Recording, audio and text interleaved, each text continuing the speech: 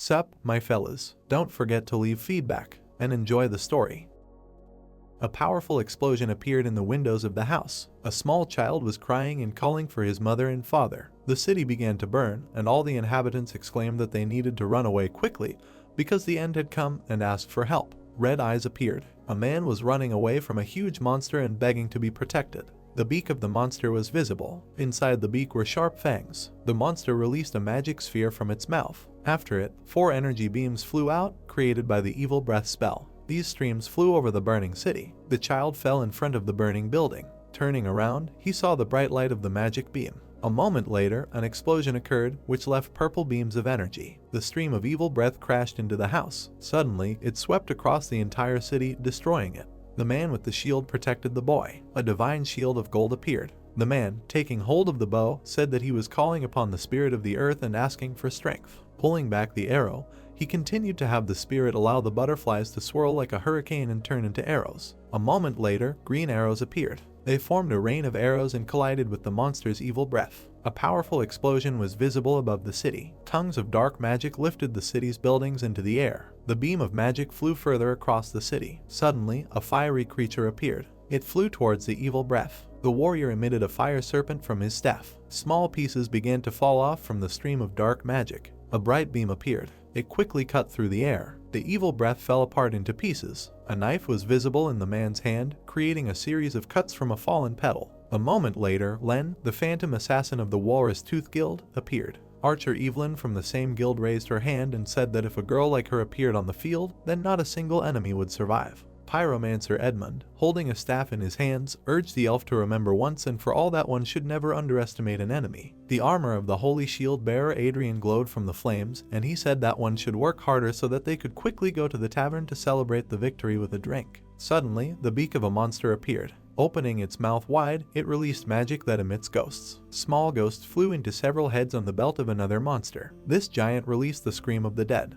The blue dragon rushed towards the shock wave. The blue creature flew next to the monster, leaving a bright trace. The primordial dragon rose high into the sky. Spreading its arms, the monster raised its head up. Its eyes were red. The monster saw that the dragon was saddled by a warrior with a spear. Pointing his weapon down, the man shouted that this monster had destroyed 3 cities and disturbed the peace of the people. Opening his mouth wide, the dragon knight Eugene exclaimed that since he dared to sow evil, he would now pay with his own life for what he had done because the Walrus Tooth clan had come to punish him. Edmund appeared right under the dragon. Below, on the ground, Len, Adrian, and Evelyn were running. The townspeople, raising their hands up, shouted for the brave men to kill the creature that had ravaged the settlement and finish off the freak. A moment later, the townspeople looked ahead in fear, saying what they should do now and how this could have happened. A dark silhouette appeared, and the broken weapons of all the heroes lay on the ground, after which bright yellow eyes were visible. The Demon King appeared, wanting to kill, disembowel, and trample the pathetic mortal commoners. The powerful monster held the bodies of the slain heroes of the Walrus Tooth clan in his hands. Bloodied Evgeny, with his mouth slightly open, begged for mercy. The city's inhabitants began to run away and shouted that all the warriors had fallen, and that even the Alliance could not handle the demons because he was a high-level leader of the undead.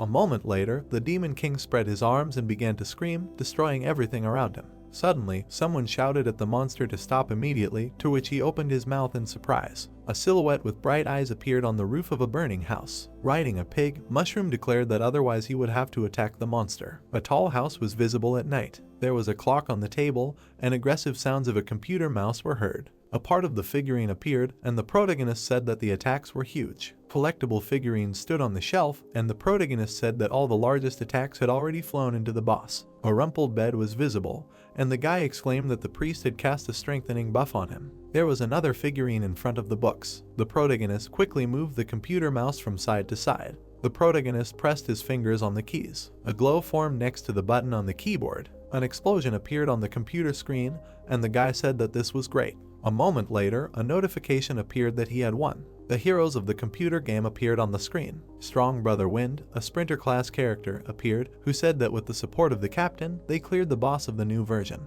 Pet Master, a monster tamer class player, raised his eyebrows, said that he would come on time tomorrow to continue the fights, and asked the captain to be with them. The little princess of the magic class, smiling, thanked the players for accepting her with such a low level. Frog Boy, a character of the Mad Warrior class, grinned and thanked his comrades for their compliments. On behalf of his character, who was praised by everyone, the protagonist thought that he would like to be so popular in reality. Throwing his hands behind his head, the guy leaned against the back of the chair. Looking up, he said that all the delight from praise in games instantly disappears with the return to reality. A basketball player was seen, around whom girls were running, and Wazzy said that his name is the same as his favorite comic book character, so he took such a nickname in the games. Holding onto his backpack, the protagonist said that he is an unremarkable, cowardly, and timid nerd who has neither normal height nor weight. Wazzy looked ahead and admitted that he would really like to get someone's attention and recognition in reality, but he had nothing to stand out with and did not have enough strength. A comic book hero in a red cloak appeared. Looking at him, all the girls enthusiastically shouted that he was their hero and idol. The hero Wazzy, scratching his head, asked the girls to be patient and approach one by one. The protagonist, imagining this, smiled widely and said that it was amazing. The protagonist was sitting in a chair when he suddenly muttered that someone was writing to him so late at night. The game chat appeared, and Wazzy wondered if this was the same sorceress who had recently joined the alliance. Taking the computer mouse in his hand, the guy asked why she was looking for him, because the team game was already over. The girl offered to go on a date, to which the protagonist, wide-eyed, wondered if this was serious. The protagonist smiled widely. Putting his hand to his chin, the guy said that in fantasies, such things always look very cute. A pumped-up man in a dress appeared and said that he wanted to date the captain and have children, and if he refused, he would break his legs and arms. Wazzy felt sick and said that this was a fake beautiful princess. Waving his hand over his head, the guy decided that it was time to stop thinking about everything in a negative way. Kicking the trash under the table with his foot, the protagonist asked if there was any point in worrying about a scam girl from online since he had neither money nor beauty. Shrugging his shoulders, the guy said that since he wanted to end his introvert complexes, he needed to start taking the first steps to fix it. A correspondence appeared where the protagonist agreed to a date with the princess in the park. A loud scream was heard from the window of the house where everyone was sleeping. The neighbors upstairs turned on the light and exclaimed, "What a scoundrel is yelling in the middle of the night, and does he know what time it is?" To which the protagonist said that it was a success. The next morning, Wazzy's house appeared. The alarm clock on the table rang loudly. The protagonist turned it off by pressing the button with his finger. The leg of a guy who was leaving the room was visible. Trees with pink foliage appeared. People were standing on the crosswalk. The protagonist licked his fingers. The guy smoothed his hair with his hand. Wazzy touched the flowers. After that, the guy adjusted his bow tie. The protagonist's legs were shaking with excitement, and he said that from now on he wanted to start life from scratch. The green traffic light gave a loud beep. Walking through the crowd of people, the protagonist thought about how to describe his condition, because the closer he gets to his destination, the faster his heart beats. Smiling, the guy realized that this was very reminiscent of the old bullying at school, when he also had a wild fear and wanted to run away as soon as possible, but now his soul was delighted with the upcoming event. A dance of a guy and a girl appeared, and Wazzy thought that the sun was shining, the weather was warm, the flowers were blooming, and against this background there would be a walk. The main character smiled. Taking a step forward, he thought that the result was not so important, because with his stiffness it was unlikely that anything adequate would come out. It was just a teenager's imagination running wild during puberty. The traffic light turned red. The protagonist continued walking and thought that even if nothing worked out and his feelings were rejected, he would be glad to feel the thrill of love, and after the first attempt to improve their life, events would follow a different scenario. Passers-by on the other side of the road began to shout and stop the protagonist. It was seen how the car suddenly began to brake. The wheel was spinning, leaving smoke. The truck driver began to honk at the pedestrian. A large car was approaching Wazzy's face. There was a collision, and the bouquet flew out of the protagonist's hands. The protagonist's body left a bloody trail on the asphalt. A worried passerby crouched down next to the injured guy. People began to run to the scene and call for help. The protagonist lay humbly on the asphalt, surrounded by the townspeople. The wounded face of Wazzy appeared, and he realized that the sounds in the world suddenly died down. A petal flew over his body, and the guy felt like time stood still. Remembering the dance with the girl, he realized that such a probable ending did not exist for him. The protagonist's eye was visible through his glasses, and he admitted that he did not even regret anything, except for endless games on the computer because they took up a whole day of leisure. The protagonist closed his eye and thought that he was just too tired, and now the end has come, after which the system loading appeared. A notification appeared that the loading was successfully completed, to which Wazzy asked who it was and what was happening, and the system introduced itself and explained that after he was hit by a car, He was reborn in their world, but the guy thought that it was a dream or a nightmare. The snail's eyes were visible, and the protagonist exclaimed that he needed to wake up because he didn't want to stay here. And the system asked him to calm down because being reborn into a new body, it was impossible to quickly adapt to the environment. Wazzy asked through tears to let him go home, to which the system asked to stop and restrain his emotions, and also to listen to the explanation that he was part of this universe. Holding the tablet in his hands, the protagonist understood that it would be better to give up, and the system said that as the quests were completed, at the end there would be an opportunity to return and reincarnate. The protagonist asked to be brought up to date, and the system said that all the quests had already been distributed, and now it was better to choose a new shell, while Wazzy's hands began to disappear. He wondered where his hands had disappeared, to which the system suggested looking at the reflection in the lake, after which the protagonist moved forward and noticed that his walking had changed to jumping.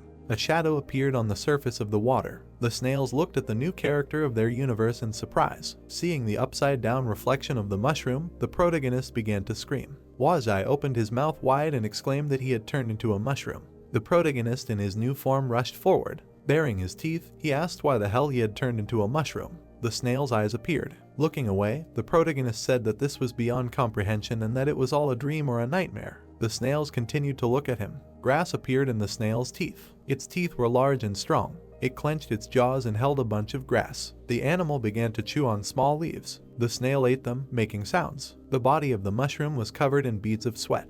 He looked at the place where he was, and the system welcomed him to the continent of the brave. The protagonist opened his mouth slightly. A message from the system appeared in front of him, saying that it perfectly understood his feelings now because it was not easy to accept many new things at once. A mushroom cap appeared, and the system continued that the game had already begun and the time in it was limited, so it was better to upload the data directly to his mind, to which the protagonist clarified what game they were talking about and what kind of information upload. Purple rays of energy formed around the mushroom. A globe appeared, and it was said that these lands were full of magic and the unknown, and each region was unique and had a certain natural structure, and all of them together formed the continent of the brave. The man walked next to the giant, and it turned out that in the distant past, monsters and people existed in peace and harmony, where monsters helped to do hard or dirty work. The sorceress waved her wand over the little ducks, and it was said that the human race was skilled in awakening and using spells, and often fought with them to support their survival when they encountered difficulties. The bear fought with the man, and it became clear that they then gained experience and helped each other out, were friends. The globe was covered with a gray veil, and the interaction of people and monsters lasted until that fateful day. The silhouette of a huge monster was visible. People looked at the monster in fear, and it was said that the supreme demon Golem invaded the territory with his army, disturbing the peace of everyone, and he is the prince of evil, who harbors hatred for commoners. The flags of the knights were visible, and it became clear that people began to build up their fighting power and gather huge guilds, pledging an oath to the kingdom to fight back. The 6 bravest warriors appeared, thanks to whose combined efforts, according to legend, the king of the abominations lost the battle. The powerful abilities of the 6 heroes were visible, and it was said that since the magical power of the monster was too terrifying, the greatest tore the body of the evil one into pieces and sealed them in different parts of the world. It seemed like multicolored rays were falling on different parts of the globe. The symbol of the Castle of Time was visible against the background of the building. The coat of arms of the Rainbow Desert rose above the Sand Mountain. The sign of the underwater kingdom was visible through the seaweed. In front of the plain, the symbol of the Step of the Valleys of the Winds appeared. Near the volcano, the coat of arms of the seething volcano was visible, and above the bones, the symbol of the world of the dead rose. The happy boy waved his hand to his family, and it was said that after the successful imprisonment of Gollum, the continent again returned to its former calm, although from now on the once united creatures ceased to maintain contact. The monsters with skulls instead of heads, riding animals, hatched a plan for revenge even after the war ended. Gollum's apostles stood around the magical glow, and an explanation appeared that they constantly use convenient opportunities to cause chaos, trying to restore their own energy and find a way to break the spell of the brave to resurrect the leader. The numbers of the code were visible in the eyes of the protagonist, and it was said that if this happens, their lands are doomed, and in order to prevent this outcome, he was chosen and called here. The protagonist's gaze turned white, and the system explained that the time was up and the mission would begin soon. Then she asked him not to be shy about asking any questions and tell her right away. Beads of sweat appeared on Wazzy's face. Frowning, the mushroom clarified that if he stops the reincarnation of that terrible prince, he will be able to return to reality. The mushroom cap appeared and a message from the system that he is right. The protagonist, with his mouth wide open, shouted that the system should not say such words, and if it wanted to save the universe, it should have turned him into some cool character, not a worthless mushroom. The protagonist jumped. His eyes narrowed noticeably. Suddenly, Wazzy fell to the ground, and the system asked him not to be nervous, because he would gradually get used to the new shell, but it would be better to gather together right now, because the task would start soon.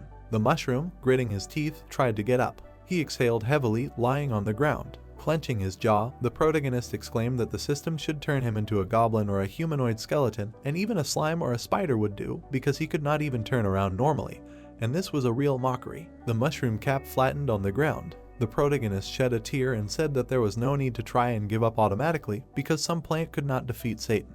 Wazzy lay looking at the sky, and the system explained that no matter what decision the player made, they would still have to move on. A countdown of numbers appeared, and the system announced that the protagonist's task was to not die before the end of the allotted time. The snails scattered in all directions, and the countdown continued. The red snail climbed into the bushes. The blue snail crawled up a tree. The mushroom lay with its eyes wide open, and the system finished the countdown and said that it was time to begin, and the protagonist needed to try to survive, and his opponents were already advancing here. A glowing portal appeared. Closing his mouth, the protagonist asked who his opponents were. A vortex of energy formed in the portal. The last digit of the countdown was visible. Someone's leg crawled out of the magical entrance. From there, many different newcomers ran out, wanting to defeat all the monsters on the continent of the brave. Mushroom lay, clenching his teeth. Suddenly, he jumped and hid in the bushes. Looking out from behind a tree, the main character asked that if there was a monster, then the newcomers would hunt for it. An object appeared, a fragile wooden stick in its characteristics. The boy swung it and threw the snail into the distance. Putting his hand to his forehead, he said that if his mother found out that he stole her drying stick, he would get it,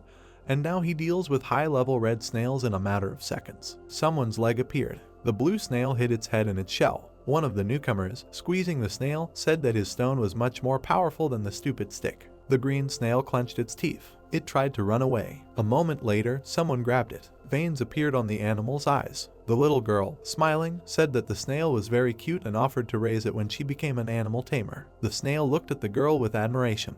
Pulling the head of the animal, the newbie explained that she still needed to collect and upgrade items to complete the quests. Drops of blood flew everywhere. Throwing up the shell, the girl muttered that she had caught one and there were 9 left. The storage pot item and its characteristics were visible. Wazzy watched as the newbies hunted monsters and thought that he had not noticed this in games, but now he sees that for ordinary mobs, humans are real monsters. A black magic wave appeared. The newbie was thrown into the rocks by the impact. He lay with his mouth wide open, and after the attack, he lost almost all his life. A blue glow appeared around the boy, and it was said that his health had dropped to 0, but he needed to teleport to the newbie village. The boy began to teleport, and the system issued a notification about receiving experience points for damaging enemy equipment.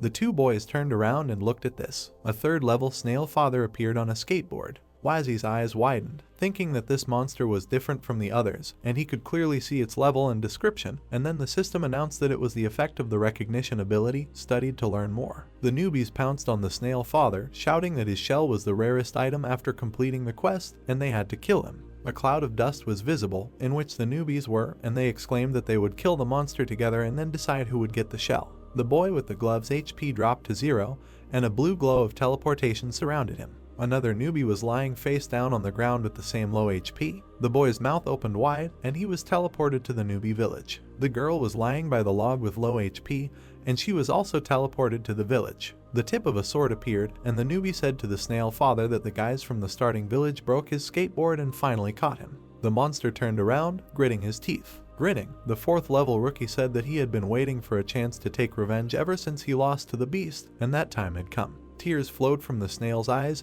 and he made sounds with his jaw. The rookie jumped and attacked the monster. The snail father opened his mouth near the boy's boot. He bit his opponent's leg with all his might. Using the boar skin boot item, the rookie threw the monster away. Pulling the iron sword equipment back, the boy said that without a skateboard, the snail father had lost his most important advantage, speed, and with the equipment he had saved up for 2 months, victory was his. The snail father curled his lips and spat on the ground. Standing behind the tree, Wazzy understood that nothing could stop him because he was ready to do anything to protect his family. Opening his mouth wide, the mushroom exclaimed in support of the snail father that he would succeed. The animal, with his mouth slightly open, fell to the ground. Pointing at the snail's body with his sword, the newbie said that it was hard, but for the rarest item for their level, it was worth it. Pulling the snail's body out of the shell, the boy shouted that the snail father's shell was now his. The newbie raised the item above his head, and notifications appeared that he had received experience, a shell, and snail meat.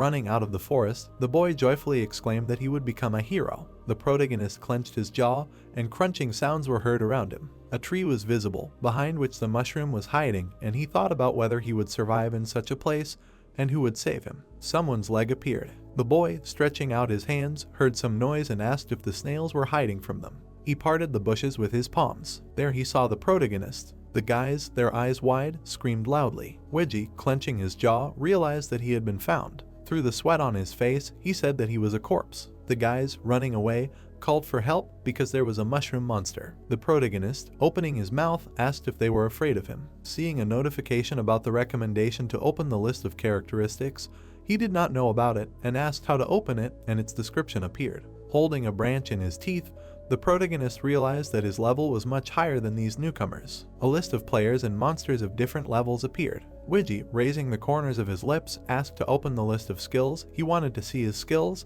and his abilities appeared. Rounding his eyes, he saw the possibility of the ability and heard that upon rebirth he immediately receives the skill of recognition. He directly sees the dismissed and the description, which helps to effectively collect information, and this is a very convenient talent. A small picture of a mushroom strike appeared, which made the protagonist very happy. He was biting a branch. His eyes glowed red, and he said that even though they were newbies, he would still make them suffer. Jumping in different directions, the mushroom exclaimed that when he became a mushroom, it was damn hard, and he did not understand. But now he realized that spawning in the starting location was incredible luck. Raising his lips, he asked where his prey was because he accepted his true nature as a monster. The guys, beating the snail, shouted for it to come out. The protagonist, opening his mouth wide, shouted for them to bow before his greatness. He, using a mushroom strike, flew forward. A bright explosion appeared. The enemy fell to the ground. The girl was unconscious. The guy was foaming at the mouth. Smiling, Witsy thought that it was easy as pie and received experience for the defeated heroes. The boy in the helmet looked at the guys and asked what happened.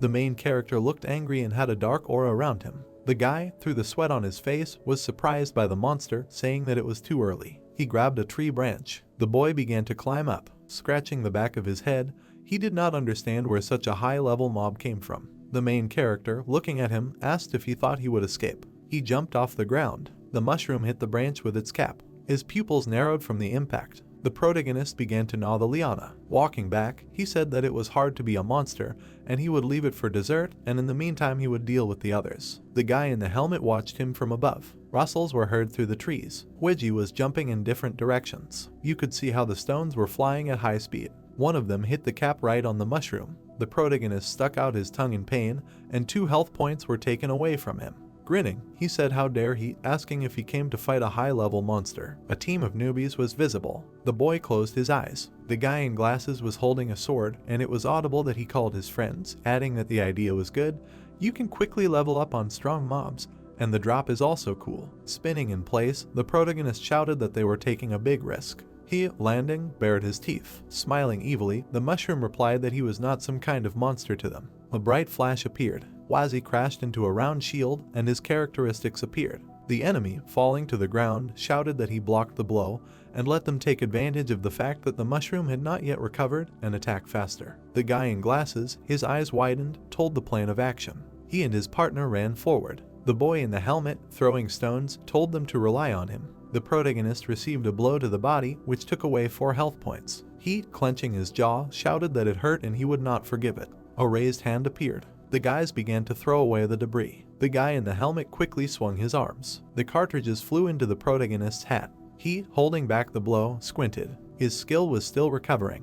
Baring his teeth, Wazzy said that this was wrong, because the monster's movement was not as flexible and free as these types and continued to take damage. His skill was restored and can be used again. The protagonist used a mushroom strike and flew forward. The enemy took out his shield. The mushroom was approaching the guys. The guy put the shield in front of him. The boy in glasses, raising his sword, exclaimed to look at how cool he was. The opponent in the helmet, with his mouth open, said that they were leaving everything to him and let him finish him off. The boy hit the protagonist's head with his weapon. A mark was left on the hat. Weiji frowned in anger. Clenching his jaw, he thought that the strength of a weak team could be used to defeat a strong opponent, and he had done this many times in his game world. The protagonist remembered this game where he fought a dragon. He lowered his eyebrows and added that he was provoking the enemy by striking with his shield at the same time, and if he couldn't gather them together and strike them all at once, he would soon be crushed to death. The boys, looking at one of them kicking the mushroom, shouted at him to continue. The protagonist looked exhausted. He fell to the ground and his eyes were empty. Biji's face was all scarred.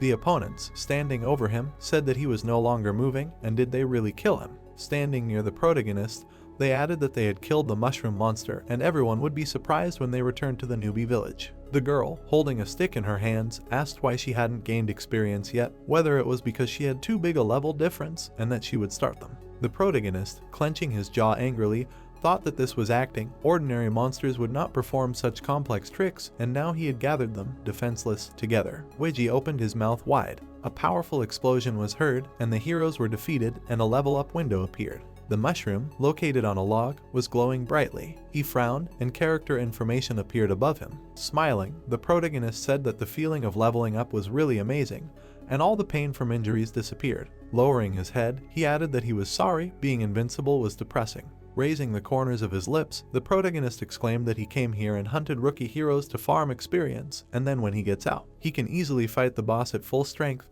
and the author of this story can change it to a light novel about wild high-level monsters. Suddenly, lightning struck near him. Witsy's eyes widened and he said that he almost got hit by it, asking what was wrong with the weather. He looked ahead in confusion. 3 fighters appeared, and one of them said that he had not officially changed his profession yet, and he should not show his weak skills. It looked terrible. The magician, with his mouth slightly open, asked if the quest said that there was a monster in the newbie village, but it turned out to be a small mushroom monster. The archer, smiling, said it didn't matter, they would just get rid of it and get a reward. The warrior, lowering his head, exclaimed that he missed it, and if it weren't for the mission with the 2 elders, he might not have returned to the newbie village. The protagonist, with his pupils bulging, was very surprised by their level. A magic sphere hung above the magician's palm. He fired a magic bullet, which flew forward. It was approaching Waji. The bullet missed, flying over the protagonist's head. It flew deep into the forest. A mark was left on the mushroom cap and 14 health points were taken away. Baring his teeth, the protagonist said that it was a magic attack,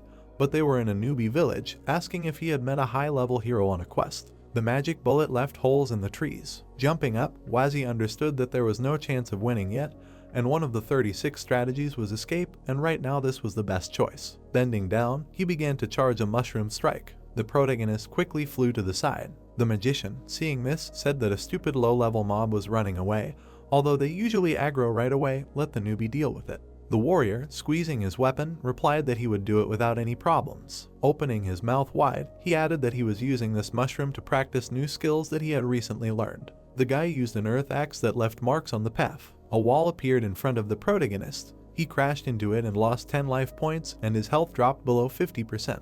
From the blow, Waji fell tumbling to the ground. Linda, pulling the bowstring, exclaimed that finally the final star part, let them give it to her. She let go of her fingers. The arrow flew to the protagonist. It pierced him through and took away 23 life points. The mushroom's pupils narrowed, and his health was at 0. The arrow destroyed the wall in front of the protagonist. The protagonist fell headfirst to the ground, and the game was over. He galloped down the path. Having fallen dead, his wounds smoldered. The warrior, opening his mouth, said that this was an excellent hit, and the Condor Guild would definitely invite her to a shooting competition. The archer, grinning contentedly, replied that they were unlikely to want to, but if they invited her, she would think about it.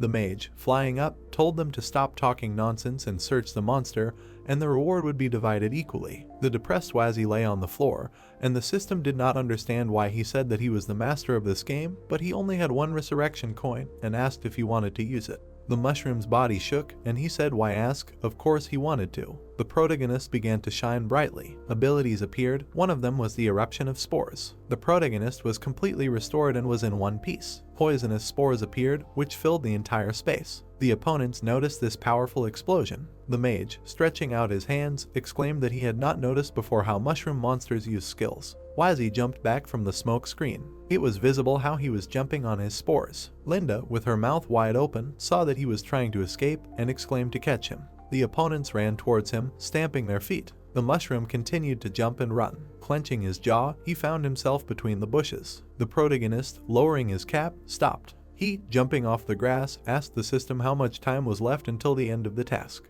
Biting the corners of his lips, the protagonist saw the task to survive and said that only 3 minutes, and as soon as they passed, he would complete the task and receive a reward, and his survival rate would increase significantly. Lightning was visible in the dark sky. Dodging, Wazi was very surprised and asked if they were already there. He, baring his teeth, slid along the ground. His eyes widened. He did not understand how they could find him so soon because he blocked their view and quickly disappeared into the jungle. A target appeared above his hat and he was confused. A finger appeared, which used the prey tracking. Linda and her team quickly ran and the skill characteristic appeared. She, frowning, said that she did not know why he suddenly came to life, but the target on which her marker hung was doomed only to death. The warrior, swinging at the protagonist, exclaimed for him to die. The mushroom bounced off the attack. It rolled towards the tree and hit. Squinting one eye, the protagonist thought that he would never miss the chance he received from the only resurrection coin. Magic discs flew towards him. They crushed the tree trunk. This blow hit Wazzy and took away 18 points of life. Through tears on his face, he shouted that he was not going to die like this. He used the ability to erupt spores. This attack covered the opponents with a smoke screen.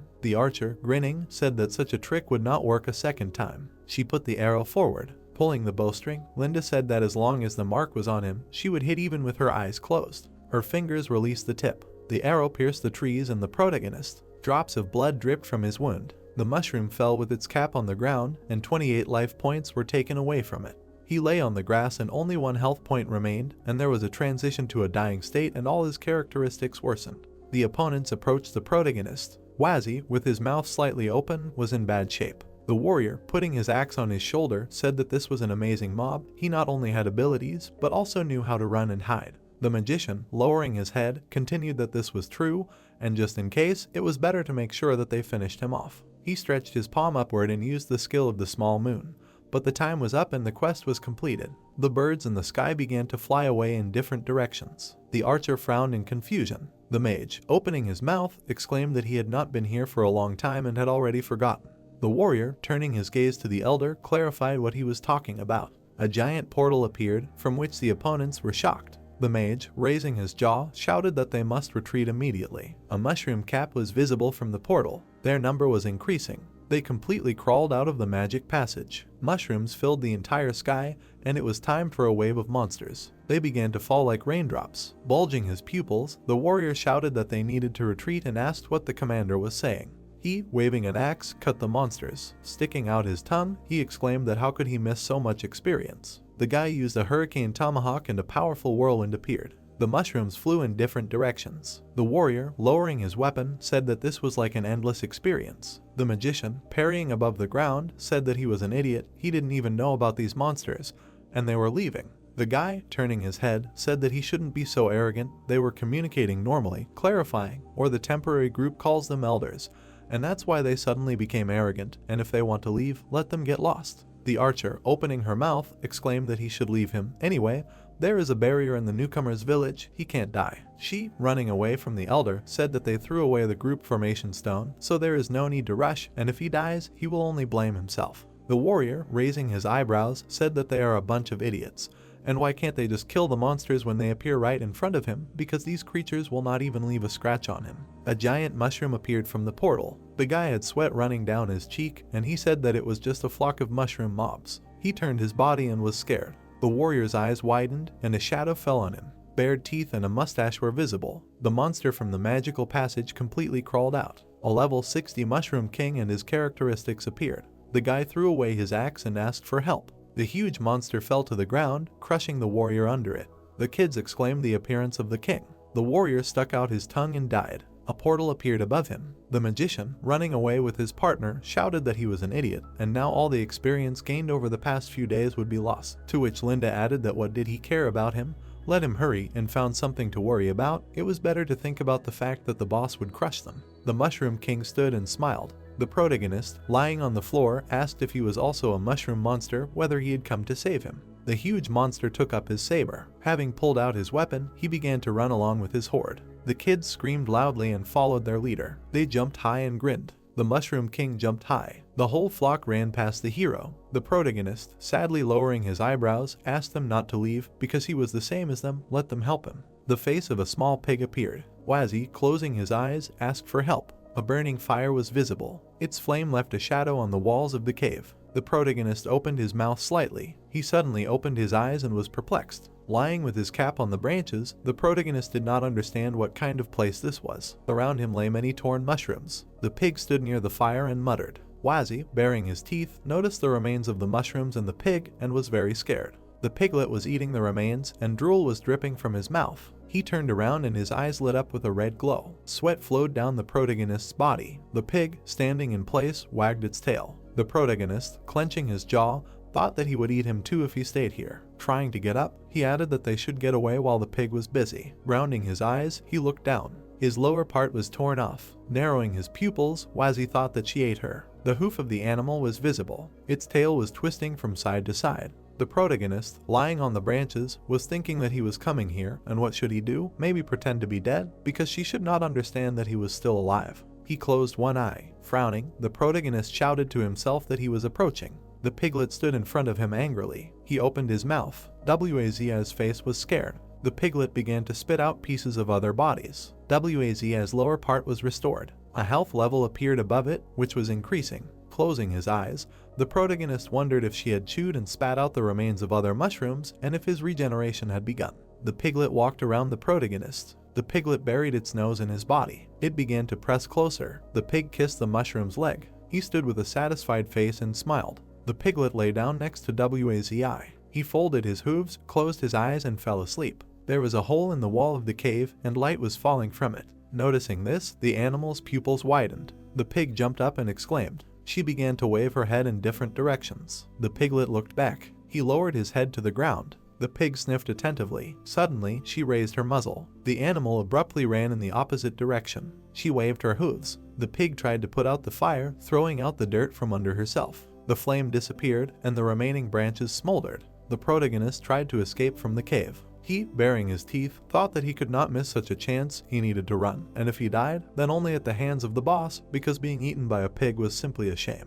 The protagonist's head shook, and he clarified whether there was an earthquake. Wazzy turned his gaze. The enraged pig ran towards him. The mushroom opened its mouth wide and started screaming. The pig stomped loudly and its eyes glowed red. Sticking out its tongue, the protagonist realized that it was much faster than him. He used the spore eruption and there was an explosion. The pig, having stopped in front of the smoke, was upset. It raised its head in surprise. Its nose and fangs appeared. The animal began to suck in the spores. The protagonist continued to run and the smoke screen disappeared. The pig's eyes sparkled with pleasure. Wazzy's whole body was sweating. The pig ran after him, leaving a trail of spores behind it. Opening its mouth, the protagonist called the system for help and it began to listen. Clenching its jaw, it clarified whether the task was completed and received a positive answer, as well as a question about whether it wanted to receive the reward now. Jumping off the ground, the mushroom said for him to receive it faster, and a reward selection window appeared. He frowned and thought that the fortification sounded good, the defense would be significantly increased, and asked about the limbs. The protagonist imagined how he had legs and arms. It seemed like he hit the pig with his fist, and it flew far away. It was visible how Widgie tried to run away from it.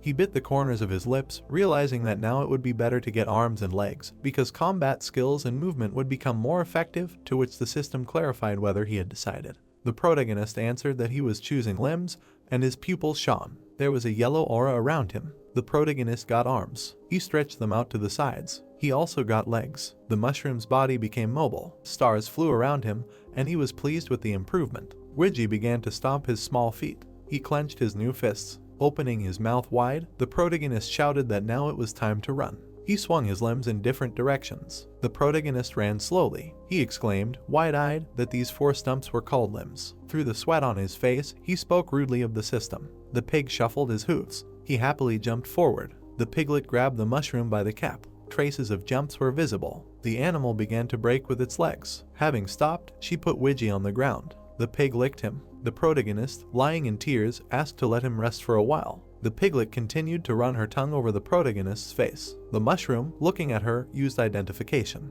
The piglet's face was happy, and her characteristics appeared. Widgie, opening his mouth, asked if the mob was level 10, and asked the system to open information about the character, and his description appeared. His pupils turned white and he said that the recognition skill had improved. The visible information had also expanded a little.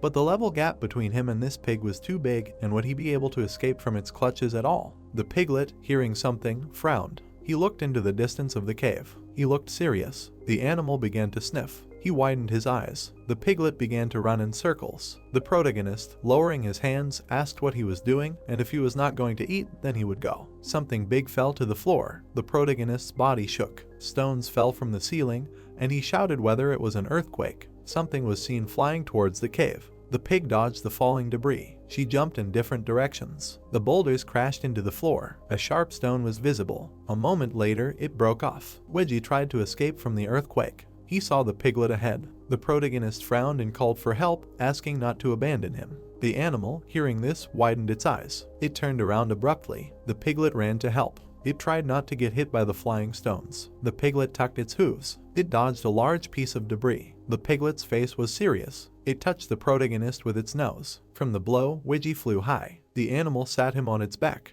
The protagonist grabbed him tightly. From the speed, his face was blown by the wind. The piglet ran past all the debris. In front of it, it saw a passage. The piglet pressed its legs. It was able to jump out of the tunnel. The entrance to the cave was covered with boulders. The piglet landed on the ground. The protagonist began to foam at the mouth. Stones continued to fall from the cave. Several bodies appeared at the top. It was a squad of piglets. Mushroom, noticing them, asked if they were her friends, and the wild boar's stats appeared. The boar's stomping sound appeared. The others worshipped it. An animal with a burning head appeared. Witsy's partner frowned angrily. The protagonist, with his mouth slightly open, asked if he was level 35, and the wild boar leader's stats appeared. The pig turned around and closed her eyes. The wild boars watched her menacingly. The leader, with his eyebrows lowered, muttered something.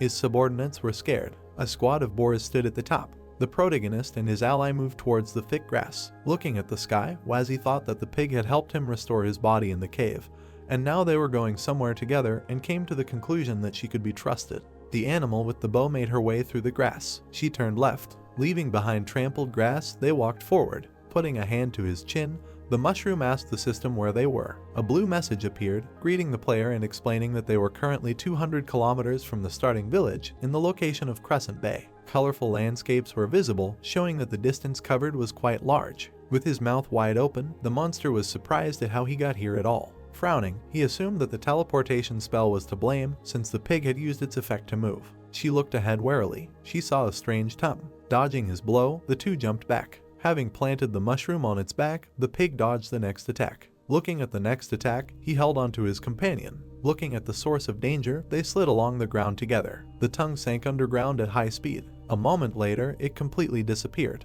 Frowning, Wazi thanked the heavens that Piglet had such a good sense. Making an angry face, she continued to expect danger. Something began to appear from under the ground. A second later, a croaking toad was looking at the heroes. With his eyes wide open, the protagonist was surprised by the size of the enemy and began to identify it. It was a level 11 bullfrog, from the description of which it became clear that it was capable of jumping very high, but preferred to quietly wait for its prey, and also needed a daily amount of food equal to its personal weight. The rivals looked at each other. Their frog looked at the pig. She looked at the enemy, sticking out its long tongue. The toad croaked loudly. The pig dodged the monster's blow. The tongue grabbed the protagonist, who was asking for help. The piglet looked at its comrade. Frowning, she prepared to dash. The animal ran very quickly straight to the amphibian. With its mouth wide open, the creature looked at its prey. Closing its mouth, it prepared to swallow the mushroom. Looking at the attacker, he screamed in fear. The pig ran to help as fast as she could. Making a frightened face, Wazi prepared to use his move. The hoof hit the ground hard. Making a charged blow right into the monster's belly, Piglet threw it back. The protagonist began to fall down. Beaming with happiness, the animal caught her friend. Raising his hands, he expressed gratitude for saving him. A shockwave flew towards the team, cutting through the grass in front of it. She threw her friends back. They looked ahead in horror. Their opponent was cut into 3 pieces. They noticed some movement in the bushes. The friends saw the leg of some insect. Holding onto the bow, the mushroom thought that there was someone else there. In front of the dead toad stood a praying mantis. It stuck its claw into the corpse. Bringing a piece of flesh to its mouth, it began to eat it. A message appeared saying that it was a level 19 bladed mantis, and the description said that it was constantly training at a high level of swordsmanship. Sweating, the protagonist thought that his health and defense indicators were not that good, but the attack power was simply terrifying. Looking back, the monster noticed his comrades. Sitting on his friend's back, Wazi said that this opponent should not be underestimated and advised the pig not to rush. Standing with a piece of meat in its mouth, the praying mantis looked at them. They saw the insect bring its sword to the sheath. A moment later, the weapon was right in it. The monster put its paw back. Crouching, the enemy was preparing to strike. Baring its teeth, the mushroom said that if the partners were hit, they would be finished. Looking forward, the pig was preparing for battle. A flying stone appeared behind the praying mantis. The green monster looked up. There was a loud explosion, from which the grass flew to the sides. The main character looked at what was happening, his eyes wide open. The animal watched what was happening, making a surprised face. The team saw how the praying mantis was crushed by a stone that looked like a mushroom. The insect tried to move its sword. The stone monster began to be covered with a green vine. It began to absorb the praying mantis, causing the vine to continue to grow. The heroes saw a stone eye. A second later, it opened wide. With an open mouth, the large mushroom looked at the partners. A message appeared, describing the creature as a level 26 boulder mushroom, which was the evolution of a normal mushroom monster and had high defense with low speed. Crouching down, Wazi asked the piglet to be quiet and try to hide from his sight. They walked backwards, trying to hide in the dense thickets. The mushroom sat in place with its mouth closed. It began to hide underground. All that was left of it was its cap, which stuck out in the tall grass. Sticking out its tongue, the protagonist complained that he was running out of strength. Lowering its head, Piglet grunted sadly. It slowly moved its paws. The friends fell to the ground, which was in the shadow of a tree. Opening its eyes, the animal looked ahead. A hill with a single tree on top was visible. Closing its eyes, the piglet smiled. Looking at its companion, the protagonist asked her if it was safe to be here. Opening his eyes wide, he looked ahead. The comrades saw plains and a large lake. Blushing, Wazi said that although this world was dangerous, it was very beautiful. A message appeared behind the player. He saw a hint that they were currently in the Crescent Bay area, which had its own laws of nature, and began to reason that he must be at the very bottom of the food chain. Clenching his fist, the hero declared that he would not admit defeat so easily and was determined to return to his world. He called the system, which gave a sign that it heard him. Stretching his hands, the monster asked to give him another quest in order to earn many rewards. A sign appeared, on which he was asked to choose the difficulty level of the mission. Smiling, the mushroom asked to give him the most difficult task. Imagining a huge monster in front of him, Wazi learned that his mission was to kill one of the 4 heavenly generals of the King of the Raging Lands. The hero spat on the ground. Scratching his head, he asked to give him an easier task. The message that appeared contained information about a new goal to collect 10 plants with red berries that were growing nearby. Jumping up from the ground, the protagonist asked Piglet to start the quest with him. Jumping high, he ran to look for plants. Continuing to run in the grass, he raised dust from the ground. Raising his hand with a branch, the mushroom said that he found it. Smiling widely, he said that this task should be easy. The message said that the player collected 6 of the 10 necessary plants. The pig snatched the collected items in the air. Turning around, the mushroom monster was surprised by this. The system showed that the progress was reset. Sitting on the grass, the animal ate the prey. With his eyes wide open, Waji looked at his partner. With his mouth wide open, he was furious that the pig destroyed all the fruits of his efforts. Swinging his fist, he said that he would show her who was the boss here. The hero's fist flew towards the piglet.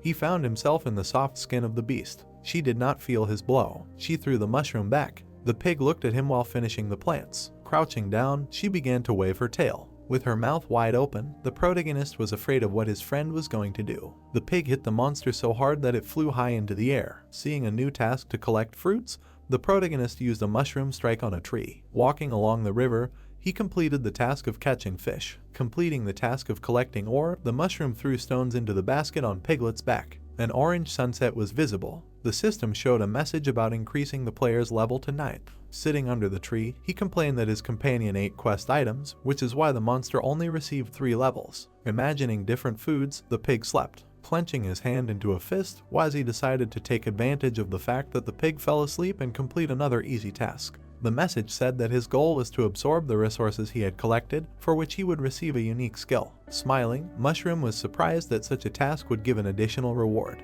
Giving a thumbs up, he said that this quest would be very easy to complete. An inventory cell opened in the air, from which the collected items fell. A pile of things appeared on the ground. The smell of food got into the pig's nose. She, seeing the apple, began to glow with joy. Waving his finger, the main character said that his girlfriend ate too much, so he would not share with her. Watching her friend put the apple in his mouth, she sat down on the ground. Seeing the saddened animal, he stopped the apple in front of his mouth. The fruit rolled towards Piglet. She sat with her head down. Seeing the apple, she opened her eyes wide. Beaming with joy, the pig threw it up. Looking at the animal, the hero said that he still had some treats left. The friends ate what they had collected. Having bitten a stone, the mushroom lost a tooth. Making an angry face, he asked how he should eat the stone. Holding the ore in his hands, the mushroom asked the system what he should do with it. A message appeared, which again showed the hero's mission. Looking at the information, he did not understand why the progress was not counted because he ate several fruits. A hint appeared, which advised him to read the conditions of the task carefully. Puffing out his cheeks, the monster said that he had already eaten the apples. Opening his eyes wide, he realized that they should not have been eaten, but absorbed. Remembering the stone mushroom, the hero remembered how it absorbed the praying mantis. Looking back, he decided to do the same. The moon was visible in the sky. There was a trail of scraps on the ground. The hero sat on a dead fish. It began to soak into his skin. An icon appeared, indicating that the mission was complete. Wazi raised an eyebrow and declared that this was something. Finding himself in the center of a bright flash, the little monster received a message that he had accumulated enough experience and was gaining a new level. The system showed information about the character, which showed that he had reached level 10 and received a new skill called decomposition. Putting his hand on his chin, he thought about the fact that he did not understand why the mushroom needed such a skill, because he was a reducer. A hint appeared, which described the capabilities of the ability to decompose any flora and fauna up to level 20 to raise the level. Exhaling, the hero realized that he understood the principle of work, but first he needed to rest, because activating the ability takes a lot of energy. Looking at the satisfied pig, the player was glad that he had reached level 10 and noted that this task was quite difficult.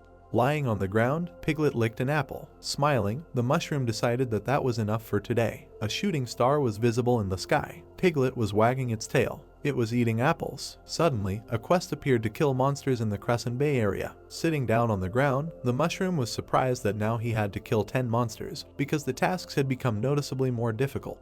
Getting up from the ground, he said that he and the pig were already level 10, and therefore there were no problems with low-level opponents. Sitting on his pet, Wazi said that if she had eaten, then they should hit the road. Walking through the forest, the little monster said that this world was still different from the game world, because mobs here did not just appear out of thin air. Suddenly, the pig stood up. The hero frowned. A slug appeared in front of him. The monster turned around, making awkward sounds. It was an ordinary green slime of the 8th level. The mushroom monster was ready. The protagonist stared at the enemy. The slug, sticking out its tongue, also looked at the hero. Suddenly, the protagonist hit the monster with his head. The enemy flew back from such a blow. Confusion from such a blow was visible in his eyes. Walking towards the slug, the mushroom monster noted that there was only one attack left to kill the opponent. Suddenly, his pig galloped forward. She jumped straight into the slug. From such a blow, the opponent flew apart into many pieces. After such a fantastic blow, the pig glowed with pride. The hero was simply petrified by such an act of his pet.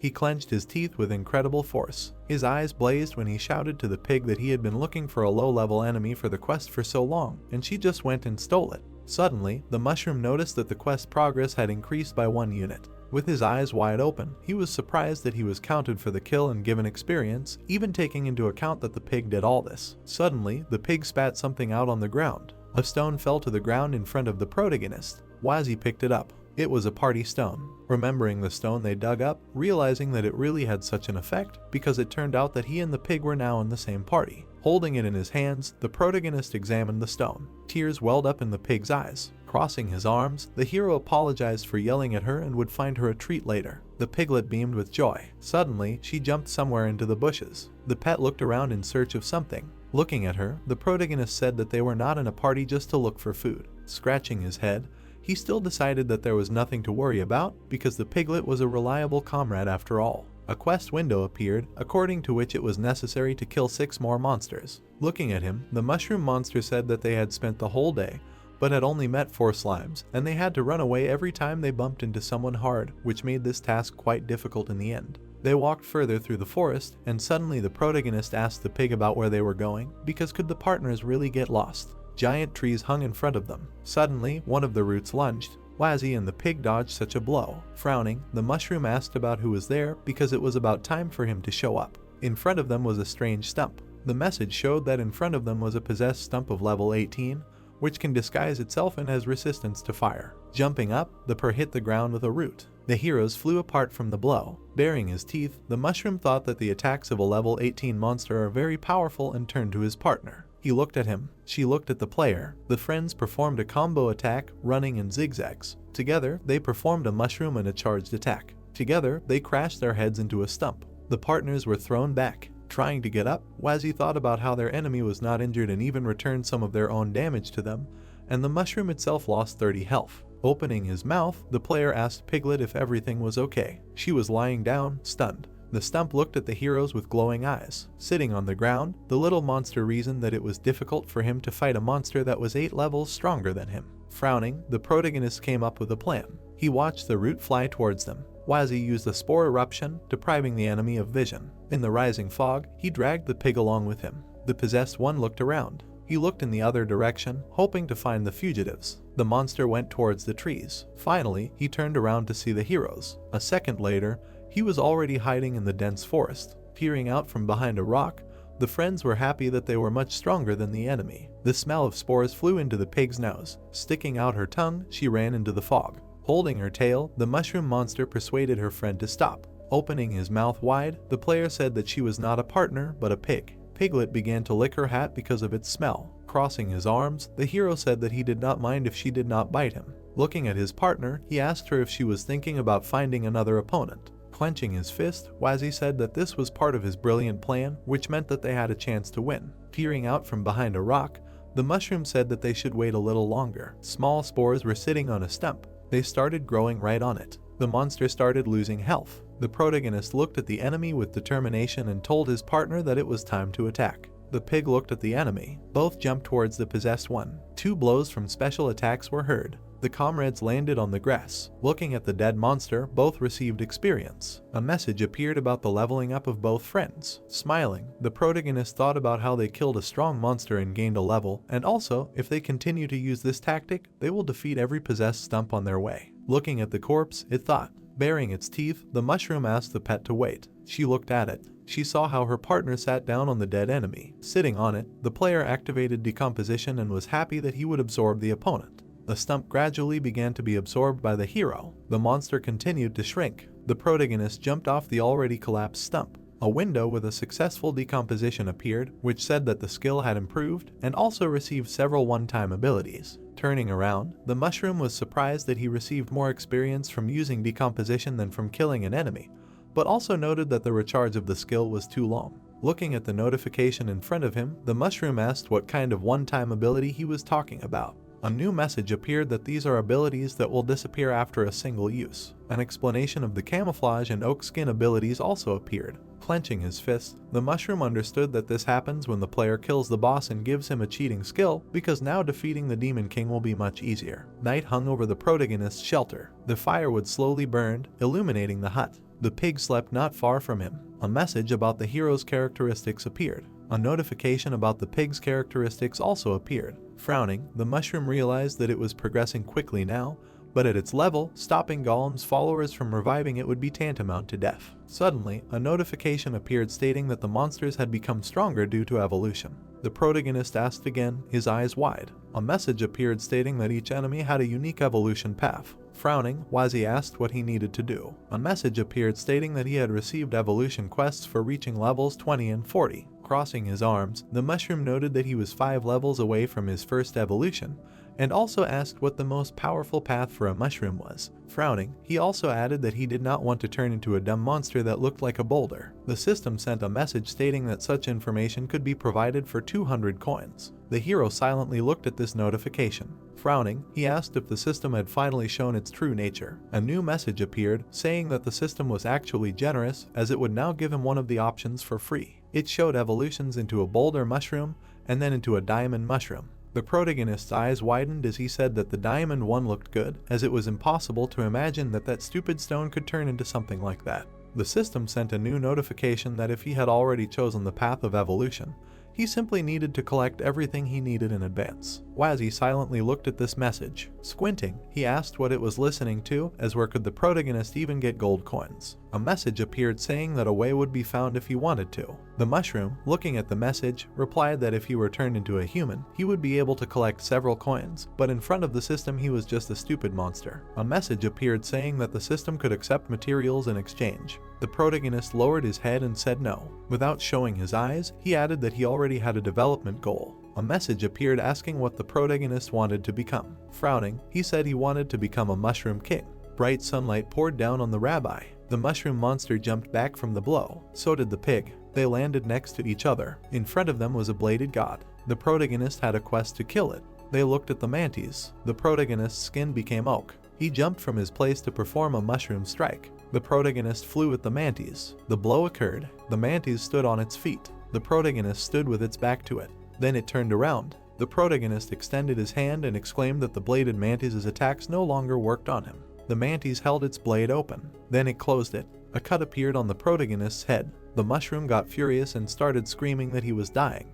Then he waved his finger. He walked up to the pig and started telling her the plan of action. Then he stroked her. The pig ran forward. The mantis looked to the side. Then he looked to the other side. The mantis was in a fighting stance. The pig started walking around him. Suddenly, she ran at him. The mantis ran at her too. He took out his blade, getting ready to strike. The mantis made a series of strikes called a triple cut. He made several strikes. The pig jumped to the side. She turned around and looked at him. The pig started jumping in different directions, dodging the strikes. Suddenly, she hit something. The mantis flew back. There was some kind of stump behind him. It turned out to be the protagonist in camouflage. The protagonist raised an eyebrow and thought about how the mantis had fast and powerful attacks, but the positioning was terrible because it didn't care about anything except a duel. The protagonist let go of the branch. It fell to the ground. The mushroom prepared to lunge. It opened its mouth wide, preparing to use a mushroom strike. It jumped and in an instant found itself behind the mantis. The mantis immediately looked away. It turned around and was horrified. The protagonist tore its head off with this strike. The mantis' head flew off to the side. The pig and the protagonist were given experience points. Their level increased. The protagonist raised his hand and said that he was a professional gamer, and with the right strategy, even high-level monsters were easy to defeat. The protagonist and the pig looked into the distance, and then the protagonist turned to the system and asked it for a medium difficulty quest. A notification appeared in front of them to the system about a medium difficulty mission, in which they would need to go to the Mushroom Kingdom. The protagonist scratched his head and asked if there really was such a place as the Mushroom Kingdom. The system told the protagonist that it was only 400 kilometers away. They looked into the distance. The protagonist grinned and asked if the system was joking. The system replied that they did not have to walk the entire way because there were other ways to get there, but this information cost 200 coins. The protagonist pointed to the pig and exclaimed that he was glad he had her, because for her, 400 kilometers was a mere trifle. The pig blushed. The system remained silent. The sun illuminated everything around. 20 kilometers later, they encountered strange stones on their way. An apple was tied to a rope. The pig and the protagonist were resting under a tree. The protagonist raised his eyebrows and said that he was tired and could not do this anymore. The system told him that in his current state, he would run out of stamina in 18 kilometers. The protagonist looked up and said that they had spent the whole day but had walked very little. He sighed heavily and said that he should have guessed since this was a medium difficulty quest. The system told him that it was impossible to cancel the mission once it was confirmed, so maybe he should change his approach. The protagonist put his hand to his chin and asked the system to give him a free hint to get started. The system told him that the protagonist would not receive anything unless he provided gold coins, but the system knew that he had no money. He lay down on the ground and wondered what kind of smart guy had set up a toll system here after turning him into a mushroom. The system asked the protagonist why he didn't experiment with his abilities since he might discover something new. The protagonist's mouth dropped open in surprise and he wondered if he really had any hidden skills. Suddenly, something appeared in the sky. There was an explosion nearby. The protagonist stood in front of the pig and wondered what was going on. A torch appeared in the fog. Two men stood in front of them. The protagonist's eyes widened in surprise. The man in the purple robe turned out to be a level 28 mage. The protagonist trembled with fear and mentally said that this could not be because this was the mage from the starting location who had already reached such a high level. The man with the red staff exclaimed that he had finally found the protagonist. They immediately ran towards them. Suddenly, the man in the purple robe flew into the air. The pig immediately jumped out from behind the protagonist. She stood in front of him, intending to protect him. Both mages silently looked at her. Wazzy opened his eyes wide and whispered to the pig to come back because she could die. The purple mage immediately kicked her. She flew far away. The pig lay unconscious on the ground. Wazzy opened his eyes wide. The mages passed by the protagonist as if they didn't notice him. The purple mage glanced at the protagonist out of the corner of his eye and wondered what a low-level mob was doing here. The protagonist silently looked ahead. The red mage walked up to the red and white eggs and exclaimed that he finally found them. He picked up one egg and said that this was the firestorm hawk egg, the last item needed to change classes. The protagonist stared at them without turning around because they scared him. He was shaking with fear. Suddenly, he used his spore ejection ability. A large cloud of spores appeared. The red mage waved his hand in front of him and wondered where the mushroom got such an ability from. The purple mage said that he had seen something like this before, so he couldn't stop here because it was too dangerous. The pig appeared. It ran towards the mages, preparing to use a charge strike. The pig jumped at them. She aimed at the red mage. The mage's staff began to glow. The mage instantly moved to another place. The pig began to scream excitedly. She hit a stone. From the impact, she lost consciousness. The pig fell on a hawk's egg. She lay on it unconscious. The stone under the tree was cracked. Suddenly, a large piece broke off from the stone. The protagonist frowned and mentally said that they had a chance to escape, but she attacked them. The mages looked at the mushroom and one of them said that this mushroom was somehow special because it even had arms and legs. The tree took the stone in its hands. The red mage looked away. The purple mage also noticed this and therefore became nervous. The vine started spinning the rock as it does every time it takes damage. The rock flew past the mages. It also flew past the protagonist.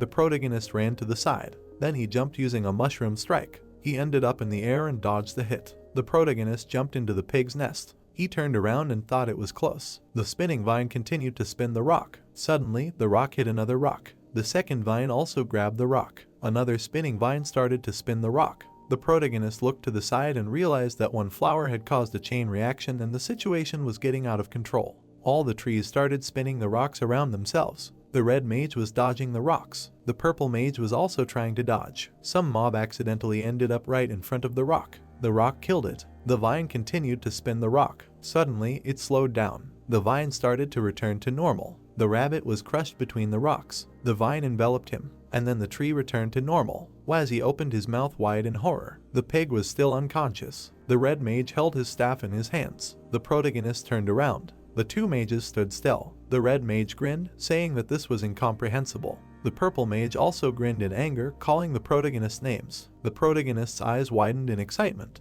The mages immediately flew at them. A large bird appeared in the sky. The mages raised their heads up. The red mage frowned and wondered if a group of mercenaries for 1,000 gold could not restrain this bird. The bird, flying high in the sky, let out a roar. Then, it lowered its head down. A beam of fire struck the ground. The surrounding area was covered in dust. The mages put up a wall of ice above themselves as a shield. The bird was enveloped in a fiery aura. The protagonist frowned and wondered who it was, and the system responded that it was a level 47 firestorm hawk. The purple mage turned around and started shouting that he had used up too much mana while dodging the vines, so he wanted to drink a potion, but he needed cover to do so. The red mage looked up and exclaimed that he was on his last legs and that he wouldn't be able to block the next attack. The purple mage was floating in the air, shouting that the red mage should use the large potion they bought from the Mage Alliance. Suddenly, a beam of fire hit him. The purple mage was left without a body. He fell to the ground. Sweat appeared on the red mage's face. The purple mage's hand was sticking out of the firehawk's mouth. The bird stood there, eating the mage. Then it suddenly turned around.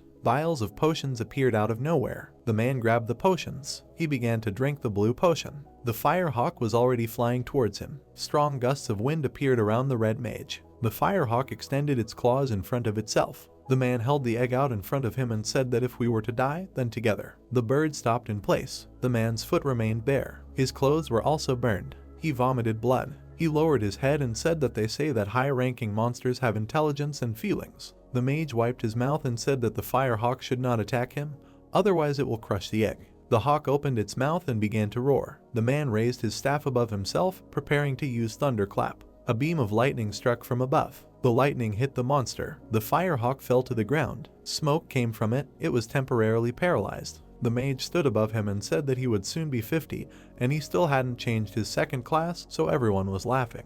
The man looked at the monster madly and said that today, he would finally throw out the accumulated negativity and change his class by killing a high-ranking monster. The firehawk raised its head. The man put his foot on its head and shouted that now all the people who called him useless trash will know the taste of death. He began to strike at the monster. He opened his mouth wide and said that this seemed to be a high-ranking monster, but it was he who was hitting him.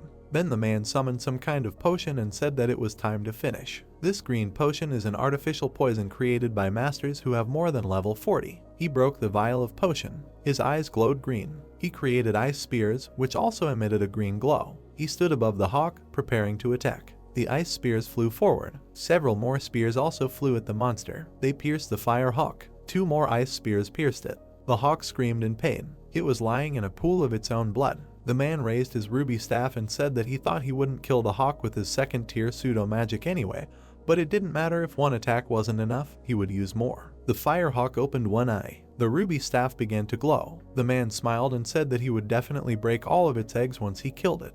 The bird opened its mouth and began to scream. Lightning appeared in the sky. The protagonist stood to the side and watched everything using camouflage. The mage opened his mouth wide and shouted that he would become the protagonist. Suddenly, something hit him in the neck. The protagonist attacked him using a mushroom strike. The ruby staff stopped glowing. The egg flew up. The hawk watched it fall. The protagonist managed to catch the egg. He sighed with relief and joyfully exclaimed that he caught it. The fire hawk frowned. The bird raised its wings. It hit the mage with a blow. The man flew to the side. He was lying by the stone. The man frowned and wondered what that was. The mage picked up the scroll of return, which should return him to the designated place after absorbing enough magical energy. The hawk looked at it carefully. A magic circle appeared under the mage because the hawk used the pillar of infernality. A pillar of fire shot out from under the ground. The man screamed, opening his mouth wide. The protagonist lay under the egg and wondered if this was the bird's magic. Fire was visible in the distance. The fire hawk glowed and gained a level. Everything around was covered in dust. The firestorm hawk looked forward. It raised its head and began to scream. The hawk soared into the air. The protagonist closed his eyes. The bird was standing right above him. Its eyes were glowing and it looked scary. The protagonist looked at it while lying on the ground. The bird continued to look at him. Suddenly, a crack appeared on the egg. The crack was getting bigger. A chick hatched from the egg. It immediately turned around. Then it crawled out of the shell. The protagonist was lying nearby. The chick looked at the protagonist happily. He jumped into the air. The chick began to hug the protagonist. The big hawk began to cry. It bowed its head to the chick. The mother bird shed a tear while looking at her chick. But suddenly the chick kicked her. The hawk had its back to them. The chick continued to hug the protagonist, who did not understand why the chick was acting like it was its mother. 2 more chicks appeared. All 3 looked away in surprise. In front of them stood a pig, and on her back sat 2 chicks. The mother bird cried when she saw them. She smiled happily, but they hit her too. The chicks were playing with the pig. The older chick looked happily at the protagonist. The protagonist also smiled, saying that they were cute. The 5 of them were happily playing with each other. The mother bird was crying from sadness. She sat to the side and continued to cry. The protagonist looked at her. Suddenly, he frowned because an idea came to him. The protagonist and the pig went somewhere and led the chicks after them. They approached a large bird. The pig hit the protagonist, and the chicks hit her. They raised their heads and looked at the hawk. The bird was furious. She frowned and looked at the protagonist, but suddenly one of the chicks hit her on the beak. The bird straightened up and trembled. The chicks got into a fighting stance and were ready to fight her. However, suddenly the protagonist stood in front of them. He raised his hand and said that this was not right. They lowered their heads, not understanding why he was scolding them. The protagonist began to dance, and then he picked up a stone and walked around in different directions. Then he broke the stone. The chicks looked with wide eyes. He pointed to the firestorm hawk and said that this was their real mother and that she was the one who protected them, risking her life. The bird smiled. The chicks went to her, and the protagonist told them to hug her. The mother bird hugged her chicks. The protagonist crossed his arms and said that they helped the hawk, and she would help them in return and give them a ride to the Mushroom Kingdom so that they could complete the quest. The mother bird looked at them. She frowned in anger. The protagonist turned around and wondered if she would help them. The hawk with its chicks began to move away from them. The protagonist extended his hand and asked her to take them to the kingdom. However, the bird moved further and further away. The chicks suddenly turned around. The mother bird also turned around. The hawk frowned and asked if a low-ranking mob dared to order him around. The protagonist's eyes widened in shock, as he had just realized that this bird could talk and that it was a male. Sweating, Wazi looked at the bird. It stomped its paw on the ground so hard that it shook. Raising its second paw, the hawk asked how a low-level mob could demand something from it. The monster felt the blow. Blood spurted from its mouth. The chicks looked at their father with their beaks wide open. He opened his eyes and looked at the heroes. A moment later, he fell to the ground. The heroes looked at the fallen bird with surprised faces. Running up to their father, the chicks began to examine him. The hawk opened its mouth. It seemed to him that the faces of his friends were looking at him with anger and mockery. The moon was visible in the sky. Opening its eyes, the monster began to wake up. Raising its head, it looked forward. It saw a fire in which its chicks were. Opening its beak, it began to cackle. Hawk saw that fire was not scary for his children. He immediately grinned. The bird turned its gaze to the sleeping piglet. He made an angry face. Preparing to attack the sleeping beast, it rose to its feet. The monster tried to take a step. After that, it bowed to the ground due to weakness. A moment later, the creature collapsed to the ground. Closing his eyes, he thought that even leveling up was not enough to get rid of the poison. He heard 2 flasks hit each other. Hawk looked in the direction of the sound. He saw flasks with liquids falling out of the bag. Mushroom shook the last flask out of the bag. The monster turned to his opponent. Holding the vessel in his hands, the hero noticed that he had finally woken up. Smiling, he walked towards the bird. Frowning, the fire monster looked straight at him. Pouring the contents of the flask into the beak of the defeated opponent, Wazzy told him to drink it. The hawk raised its head high and thought that it could not resist even a weak mob in its condition. Suddenly, its eyes widened. Thanks to the effects of the potion, the bird began to regain its strength. Turning its back on the saved monster, the mushroom said that it was lucky that the people brought the antidote with them, but it would take time for it to work. Looking at its savior, the hawk asked why he saved it. Turning to the interlocutor, he said that he did it because he did not want to leave the chicks without a parent.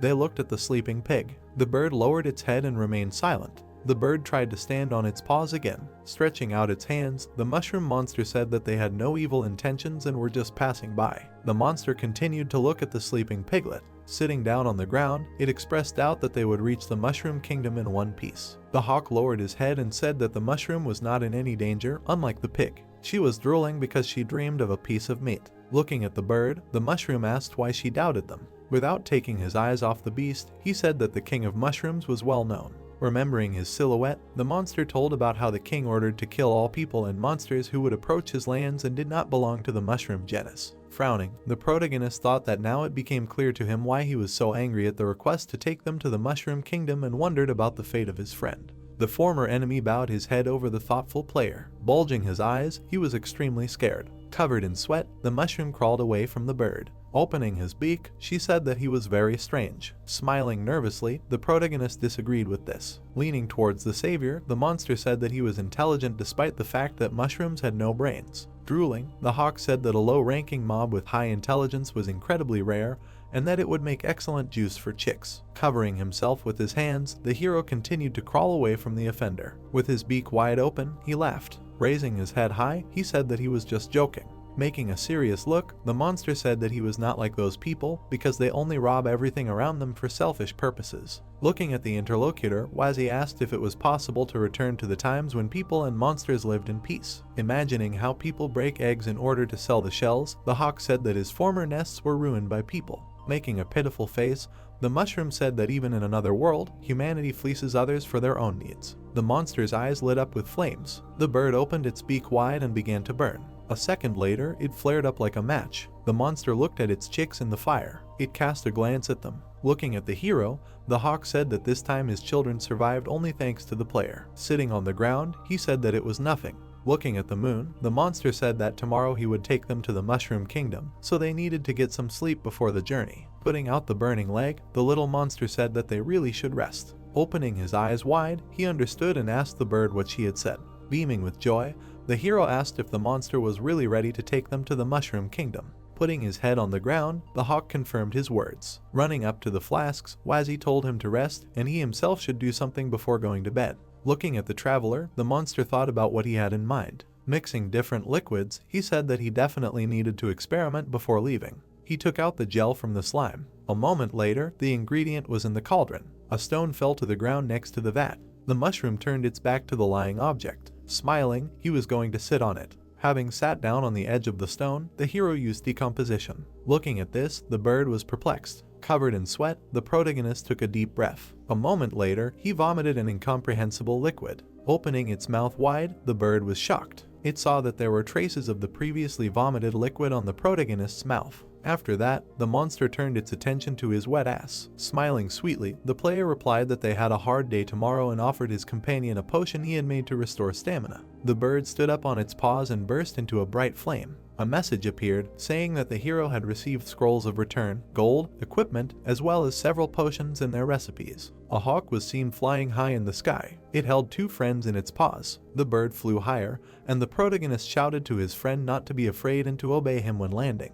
The pig smiled at him approvingly. Opening its beak, the monster said that they were approaching the mushroom kingdom. It began to lower its altitude. The protagonist's face was very chapped due to the flight. Smiling, Piglet stretched out its hooves. A green forest was visible, and the hawk was preparing to land. The mushroom began to feel dizzy. His companion looked at the landing site with interest. Frowning, the protagonist was surprised by the place of their arrival. They saw a round mountain with a city in its center. The heroes realized that this was the Mushroom Kingdom. Unknown projectiles were flying towards them from the ground. The fire monster narrowed its eyes and told the passengers to hold on tight. The pig and its partner hugged each other tightly. The hawk dodged the attack as it dived down. Another projectile was flying towards it. It puffed out its cheeks as it prepared to attack. Moments later, it used its fire breath. After hitting the flying object, it burned up in flames. Wazi opened his eyes wide and asked who had attacked them. The bird frowned and replied that it was his kind. The travelers soared in the sky. They saw a rainbow leading down to the city. The travelers noticed that mushroom creatures were waiting for them on the walls of the kingdom. A tall creature commanded small mushrooms. The system showed a message, according to which this creature was a level 44 mushroom mage who could use various types of magic. He raised the magic wand to his face and began to chant. He put one hand back and pointed the wand at the small mushroom with the other. It flew up and started to glow. After that, the creature began to change its shape. A second later, it turned into a spiky mushroom. The message from the system suggested that it was a level 24 mushroom bomb that had the ability to self-destruct. The enemy galloped towards the heroes. Smiling, he climbed into the cannon. The friends saw that this cannon was the hat of the new enemy. The system sent a message explaining that it was a mushroom cannon that could shoot its snot, and if necessary, other objects. The team saw that green snot was hanging from the mushroom cannon's nose. Opening its mouth, it sucked it into its nostril. A moment later, the snot flew out of its mouth. The living bomb was deeper in the cannon's opening. The company saw that the mushroom in glasses sneezed loudly. At that moment, the mushroom bomb flew out. Several cannons fired another salvo. The shells flew towards the flying travelers. Opening its beak, the hawk looked at the flying objects. Flapping its wings, it dodged the first shell. Smiling, the bombs continued flying straight towards the travelers. Seeing the numerous bombs, the protagonist used a spore eruption to protect his comrades from them. The bird was still being attacked by machine gun mushrooms. Suddenly, some red monster appeared. The mushroom's eyes and mouth were glowing brightly. The hawk frowned and looked at this monster. Suddenly, the bird began to spin. Thanks to this, many shots did not reach their target. The red ring brightly illuminated everything around. The bird quickly flew out, starting to move downwards. Frowning, he said that they were able to fly past the outer layer, and it would try to bring them to the inner circle, but from there the protagonist would be on his own. The hero, being in the clutches of the hawk, was stunned by such pirouettes. Their companion was rushing towards the lands of the mushrooms. Suddenly, he opened his eyes wide. His gaze lost all clarity. The bird stopped abruptly. The protagonist's eyes turned white from such a flight and he asked if they were in place. The hawk lowered its head and said that they would have to move forward on their own, otherwise he wouldn't be able to get back, realizing that the mana accumulation down there most likely belonged to the Mushroom King. Frowning, the little mushroom asked where exactly they were now. The hawk released them from its clutches. Their eyes wide open, they didn't understand what had happened. With their mouths wide open, Wazi and the pig were falling down. A rainbow was visible below them. The protagonist landed on it, head down. They began to slide down. The little mushroom's eyes widened at what was happening. They were almost at the very edge of the rainbow. Having fallen to the ground, the mushroom and the pig bounced a little further. They sat there, not understanding what had happened. Even a moment later, they couldn't move. Suddenly, blood began to flow from the protagonist's mouth. Getting up from the ground, he said that it was very good that they did not die. A mushroom boulder stomped in front of them. The hero looked at him with wide eyes. Suddenly, he began to move again.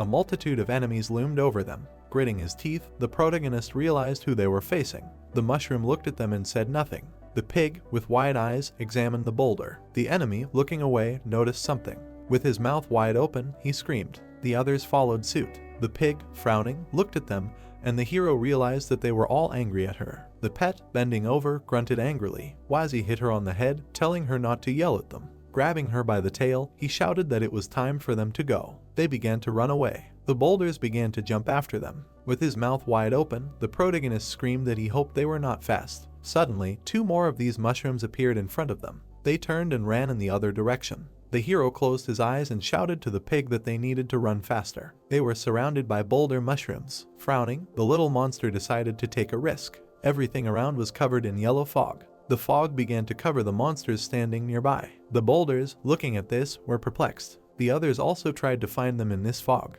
The protagonist used green slime. He stuck it on the pig. The pig stuck mushrooms on it. Suddenly, the hero grabbed another mushroom from the ground. In the fog, it was clear that something was happening. The boulders, looking at all this, were also perplexed. Smiling, the little mushroom said that they had succeeded, also telling the monsters that there had been a small misunderstanding.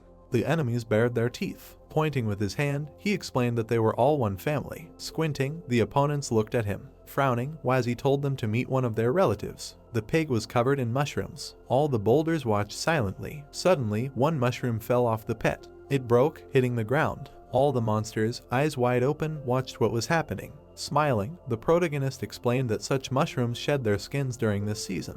Waving his hand, he said goodbye to his former enemies. They walked away. Wiping the sweat from his forehead, the mushroom said that they had finally made it out alive. Looking at the pig, he noted that the disguise had worked great because none of the mushroom people had noticed the stranger. Someone with an ear of corn in his mouth said that the protagonist was an extremely interesting guy. Frowning, the hero asked who was here. Crossing his arms over his chest, the mushroom asked if he was under the power of people. A certain imposter still towered over them.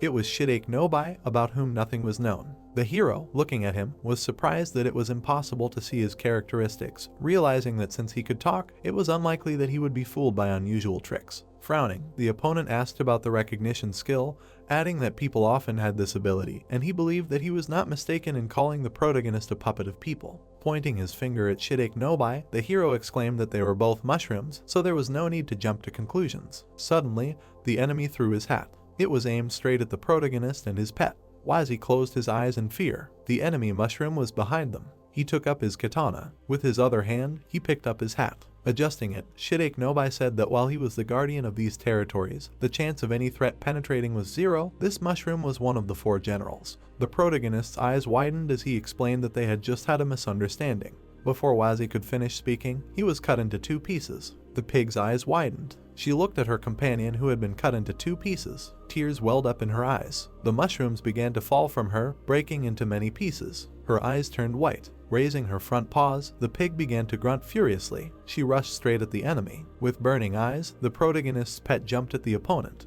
Frowning, he said that all strangers should be dead. He hit the pig's back with the handle of his blade. She fell to the ground with a crash. The pig was stunned by such a blow. Shirake Nobai swung his katana. He gripped the handle tighter. Frowning, the enemy looked at the pig. Suddenly, one of the mushrooms used a horn. The sound reached the general directly. He looked around. Suddenly, Shiitake bounced off the tree and flew away in an unknown direction. The ground near the tree shook. The mushroom boulders jumped towards him. They jumped past the trees. They jumped somewhere into the distance. The protagonist shook from such a stomp. Suddenly, he began to revive, connecting. Rising from the ground, his head also began to connect. The hero, with his eyes wide open, could not say a word. Wazi, looking at his hands, did not understand what had just happened, because he clearly remembered how he died on the spot and how he was able to return, because there were no resurrection items left. Turning around, the protagonist noticed the piglet starting to call her. Standing over her, the hero shouted for her to wake up. With wide eyes, he continued to call her. The piglet's eyes were still white. Tears welled up in Wazi's eyes. Tears were pouring from his eyes like a stream. Suddenly, there was an explosion. Everything was covered in a yellow fog. Continuing to cry, the hero apologized because it was only his fault and he should not have dragged her here. The pig inhaled this fog. Suddenly, she hit a small mushroom. She jumped up from the ground. Lying on the ground, the protagonist asked if she was alive. The pig looked at him, not understanding the question. She jumped on the protagonist. The pet licked its owner while he said that he was very happy because as long as they were together, nothing terrible could happen. Wiping away tears, the mushroom said that he thought that she had already died. Suddenly, they turned around, hearing the very sound of the horn. Wide-eyed, the protagonist noted that the sound sounded quite strange. Suddenly, his eyes turned red under the influence of hypnosis. The pig followed him, grunting. She grabbed the hero's head, trying to stop him. The pig pulled harder. Suddenly, the protagonist's eyes widened. Shaking his head, he did not understand what was happening to him because his head hurt incredibly badly. The pig, coming closer, looked at him.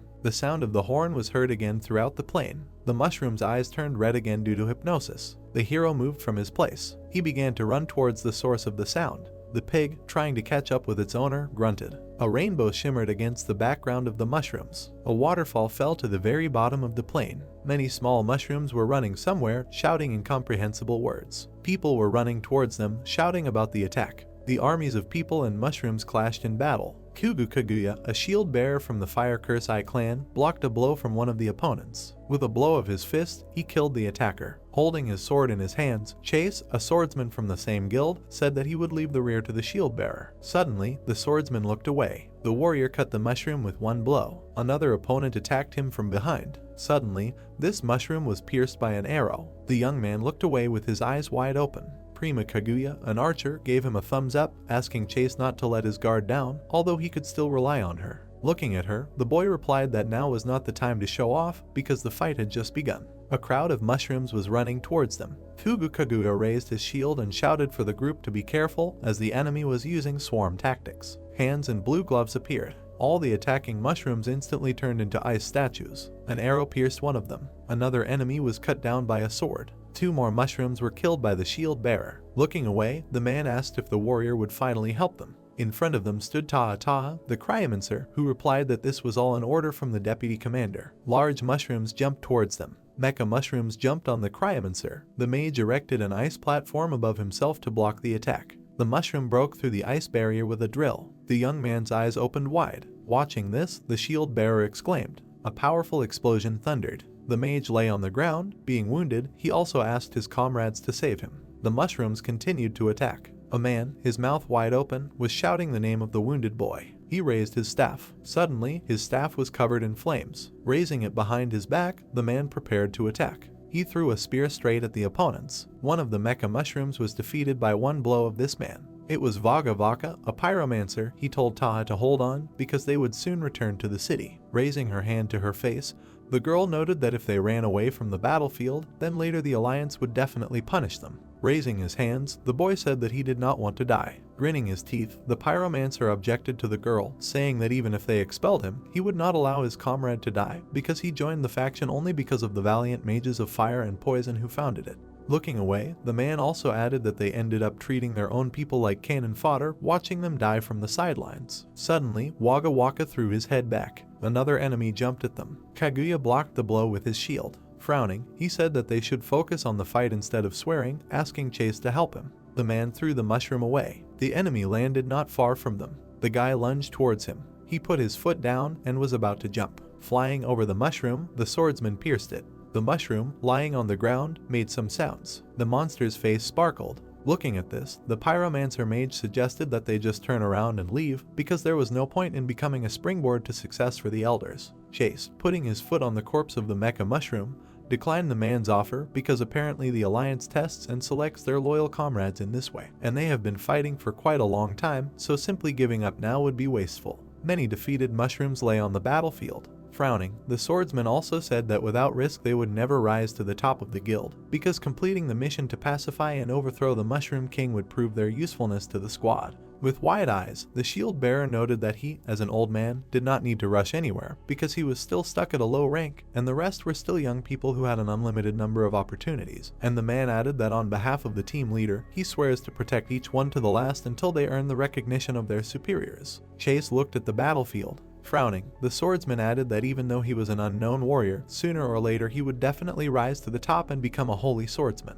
The pyromancer, looking at him, did not say a word. Kaguya, pursing his lips, thought that despite his young age, he managed to inspire the team with zeal and persistence, because even though the man was the main one here, it was the boy who united them. The girl, looking at the young man, exclaimed that she relied on him. Suddenly, the mushroom used its horn again. The sound spread across the entire battlefield. There was a gaping wound from a sword on the head of one of the mushrooms. Suddenly it began to shrink. The girl, looking at him, asked if they could really heal themselves. All the defeated mushrooms resurrected. Grinning his teeth, Waka exclaimed that the entire crushed horde had risen. Suddenly, the eyes of the mushroom under Chase's foot lit up. Sweat appeared on the guy's face. Turning around, the leader of the group shouted for them not to panic, but to simply regroup. The man's eyes widened. He flew back from a simple punch. Turning around, the swordsman called out to the captain. Suddenly, he sharply turned his head. The pyromancer also noticed something. A muscle mushroom was standing in front of them. The mage's eyes lit up with flames. He shouted that he would now incinerate all the pests trampling the earth. A fireball began to appear around him. The man, stretching his arms out in front of him, released it. The flame released by the mage flew at an incredible speed. It was heading straight for the muscle mushroom. 3 magic wands appeared. It was the mage mushroom. Suddenly, one of the mushrooms next to the muscle mushroom lit up. It grew into a huge mushroom. All of the mage's projectiles were blocked by the warrior's cap. Grinning his teeth, the man could not believe that they blocked his strongest attack so easily. One of the enemies spat at the man. He released a stream of strange liquid. This liquid hit the magician directly. Vaka was lying on the ground, and screams were heard from the side, trying to call him. Some monster was quickly moving its legs. It was a mushroom machine gunner. Several monsters were lining up to attack. There were about 7 of them, preparing a mass attack. People ran towards them, shouting that these were machine gunners and that these vile creatures needed to be killed quickly. The monsters began to attack them in quick bursts. A flying ship of the guild was visible. It flew closer to the battlefield. On board the ship were several people who were members of this guild. Grinning, Seth Hubel, the swordsman general, asked Lilith about what was heard from the ground. A small ball appeared in which one of the monsters was visible. Lilith, the monster tamer, asked the swordsman not to rush her, as it was incredibly difficult to control the monsters from such a distance, while also bypassing their defenses and avoiding the Mushroom King's control. Nia, the Jounin ninja, bowed his head and said that even if it was difficult, they needed to finish quickly, as their comrades on the front lines were risking their lives to distract them and he did not want them to suffer in vain. Still bowing his head, he added that even if they were weaker than some of their guild, would the group just stand by and watch them die. Marion, the high priestess, closed her eyes and did not say a word. The man standing behind them with a gun explained that the high priest's powers were extremely expensive and could not be wasted on such low-level trifles. It was Borgia, a master marksman. He also added that such power should not be squandered on supporting cannon fodder, and they should have remembered this by now. Looking at the marksman, Nia answered him that then they themselves should go down and help, because the mushroom army is getting stronger, because was the death of their comrades part of their plan. To which Borgia replied that he could keep the value of his previous third-rate guild to himself, because their guild only values the result. Turning around, the guy added that they cannot even sneeze without an order. A certain man was sitting on the throne. It was the deputy guild, named Gilheim. Mushroom caps were visible, strange sounds were heard. One of the enemies took hold of a needle on his head. He began to pull it. A small hole remained in the head where the needle had been. Looking at his comrades, the mushroom said something to them. The needle monster handed the needle to an ordinary monster. Suddenly, he lit up. This weak monster grew arms. It also grew legs. The ordinary monster turned into a private mushroom. The needle monster passed needle after needle. Many needles were handed out to the private soldiers. Suddenly, the monster could not feel any more weapons on its head. Suddenly, the monster clenched its fist. New needles began to appear from the holes in its head. The same number of needles that it had lost earlier grew on its head. Showing a thumb, the mushroom said something unintelligible to the privates. The army of mushrooms was incredibly huge. Holding a horn in his hands, the king stood on a hill. Suddenly, one of his servants jumped up to him. It was a killer mushroom. Suddenly, it jumped. The king looked at it with wide eyes. The killer knocked the horn out of the ruler's hands. This scene was shown in the same magician's ball from the ship. Smiling, she said that they had succeeded because the secret treasure was destroyed. The deputy, looking at the group, said that in that case they could engage in battle. Smiling, the archer answered affirmatively. The priestess, closing her eyes, did not say a word.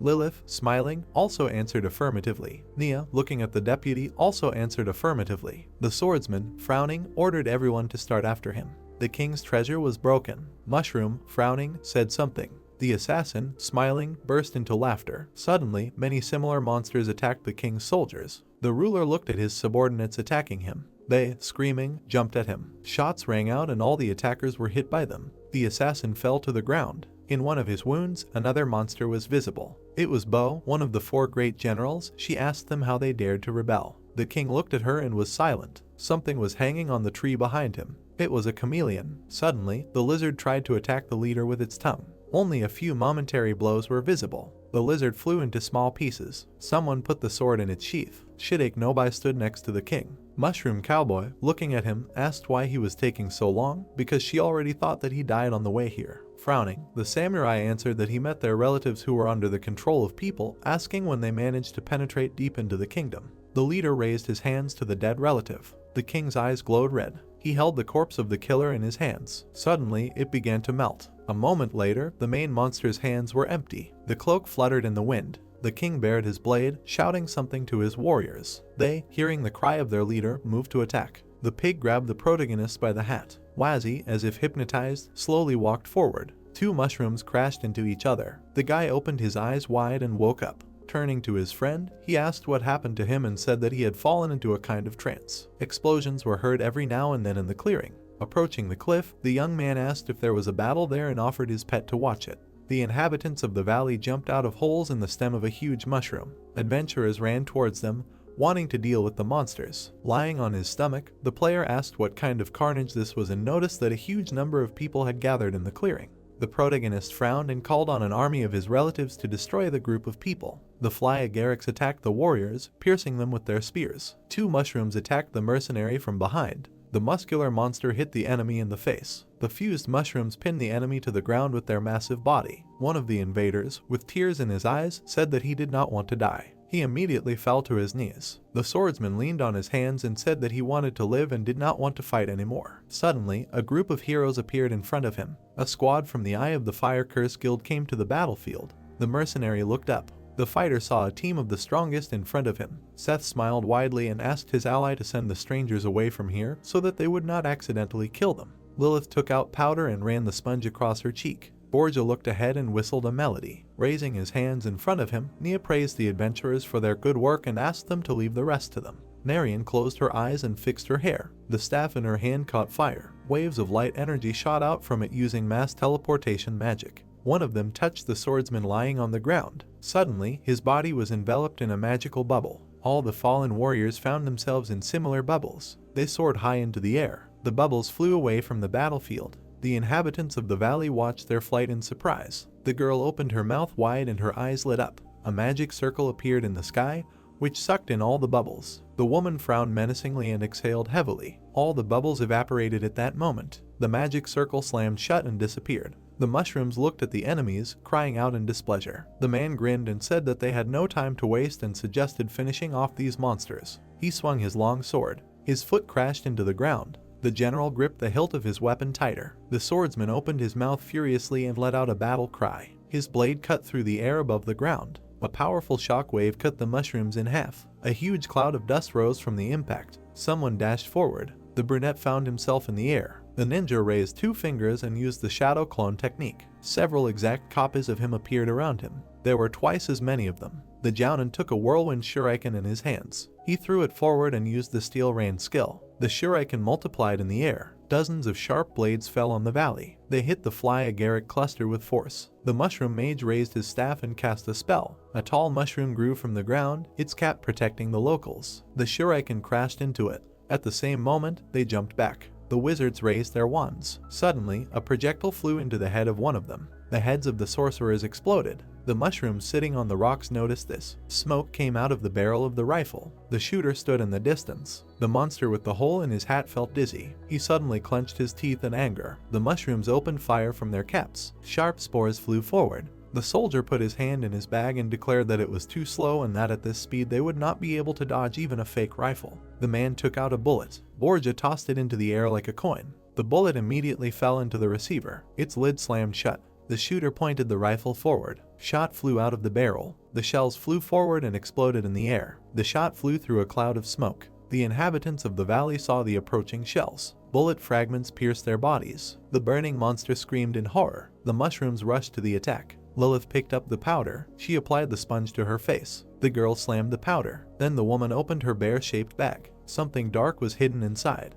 The monster tamer smiled and said that it was time for lunch. A roar was heard from the darkness inside the bag. Suddenly, a clawed paw flew out of it. The monster from the bag grabbed several mushrooms. The fly agarics flew into the air and immediately fell to the ground, losing consciousness. The furry hand returned to the owner's bag. A burp was heard from the open bag. The protagonist continued to watch the battle. The pig fell asleep, and Wazzy's eyes widened in surprise. The guy gritted his teeth and realized that these people from the valley were no match for these high-level people. Seth raised his weapon and ordered his comrades to attack the king. The man swung his long sword to strike the hero. Nia swung his shuriken and used steel rain. Borgia took aim and used the crimson sunset skill. 3 waves of energy shot out. They swept over the valley and rushed towards the largest mushroom. The waves swirled around each other. They turned into one powerful wave of energy. The projectile was approaching a fly agaric sitting on a rock. There was a crown on its cap. The king tensely pursed his lips. The ground beneath his feet collapsed. The wave of energy approached a pile of stones. A loud explosion was heard.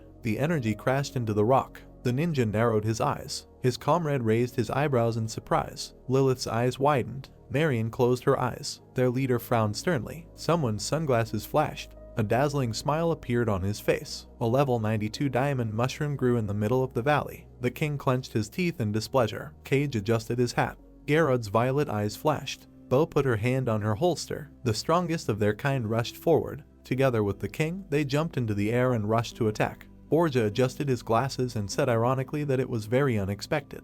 The diamond mushroom sparkled. Crossing his arms over his chest, the Jounin said that he had never seen such a rare monster before and decided that they would definitely earn respect if they took it with them to the guild. The shooter said that he had already seen a similar mob when he was hunting in the Castle of Time. Clenching her fist, the girl said that she hated such useless mushrooms the most and suggested asking the deputy to simply burn it to the ground. The general frowned and asked how they would be better than these monsters if they were to constantly force the deputy to act, thereby creating problems. The diamond mushroom grinned and laughed. He opened his mouth wide and let out a battle cry. The fly agaric tilted his head forward. The glasses slid off his closed eyes. Suddenly, the monster opened them. A blinding light burst out of them. A diamond glow rushed straight ahead. A bright flash illuminated the guild squad. The warrior lowered his sword. A warm light appeared around him. A pillar of bright fire fell to the ground. Seth protected his comrades, hiding them under a dome of light. The girl trembled. Scales appeared in the sky. The ghost of a goddess appeared above the ground, giving a blessing to all members of the group. Bright arrows flew over the valley. They crashed into the protective barrier. The diamond glow dispersed in different directions. Its rays went around the dome of light without penetrating inside. One of them hit a stone. At the same moment, the cobblestone turned into a diamond. The ground around it sparkled. The man turned around and looked at it. A smile appeared on his face. Borgia realized that they would become rich because this mushroom turns dirt into diamonds. The monster continued to shoot light from its eyes. The priestess's brows furrowed in tension. The general clenched his teeth. His hands began to turn to stone. The beam illuminated the dark sky. Suddenly, the glow disappeared. The diamond mushroom closed its eyes. Its eyes returned to their original form. The monster raised its head and swayed forward. Now its glasses were back in place. A bright sun shone in the sky above it. The ground around the heroes turned into a diamond field. The sun's rays glittered on the sword covered with precious stones. Lowering his head, the warrior realized that they had barely held out against the enemy, even considering the use of a joint technique, and thought about how they had almost killed everyone because of him. The monster tamer pointed her finger at his hands in fear. The swordsman stared at his diamond hands and said that he had already drunk several different recovery potions, but nothing helped him. The sorceress landed in the clearing. She crouched down next to her comrade. Ghostly wings appeared behind her. Marion spread them, and the feathers soared into the air. The girl opened her eyes. The dim light illuminated her pink lips. The woman kissed the diamond sword. Seth smiled happily. The stones instantly crumbled into diamond dust. Watching his ally, Nia thought that it was incredible and decided that the priestess was actually able to weaken such a strong spell. The man raised his sword. He waved his hand and said that he had already recovered and felt much stronger. The ninja decided that in this campaign against the boss, damage was not the main component of victory. Borgia lowered his rifle and asked his comrades to prepare for battle since they had recovered, because they still needed to clear the valley and collect loot. Lilith happily agreed. A spiked bullet flashed through the air. It rushed straight to the squad leader. The general cut it with his sword and asked his friends to be careful because the enemies were already approaching. The heroes stood in a circle and looked in different directions. The shooter raised his head and heard something. He immediately fired a shot. Several bullets collided in the air with enemy shells. Explosions were heard in the sky. The Jounin put their hands together. His fingers pointed in different directions. The killer spread them apart. Nier lowered his head. His eye lit up from using the magic detection skill. The auras of the mushroom generals appeared in the distance. Standing in front of everyone, the boy reported that the enemies were using invisibility magic and were approaching from his direction. Traces of a cross attack appeared in the air. The squad members jumped back in different directions. A funnel similar to a cross appeared on the ground. The leader of the group sternly knitted his eyebrows and suggested catching them one by one.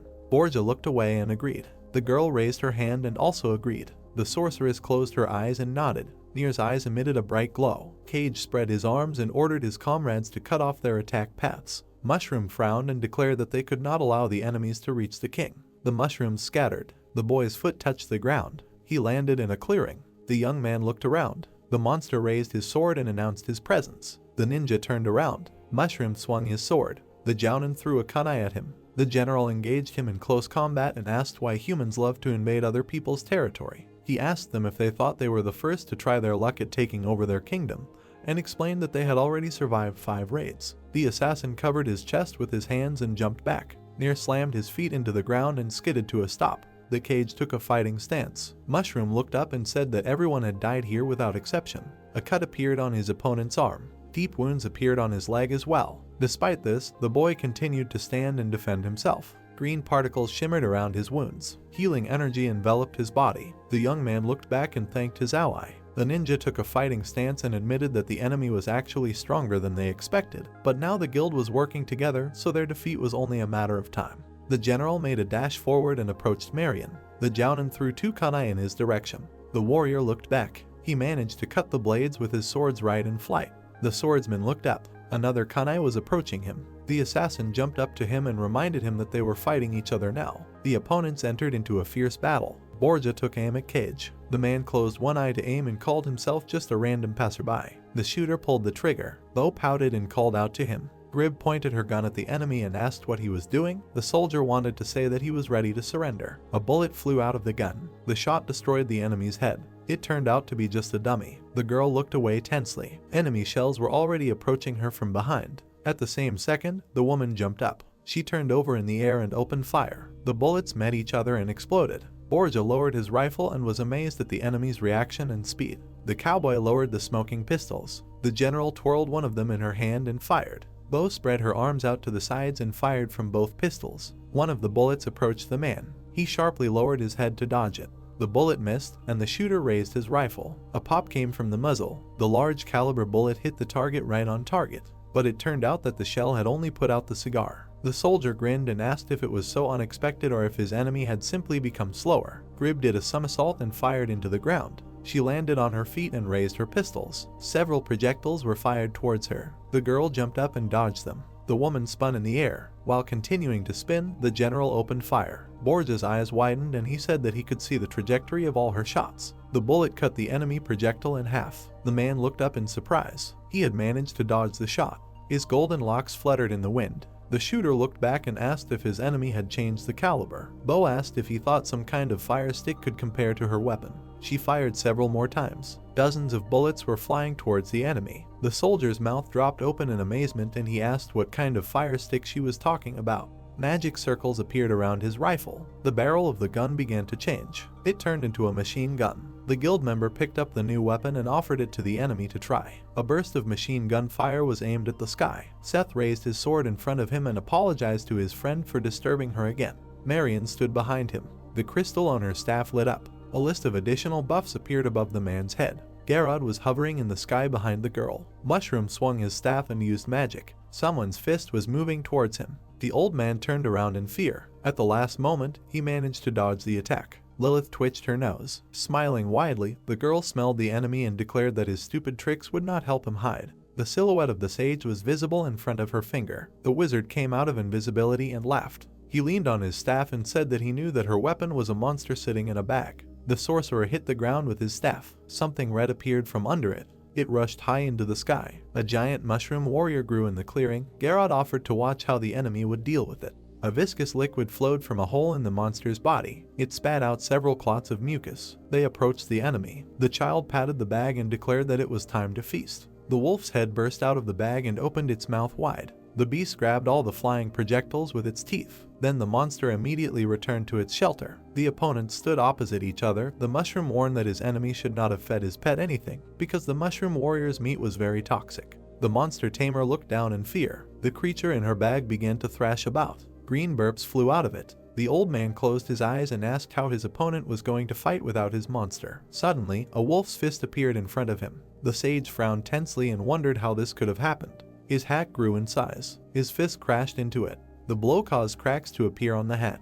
The wizard trembled. He had to throw the giant tinder fungus off his head. The sorcerer narrowed his eyes and realized that even his Ling's eye shield couldn't cope. The protective mushroom cracked under the enemy's powerful blows. The next moment, a fist punched a hole in it. The monster threw the enemy back. Lilith stuck her tongue out at him and explained that her pet grew by absorbing poisons created by the guild master, so no pathetic fly agarics could harm it. Her comrade's shoulder guard began to crumble. Seth gritted his teeth as cracks appeared on his armor. His armor completely disintegrated. The man screamed in rage. The general raised his burning sword. A diamond mushroom stood at a great distance from him. Garrod's body flew back. It crashed into his diamond brother. The warrior grinned and thanked his friend for that, because it would be much easier to kill them both at once. The swordsman swung his weapon. He began to spin it in front of him. The leader of the squad made a powerful throw. The great sword of the Guru Lord flew up into the air. Its blade was aimed at the diamond mushroom. The tip almost reached the old man's body. The sage's eyes widened in fear. Suddenly, there was a blow. The sword pierced the ground. The king jumped into the air and protected his subordinate. The wizard called himself useless because he had to protect his majesty. The fly agaric landed on the clearing and picked up his sword. He had a very angry expression on his face. Seth grinned. He extended his hand to the side and used return. His sword trembled. At the same time, the weapon flew out of the ground. It returned to its owner's hand. The man held it out to the side and decided that this was to be expected from an A-class monster who managed to repel his attack. The mushroom frowned menacingly. Looking at it with a grin, the general called it just an ordinary fly agaric. There was a flash of light in the air. There was a large gap between the opponents. Nier looked up and realized that he was still losing, despite making 93 attacks in a row. His wounded hands began to tremble. At that moment, the wounds disappeared thanks to healing magic. Looking back, the boy was glad that his ally was healing him, and thought that she might run out of mana if this continued. The cage ran forward. The boy immediately turned around and declared that she was his opponent, not her. The air appeared as if two cross slashes. Mushroom appeared behind the enemy and said that this was his true target. A cross-shaped cut appeared on the ninja's chest. Blood oozed out. Marion raised her hand and used stone skin magic to protect her comrade. The Jounin's eyes widened and he shouted that he would not lose because his comrades supported him.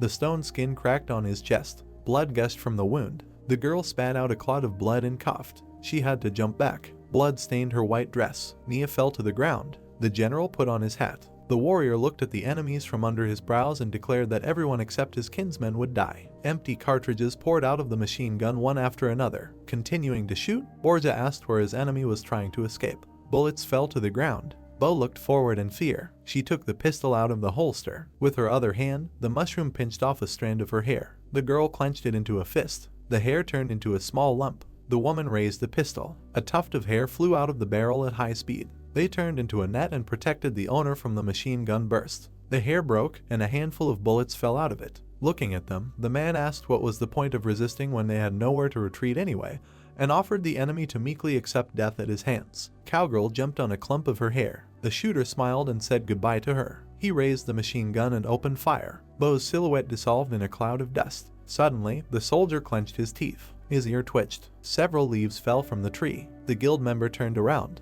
His machine gun crumbled into light particles thanks to the change equipment skill. Borja put the rifle on his shoulder. 3 bullets flew out of its barrel. They exploded in the air, meeting with the enemy shells. Grib raised the smoking pistol and asked if the enemy was really going to defeat her with this pile of garbage. The man lowered the weapon and asked if the enemy really didn't understand that for a professional, it's not just the caliber that matters. A flash appeared in the air. The girl put a match to her cigar and explained that for a professional, her enemy relied too much on speed and the number of shots. She threw the match behind her back and explained that the reason her projectiles were not as fast was because they were not bullets, but spores. The shooter pointed his rifle at her and asked her not to waste time on chatter because they were on a battlefield.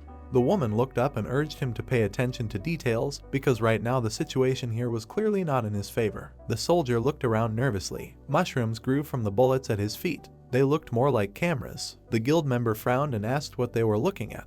The mushrooms pressed buttons on the top of their heads. Their eyes lit up. Bright flashes blinded the villain. Borja closed his eyes and screamed loudly. He had to jump back. The man moved a good distance away from the bright glow. The cowgirl explained, cigar in her mouth, that some spores create a blinding light when they germinate. The shooter twitched his ear. The enemy stood in front of him. The soldier thought that he could not see her, but he could hear her perfectly well. Suddenly, new mushrooms grew around him. Speakers grew on their caps. The guild member gritted his teeth and wondered what they were. The fly agarics raised their hands. Loud music began to play from their speakers. Blood gushed from the scoundrel's ears. The world swam before his eyes. Bo threw him a menacing look and told him that there were also spores that were capable of producing quite loud sounds after maturing.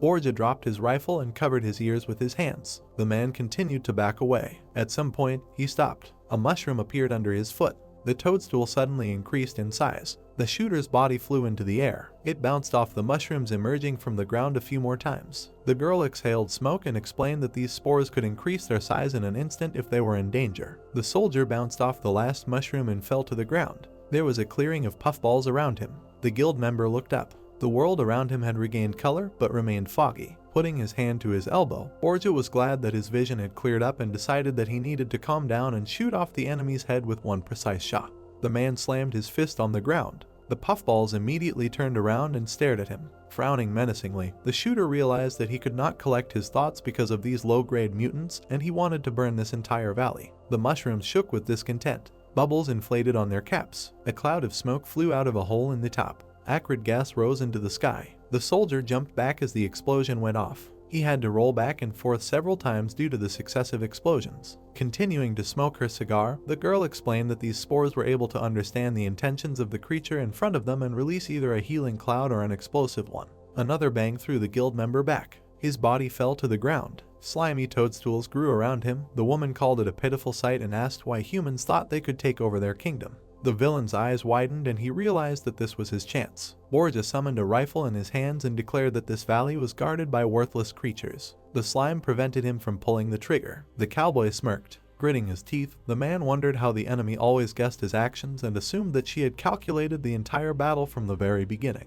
His feet were stuck in the viscous slime. The toadstools smiled maliciously. Thanks to their slime, the enemy was immobilized. Bo took a step forward. The slime stuck to her boot. But the next moment, she let go. Mushroom approached the enemy and said that he should not underestimate the combined power of many different species of her relatives who were here now. The girl raised her gun. She pointed it at the enemy. The shooter looked at him in fear. The woman loomed over him and said that there was only one person in front of her. The cowboy widened her red eyes and asked him to repeat who he had called trash not long ago. The shot made a huge hole in Bork's head. The protagonist opened his mouth in surprise. Wazi remembered how the generals fought the invaders and wondered if he, too, could become equal in strength if he continued to raise his level. The reflection of the king appeared in his pupils. A mushroom with a crown on his head stood in front of Seth. The boy wondered how strong their leader was, who had such strong warriors under his command. A dark silhouette appeared in the distance. The young man looked at him in fear and asked if he was imagining things or if there really was someone there. The ghost was enveloped in dark energy. The man pulled his sword to the side. The king clenched his teeth angrily. The general grinned and felt a humiliating feeling because he had to look up at the monster. The swordsman tilted his head to the sides and cracked his neck. His muscles increased in size. His heart beat hard in his chest. His biceps trembled. They became larger, and veins stood out on them. The squad leader gritted his teeth menacingly. He opened his mouth wide and used the skill to increase his fighting spirit. A powerful explosion was heard in the clearing. A huge cloud of dust remained behind it. A well-trained muscular body was hidden behind the smoke. Seth grinned. His body had grown several times in size, and the mushroom was now below him. The opponents stood opposite each other. The man squinted and asked why the enemy had not attacked him during his transformation, suggesting that even he had a knack for knightly honor. Mushroom frowned sternly. The heroes jumped into the air. They moved across the clearing, striking each other. Fly-Agaric swung his sword. He thrust the weapon forward. The blade of the sword bent when it hit the broad two-handed sword. The general parried his opponent's blow. The blast wave from his sword rolled across the clearing. It crashed into the diamond mushroom. The force of the blow pushed it aside several meters. The diamond mushroom grinned, losing only 1 health point. The warrior raised his eyebrows and called his defense not bad. The swordsman rose into the air and raised his weapon to strike. The king parried his blow with his sword. Its blade bent, but withstood the pressure of the enemy. Mushroom threw the enemy sword away from himself. The squad leader swung his weapon again. There was a powerful explosion. The impact left a deep mark on the ground. Seth began to swing his sword furiously and challenged the enemy to show what the strongest of mushrooms was capable of. The king easily repelled all his attacks. Shock waves from the sword swings flew in different directions. One of them approached the place where the main character was lying. A bright strip of light was reflected on his face. Fast he jumped to the side and warned Pig about the danger. They pressed themselves against each other and rolled to the side. Looking at the armful of leaves, the guy thought about how he almost died and decided that he should forget about fishing in murky waters, since even just watching the battle was so dangerous. Suddenly, the player closed his eyes and felt severe pain. The mushroom widened his eyes and wondered what was happening. A warning about the start of the activation of an emergency mission appeared in front of him. The man raised his sword above his head and asked if this was all his enemy could do and said he could do this all day. The king frowned menacingly. They rose into the air and continued to fight. The wolf's paw tried to strike Garrod. The old man closed his eyes and wondered what kind of monster it was and realized he couldn't let it get close to the king. The clawed paws burst out of the bag and hit the ground. Lilith smiled and said that she liked collecting monsters because they were so cute, but her opponent was old and decrepit.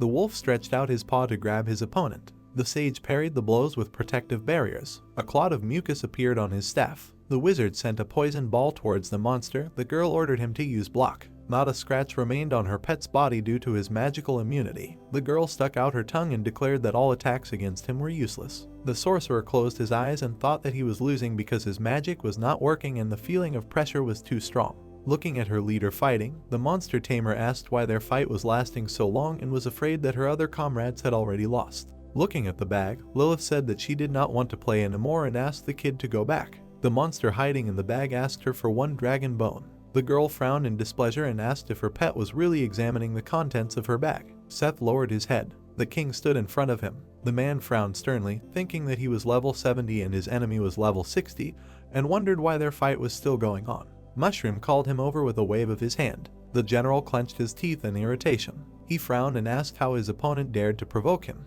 The swordsman opened his mouth wide and promised to kill him using a 100% boost. The ground beneath his feet collapsed. The warrior jumped high into the air. A fiery aura appeared around his hands. The squad leader gripped the hilt with both hands. Seth raised his sword above his head. His eyes, burning with anger, were filled with blood. The man delivered a powerful blow. Flyagaric began to swing his sword. It quickly spun in the air, creating a whirlwind. The king raised his weapon above his head as the enemy approached. The tip of the sword parried his blow. The general gritted his teeth menacingly and shouted that any tricks were useless in front of his absolute power. Suddenly, his eyes widened in fear. With one swing of the sword, the mushroom threw him far back. His body crashed into the diamond mushroom, and blood gushed out of his mouth. The warrior rolled down the stem of the mushroom. The swordsman opened his mouth in shock and asked how this could happen. Sweat was running down his face, and the leader of the squad asked if his enemy was level 60. The flyagaric mushroom jumped into the air above him. His eyes sparkled with anger. Seth frowned tensely and thought that he couldn't die like this. The man lunged and tried to defend himself from the sword with his sword.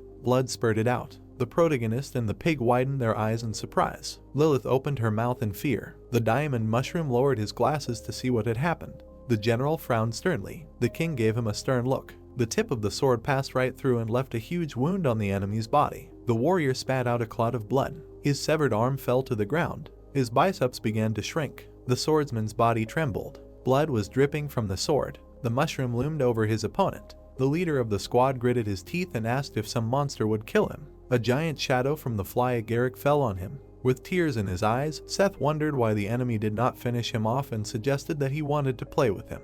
Then his body collapsed to the ground. The girl frowned menacingly and realized that her leader had fallen. She opened her mouth wide and promised the kid a dragon bone. His paws froze in place. Dark energy leaked out of the bag. The wolf thanked his mistress. His head came out of the bag. Garrod narrowed his eyes and realized that it was time to finish him. A poison ball appeared above his staff. The clot of energy increased in size. The old man remembered that magic and poisons were useless against this monster. Drops of mucus flew in all directions. The sage waved his staff, deciding that his mistress's body would hardly cope with it, and used a crushing attack. The clot of energy approached the girl. A powerful explosion was heard. The purple smoke around the monster's paw dissipated. The wizard tensely closed his eyes. The monster tamer crossed her arms over her chest and warned that her pet would regret it if it ran away with her bone. She was sitting on the paw of a huge wolf. The monster lowered her to the ground. The sorcerer watched them from the side. An ominous energy accumulated around him. His staff caught fire. Garrod used the Ling's eye shield and rushed forward.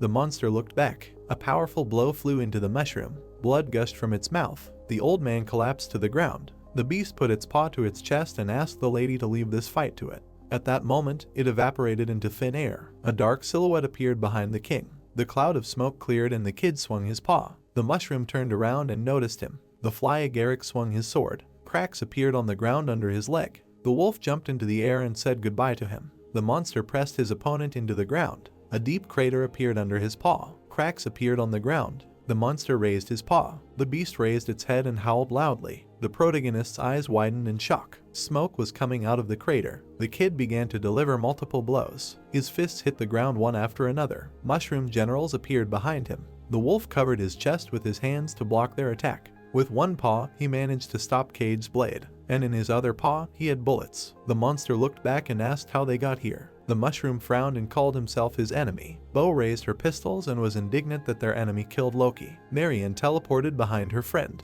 Nier and Borch were floating in bubbles next to her. The girl closed her eyes and said that she would help in the fight. Lilith frowned and replied that her pet could handle it on its own. The monster bared its fangs and laughed and said that it had killed so many enemies that it did not remember their names. The mushroom generals began to attack it. The beast dissolved into thin air. Bullets and waves of energy hit the ground. Cage looked up in surprise. Bo pouted tensely. Suddenly, something hit her cheek. The mushroom fell to the ground. The kid appeared behind her comrade and asked what he was staring at.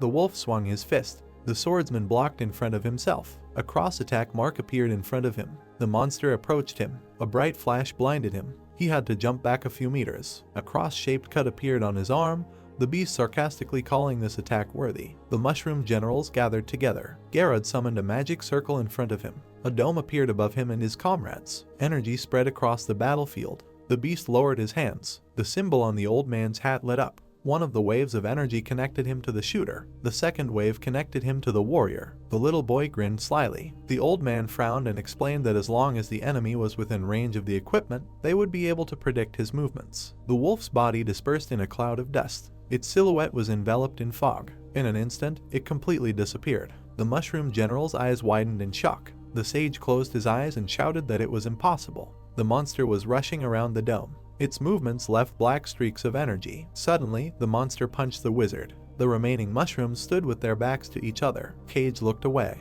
Bo looked at him. The monster's paws flew past them. The beast tried to grab them with its sharp claws. The girl raised one pistol. Then she raised the second pistol. The woman opened fire on the enemy. The swordsman cut the air in front of him with his swords. The protagonist's mouth opened in amazement when he saw that they were losing and wondered how strong this wolf was. An alarm warning appeared in front of his face. Sitting on the cliff, Wazi asked what happened and was indignant that he couldn't see anything because of the notifications. The boy looked at the description of the legendary mission in surprise and saw that it was giving a crazy reward. The young man scratched his cheek and asked if the system really thought he was that stupid. Mushroom pushed the notification away from himself. Fly Agaric looked up and asked if the system was broken. He pointed his finger at the system window and asked it not to block his view. Cage raised his swords in front of him. The man looked down and realized that the enemy had not disappeared, but had used strength and speed to get out of the detection zone. Holding the pistols in her hands, Bo realized that the enemy had not even fought seriously before. The girl lowered her weapons and said that they could not handle it.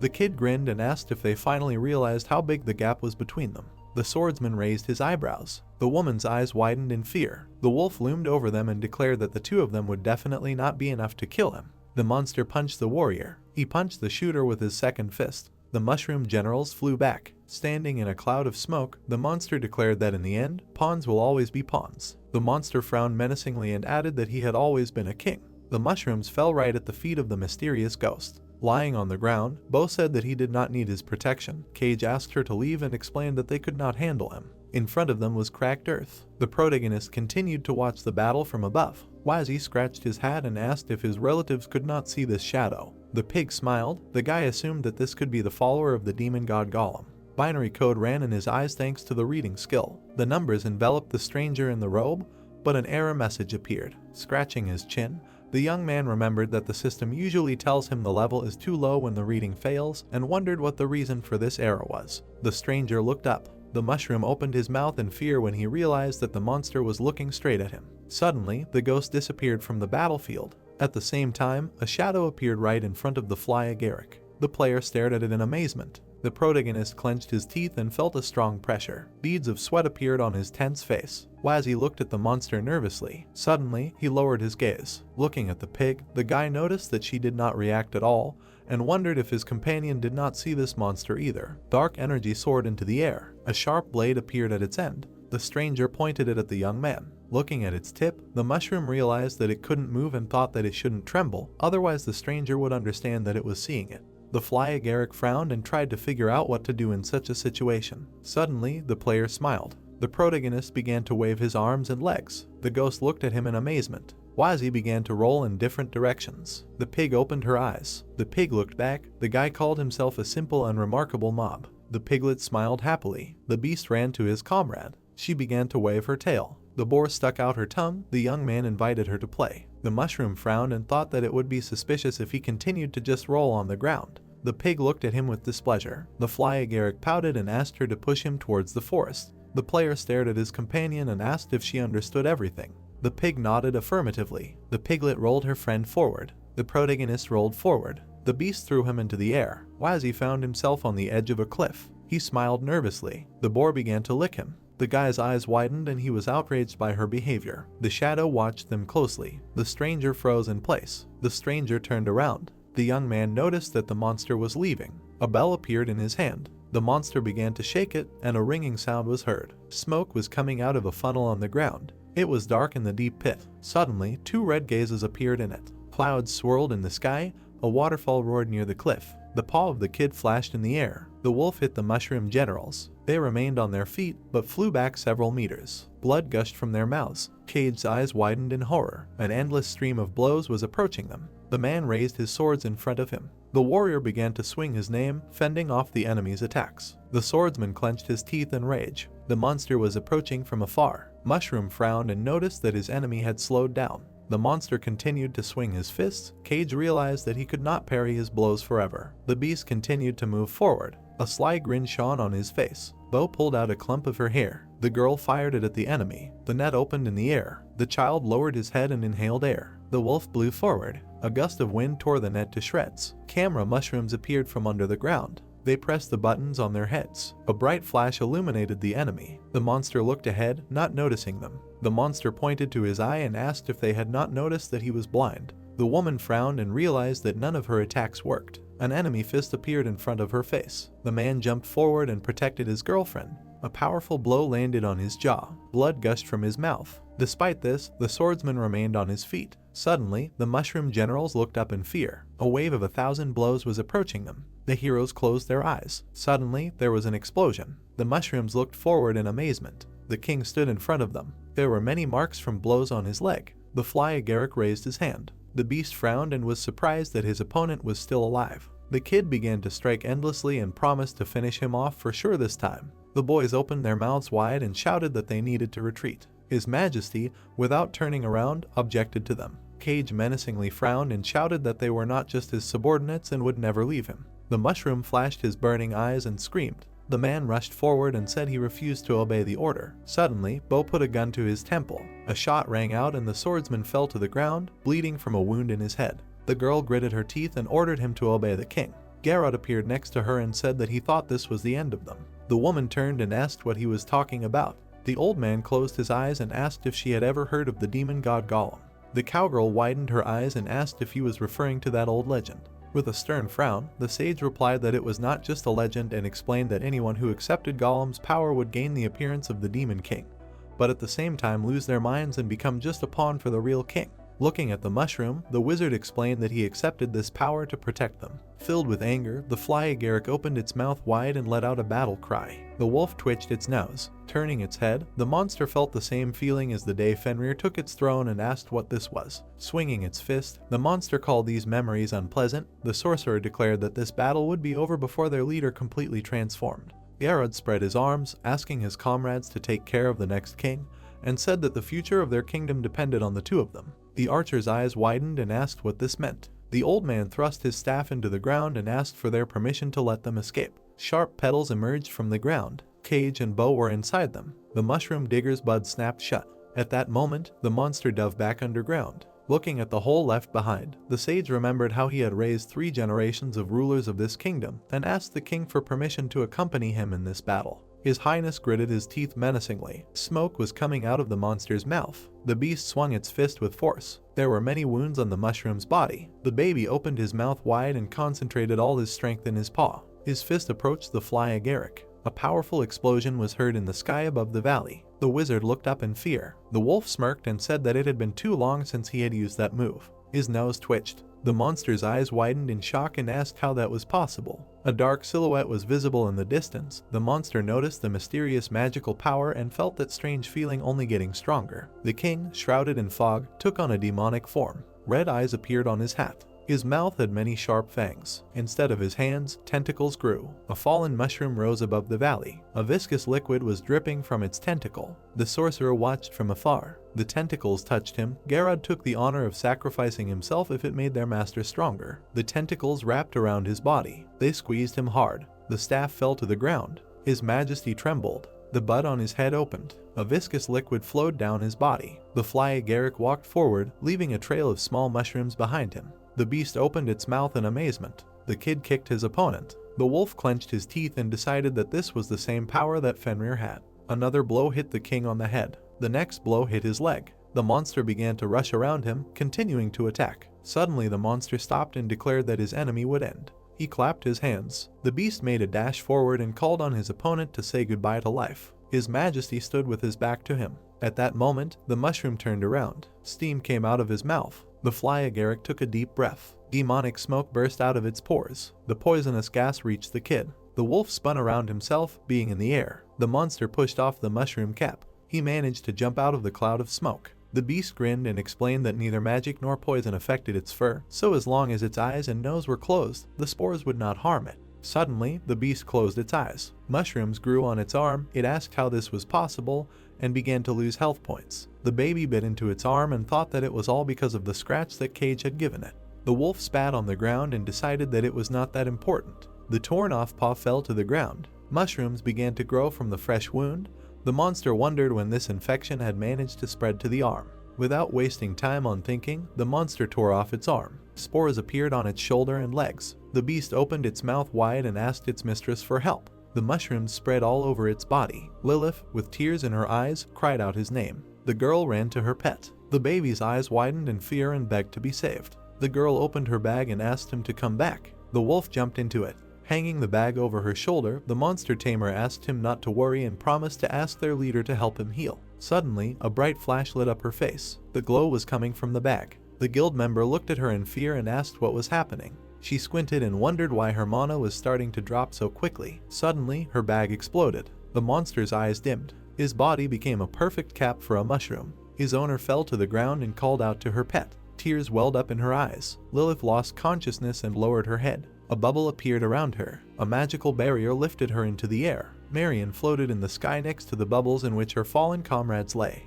The king raised his head. His tentacle shot upward. His Majesty intended to reach the enemies with his tentacles. The girl looked down and noticed them. The tentacles almost reached the bubble with the monster tamer. Suddenly, a bright flame fell on them. The woman closed her eyes. A man in a cloak appeared next to her. Gilheim lit a fire in his hand and ordered his comrades to board the ship. The man narrowed his eyes and promised to take care of the rest. The priestess flew up to him. The deputy had asked her not to act arbitrarily anymore. Marion frowned and accepted his order. An airship flew not far from them. His Majesty bared his teeth angrily. The magician looked down at him. The mushroom opened its mouth wide and inhaled deeply. The fly agaric began to blow towards the ship. Demonic spores flew out towards the enemy. Flames appeared in front of them. The shells burned as soon as they hit the protective field. There was a wizard inside. The monster's eyes widened in shock. There was a diamond mushroom standing not far from him. The monster stretched out its tentacles towards it. They sucked onto the diamond stem. The king frowned menacingly and pulled it towards himself. The mushroom lifted off the ground. At the same moment, it rose into the air. His Majesty threw his diamond brother into the sky. The protagonist's eyes widened in horror and were amazed at such power. The ghost was sitting next to him. Wazi rolled his eyes and decided not to be distracted any longer. The guy smiled happily and made typical mushroom sounds. The stranger looked ahead and ignored him. The diamond mushroom approached the enemy. Gilheim raised his hand in front of him. A fire spirit appeared in it, unhappy with being awakened. The elemental opened her eyes and yawned widely. The man snapped his fingers and threw it forward. The girl somersaulted in the air and was indignant that the man summoned her every time and did whatever he wanted without even warning her. A wave of fire enveloped the diamond mushroom. The flames flared up even more. The deputy guild leader opened his mouth and used the burn skill. The fly agaric opened his mouth wide as the fire completely engulfed him. The mushroom widened its eyes in fear. In their place appeared two precious stones, which turned out to be SSS rank crafting ingredients. The magician folded his hands behind his back. The fire spirit kicked him in the cheek. The magician made it disappear and praised her for a good attack. The king appeared behind her. His Majesty bared his sharp fangs. He managed to rise into the sky with the help of spores that grew under his feet. The mushroom jumped off them. A hole appeared on his stomach. Inside it was a red eye. The fly agaric slammed its mouth shut, hiding the enemy in it. His body fell to the ground. The ghost looked up. The monster rose to its feet. The ground around it crumbled.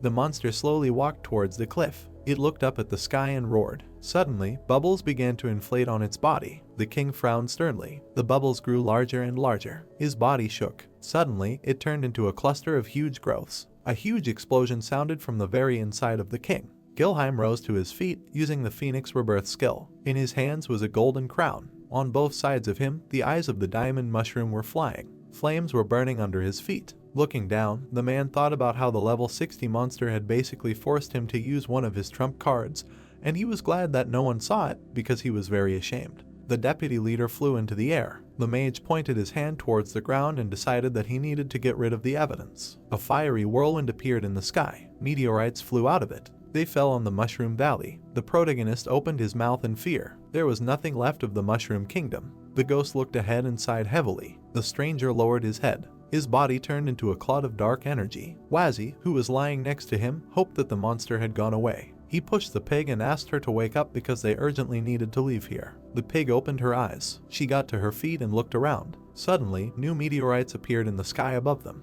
The heroes began to run in circles in horror. An explosion was heard a couple of meters away from them. The guy got up from the ground. The young man looked up and asked how they could dodge it. The meteorites continued to fall on the forest. The piglet grabbed his friend by the hat. Her eyes lit up. The boar ran into the forest and began to dig. Soon a hole formed on the ground, in which the heroes successfully hid. Flames enveloped the tall mushrooms. Explosions thundered everywhere, one after another. The fire filled the entire valley. It grew dark around. An uncontrollable fire began in the forest of the Mushroom Kingdom. Mushrooms turned to ash. The caps of huge mushrooms burned to the ground. After some time, they were completely destroyed. The wind carried away the burnt cap. Only smoldering stems of fly agarics remained in the clearing. Suddenly, something burst out of the ground. 2 stone balls rolled down the mountain. They split. The frozen mud collapsed, and the main characters were inside it. The guys stuck out their tongues and lost consciousness. In front of them, against the background of smoldering mushrooms, a notification about an intermediate quest appeared.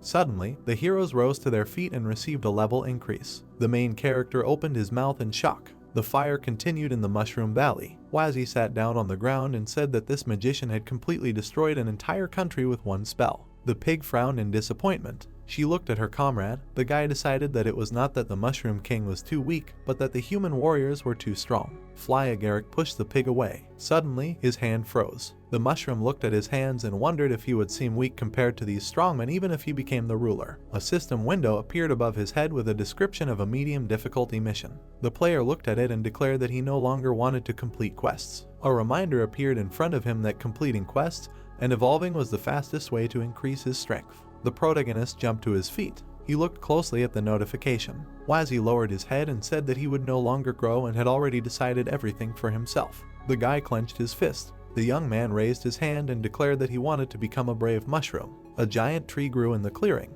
A mushroom digger appeared under it. Its petals opened. Inside lay the wounded bow and cage. The man leaned on his hands and coughed. Tears fell to the ground. The swordsman remembered that he had sworn an oath to serve the king until his death. The warrior's eyes widened and he said that their ruler was no more. He gritted his teeth and decided that they should go back. The girl slapped him. His cheek was cut. Her hair fluttered in the wind. The woman asked her comrade to pull himself together because it was their lord's wish, and asked if her comrade really wanted his majesty's sacrifice to be in vain. Cage frowned and asked why they would live without him. The man slammed his fist on the ground. The heroes sat silently on the petals of the mushroom digger. The archer put her hand to the tree. She sat down next to him and was outraged by her friend's behavior. The cowgirl lit a match and asked her ally not to do anything stupid at least until their mission was completed. Bo exhaled smoke. The girl put her hand in her pocket. A bright glow appeared in her hand. The woman took out a crown and declared that this was the ruler's last order. The swordsman looked at the crown. A description of the royal heritage appeared, which would make the one who gained his recognition the new ruler. The warrior stood up. He put his hand on the hilt of the sword and said that they still had much to do. The hill overlooked the sea. Birds flew over the green plain. Many notifications appeared around the protagonist that monsters could not change their class. The piggy bowed her head tiredly and began to breathe heavily. Wazzy crossed her arms over her chest, asking the system to at least show him a map, and explained that he needed to know how long it would take to get to the village. A map appeared on the system window indicating the user's current location. The boy scratched his chin and realized that, according to the map, they still had one more day to go. Errors continued to appear in front of him. Closing his eyes, the young man asked the system to leave him alone, saying that he just wanted to look around and was not going to change his rank. The error message disappeared. The piggy looked back and looked at her friend with sad eyes. Pointing his finger forward, the mushroom declared that he would find a way to gain promotion at any cost, and asked his companion to go further because he still had many stamina potions. The piglet galloped forward. The fly agaric shouted that their goal was the newcomer's village. The volcano began its eruption. Rivers of lava flowed everywhere. Suddenly, a burning cloud of smoke rose above the volcano. Fireballs fell from the sky. The local rabbits ran away. A stone with boiling lava inside hit the deserted ground. Several more fragments fell nearby. Black smoke came from them. Suddenly, they shook. A giant snake crawled not far from them. It opened its mouth and bit the stone. The reptile raised its head and swallowed it whole. Smoke came out of its mouth. Thanks to the description that appeared, it became known that it was a lavaconda. The monsters emerged from the lava lake and saw meteorites in the sky. An airship was flying under the clouds. On an island surrounded by lava was the headquarters of the Eye of the Fire Curse Guild. Flying rocks hit the protective field around it. The dome protected the castle from their impact. The meteorites immediately evaporated as soon as they touched it. The airship crashed into the protective barrier. However, it let him in and let him fly inside. The bell on the high tower rang. The ship landed on the platform. The guild members left it. The medical team immediately took care of the wounded. Gilheim headed straight for the castle. The man went inside. A red carpet stretched from the door. The deputy leader walked silently forward. Someone ran out to meet him. A boy with green hair was happy to see his comrade back. The child happily spread his arms. The heroes stopped opposite each other. Ban folded his hands behind his back. The magician put his hand to his chest. A golden crown appeared above his head. The guild leader took it in his hands. He began to spin around, rejoicing at the loot he had received. The wizard watched him from the side. The scoundrel narrowed his eyes and asked where the thing he had been promised in return was. The potion master smiled broadly. The crown fell to the floor. The leader picked up his cloak and replied that he would find what he needed now. The boy put his hand in his pocket. The child shuddered when he found what he was looking for. In his hands was a bottle of medicine that had been synthesized especially for Marion. There was a blue liquid inside. Suddenly, the bottle slipped out of his hands. It bounced high into the air. The potion spun around itself several times. Gilheim caught it with ease. The man looked at him and reported that all the corpses had been sent to the lab as ordered. Bayan smiled and thanked him. The buckle on the deputy's belt reacted to the potion and lit up. The guild leader placed his hand on his crown. He walked deeper into the castle, humming a cheerful song. Heading towards the exit, the mage explained that the Mushroom King was in the process of being demonized and turned into a demon king. The wizard looked back and asked if this was also part of the plan. The potion master stopped. A smirk appeared on his face. The heroes stood silently with their backs to each other. The leader turned around. The boy closed his eyes and asked what demon king they were talking about. Gilheim looked at him suspiciously. The man took a step forward and asked the boss to call him if he needed anything. The deputy leader went outside. Marion approached him. The mage said that he had the medicine and offered to leave. The girl followed him. She raised her hands and offered to take a break. The woman looked down in disappointment and explained that many people died today because of her. Without turning around, the wizard stated that they had all followed his orders and decided to leave only after he found a way to get rid of the poison in his friend's body. Gilheim clenched his fist and promised to take care of all the dirt himself. The child walked into a room hidden by a huge curtain. A torch burned on the wall. Dan walked along the corridor and whistled a melody. He went down a huge spiral staircase. Torches lit his way. The guild leader continued walking deeper and deeper into the dungeon. Eventually, the potion master found himself in a cave. Rivers of lava flowed around. Stalactites hung from the ceiling. The leader approached the altar of a bubbling volcano. In front of him was a small lake of lava. The boy smiled, continuing to hum the song. The child threw the crown up into the air. It fell into the lava lake. Bayan watched it plunge into the boiling lava. The gold melted almost immediately. Bubbles appeared on the surface of the lava. A stream of lava rose up a narrow depression in the rock. The guild leader raised his eyebrows in joy. On the rock was depicted Golem's heart. Lava filled 1/4 of it. The potion master raised his hands and declared that another part was finished. The leader said that he had already obtained the eyes of the Queen of Cat Spirits and the crown of the King of Mushrooms. A cloud of dark energy appeared behind him. A ghost appeared from it. The heroes looked at the rock painting. The boy explained that only one ingredient remained. He grinned evilly and added that he needed to obtain the heart of true love to gain Golem's powers. The cave shook from his evil laughter. The castle of the Guild Eye of the Fire Curse trembled. Splashes appeared over the rivers of lava. 2 days later, the protagonist was riding through the forest. Wazzy frowned. Imagining Mario running after him, the boy thought about how they had met many monsters on their way and was glad that the pig ran much faster than them. The young man scratched his chin and remembered that after the last error, the system stopped responding to him, which made him too bored. Mushroom raised his hand in front of the system window. There was nothing in the quest menu except for the mission to find a way to evolve. Flyagaric poked at the sword icon and was glad that other functions were still working. His status window and list of skills appeared in front of him. The player clicked on the bag icon. An inventory appeared in front of him. A dead wolf lay on a burnt valley. The protagonist thought about how he wanted to use decomposition to absorb all the resources, but the magician burned everything to the ground, which left him with only the skin of the werewolf king. Wazzy angrily clenched his fist and was outraged by the wizard's actions. A few days ago, the guy sat on the staffs, waiting for the decomposition cooldown to be used on this weapon later. A notification about receiving 100 experience points appeared in front of him. Most of the staffs were heavily damaged, so using decomposition on all items in a row was not very effective. Then a mushroom sat on the wolf's nose. An attempt to use decomposition on it turned out to be even worse because it did not work due to immunity to magic, and it also went into cooldown. A notification about a failed skill application appeared in front of the Flyagaric. The player furiously opened his mouth and asked the system to return his wasted time. Suddenly, his body shook. The protagonist looked at his companion and asked what happened to her. Everything was spinning before the pig's eyes. She fell to the ground. Without getting off her, Wazzy used the 4th level identification skill, which allows you to see the readings of other mobs. The guy looked at the pig's status window that appeared. He scratched his hat and wondered why his friend had fainted since her parameters were fine. The young man tapped her on the head with an apple and asked if she needed another energy or health potion. The apple bounced up and down. The piglet was hypnotized by its movements. Suddenly, the boar jumped up. Saliva flowed from her mouth. Smiling, the mushroom realized that she was feeling better and asked her to hold on a little longer since they were almost there. Flyagaric clicked on the map icon. A map of the area appeared in front of him. The heroes were walking along a forest path. The player explained that they were already very close to the starting village. The protagonist turned around and noticed that snails had already appeared, which meant that their goal was ahead. Wazzy took something out of his inventory and hoped that it would work at least now. A scroll of return appeared in his hands. The boy raised it up and asked it to deliver them to the newbie village. The scroll evaporated from his hand. A magic circle appeared on the ground.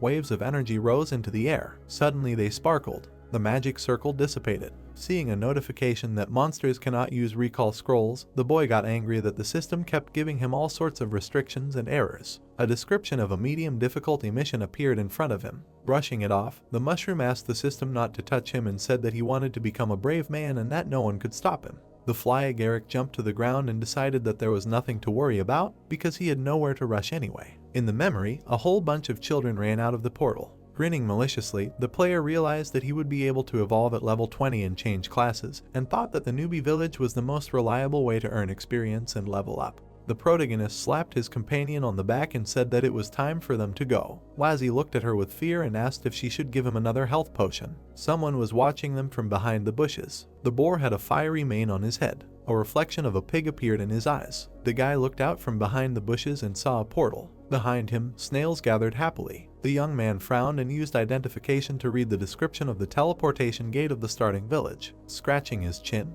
the mushroom realized that they were transporting those who were on the verge of death and decided that it was no wonder that the newbies survived when they were defeated. The portal inside the gate lit up. Someone's hand appeared from it. A group of children ran out into the clearing with the intention of leveling up. The girl picked up a stone and called a snail to her. She hit the monster on the head. The boy picked up a sharp stick and said that his father had hired bodyguards for him so nothing would scare him. The stick pierced the snail's shell. The blade of a sword flashed in the air. The young chief chopped the slug into pieces and asked his comrades not to worry about anything. A flame appeared in the child's hand. The boy burned the snail to ashes and said that these animals were no match for him. A flyagaric jumped out of the bush. It ran straight to the newcomers. Poisonous smoke appeared around it. Spores enveloped the clearing, and the boys began to cough. The player ended up behind one of the newcomers. The protagonist jumped from side to side and delivered successive blows. The dead children fell to the ground behind him. Wazzy menacingly knitted his brows and declared that no one would dare touch his snails. The boys looked back as he approached them. There was a thud and they all hit the ground in an instant. The boy rolled his eyes and thought that the kids weren't giving him enough experience. Someone came out of the portal. The boy smiled and decided that there were a lot of them here. The girl ran out into the clearing and shouted that all the snails could escape if they didn't hurry. The child raised his eyebrows and asked where his comrades were who had entered the portal before them. The mushroom immediately crashed into it. The flyagaric bounced off it and hit the next newcomer, gaining a lot of experience for it. The player pinned the boy to the ground and defeated the third wave. The boys climbed onto the flying platform to hide from him. They looked down in fear. One of them asked if the monster wave wasn't supposed to end. His comrade replied that he didn't know why the monster was still here and decided that it was better for them to stay here. The protagonist jumped high into the air and appeared right in front of them. The newcomers opened their mouths in fear and screamed. Clouds floated above the forest, and the sounds of blows were heard. Night had fallen, and a crescent moon was shining in the sky. Wazzy handed his friend a health potion. The heroes were sitting by the fire, and the boy explained that this was her dinner for today. The pig looked at the flask with disappointment. She immediately turned away. The young man opened his mouth in surprise and asked if she really didn't want to eat. The mushroom looked at the potion with confusion and thought that he hadn't given his companion any potions, but for some reason her health and skills were normal. The pig stuck out her tongue and started crying, and the flyagaric decided that her stamina had dropped due to fatigue since she had to carry him on her back the whole way and asked her to rest a little. The player opened the status window in front of him. The protagonist scrolled through the list of characteristics. Smiling happily, he shouted that he was already level 18. all thanks to one day of destroying newbies, and realized that in a few days he would already be level 20. Wazzy waved the notification away, deciding that he should also sleep and save the stamina potions for tomorrow. The boy sat down next to the piglet and wished her good dreams. The young man closed his eyes and quickly fell asleep. The boar looked at him. Her eyes clouded over. Her friend had turned into a fragrant fried mushroom. Her eyes sparkled. The piglet clung to his cap. Suddenly, the pig's eyes widened. The piglet shook his head, realizing that she should not do this. She lay down on the ground and sighed heavily. The heroes were sleeping by the fire. The fire boar watched them from behind the bushes. The beast exhaled steam. There was a reflection of the fly agaric in his eyes. Morning came. The player approached the portal and asked where all the newcomers had gone. The protagonist raised his hand and noticed that they were about to arrive. The children came out into the clearing. One of them asked if they really should be here, because according to rumors, a scary mushroom monster lives here. His face broke out in cold sweat. The girl said that she did not want to be beaten. Someone came out of the portal and called them a bunch of cowardly kittens. A man with an axe on his shoulder explained that the head of their village asked him to look after them, and asked why they were shaking so much, because it was just an ordinary mushroom. His friend raised his eyebrows and found it strange that the monster was still here, because the waves of monsters were already over. The brute pouted and said that the Eye of the Fire Curse Guild destroyed the Mushroom King and his entire kingdom. Gritting his teeth, the scoundrel assumed that this mushroom had gotten lost here after the last surge, and asked why it was necessary to hire a level 40 military general for this. The heroes walked through the clearing. The mercenary said that there were rumors that his comrade also fought the King of Mushrooms. Scratching his nose, Azon replied that it was a long time ago, and explained that the surge began then, so he had to cover the backs of the elders while they ran to safety. Wazzy watched them from behind the bushes. The man was upset that he was too weak at the time, and added that he even managed to wound the king. The guy frowned and used identification. The warrior with the shield grinned and called his leader mighty. Sternly knitting his eyebrows, the young man realized that the weakest of the three were equal in strength to him, and decided to deal with them first, and then team up with the pig and kill the one with a higher level. The mushroom patted his companion on the head and asked her to wait for a signal. The pig burst into tears. The fly agaric released a spore cloud. The bully looked back and declared that everything was happening as the report said, and that the enemy was trying to block their visibility before attacking. The boy opened his mouth in fear and asked what he should do. The player immediately slapped him on the cheek. In the cloud of smoke, the silhouette of the protagonist was visible, attacking the newcomers. The villain raised his axe and ordered his comrades to stick together. His friend narrowed his eyes and asked if they weren't supposed to protect the children. The mercenary looked in his direction and explained that it was just bait. The spearman opened his mouth wide and reminded him that the reward for this monster was higher than for protecting the newcomers. Azon saw the enemy approaching and asked his comrades to cover him. The warrior raised his shield in front of him. Wazzy's hat pierced it through. Blood gushed from the blow from the man's mouth. His body flew several meters and fell to the ground. Blue particles appeared around him. His comrade covered his mouth with his hand and wondered if there were such powerful monsters that could break the shield. The pig ran forward. She frowned menacingly. Her stomach trembled from hunger. At that moment, the pig fell to the ground. Azon twirled the axe in his hands. This created a strong gust of wind that dispersed the spore cloud. The mercenary approached the pig. He licked the blade of his axe and decided that he could make a lot of money from the meat of this boar, for which many gourmets are willing to pay a high price. The spearman jumped forward to kill her. The villain swung his weapon. Its tip ended up right in front of the pig. The guy jumped into the air. He managed to hit the enemy right in the stomach. The man's body bounced off the ground several times. He gritted his teeth and said that their enemy was quite strong. The mercenary drank a health potion. The squad leader asked him to leave. Getting to his feet, the spearman said that he could still fight. Besides, their opponents were not that high a level. The young man frowned and asked his girlfriend to get up, because the enemies were already approaching. Mushroom turned around and asked what was happening to her lately. Suddenly, the pig's eyes widened. The fly agaric stood with its back to her. The world before her eyes became cloudy. She imagined the fried mushroom again. Her eyes turned purple and steam came out of her mouth. Azon grinned and asked if his friend really thought he couldn't handle them alone. The scoundrel took out a potion and asked his comrades permission to show him something. The spearman raised his eyebrows and asked what it was. The man narrowed his eyes slyly and replied that it was his secret weapon, the Berserker Potion. The mercenary drank it in one gulp. His muscles and level increased thanks to the Berserker spirit. The player gritted his teeth when he noticed this. The warrior flashed his red eyes and said that he only had 10 minutes in this mode, but it would be enough to deal with the enemy. Frowning, the protagonist was surprised that he had such a trump card all this time and decided that it was time to use his secret technique too, because he had no other choice. Wazzy ran and called his girlfriend with him. Azon swung his axe and hit the ground with all his might. The rocks under the boy's feet shattered, throwing him into the air. The heroes fell into a clearing, and tall stone blocks appeared in front of them. Their huge shadow fell on the boy. The blocks connected with each other and formed a kind of cage. The mushroom and the pig were cut off from the outside world. Stepping forward, the man called the escape a good choice and said that he would not allow him to do it. The fly agaric looked around in fear. Approaching him, the villain asked whom they should crush first, the pig or the mushroom. Their shadows hung over the player. The mercenary's eyes flashed with fire and called him over. The piglet rose to her feet and noticed a fried mushroom in front of her. The hypnotized boar frowned furiously, drooling down her chin. Steam escaped from her snout. Smoke rose above the stone cage. Debris lay around. A frightened cry came from the enclosed space. The stone blocks immediately collapsed. Blood gushed from the spearman's mouth. His body fell on the grass. A cloud of dust rose above the ground. Blue particles appeared around the villain, signifying his death.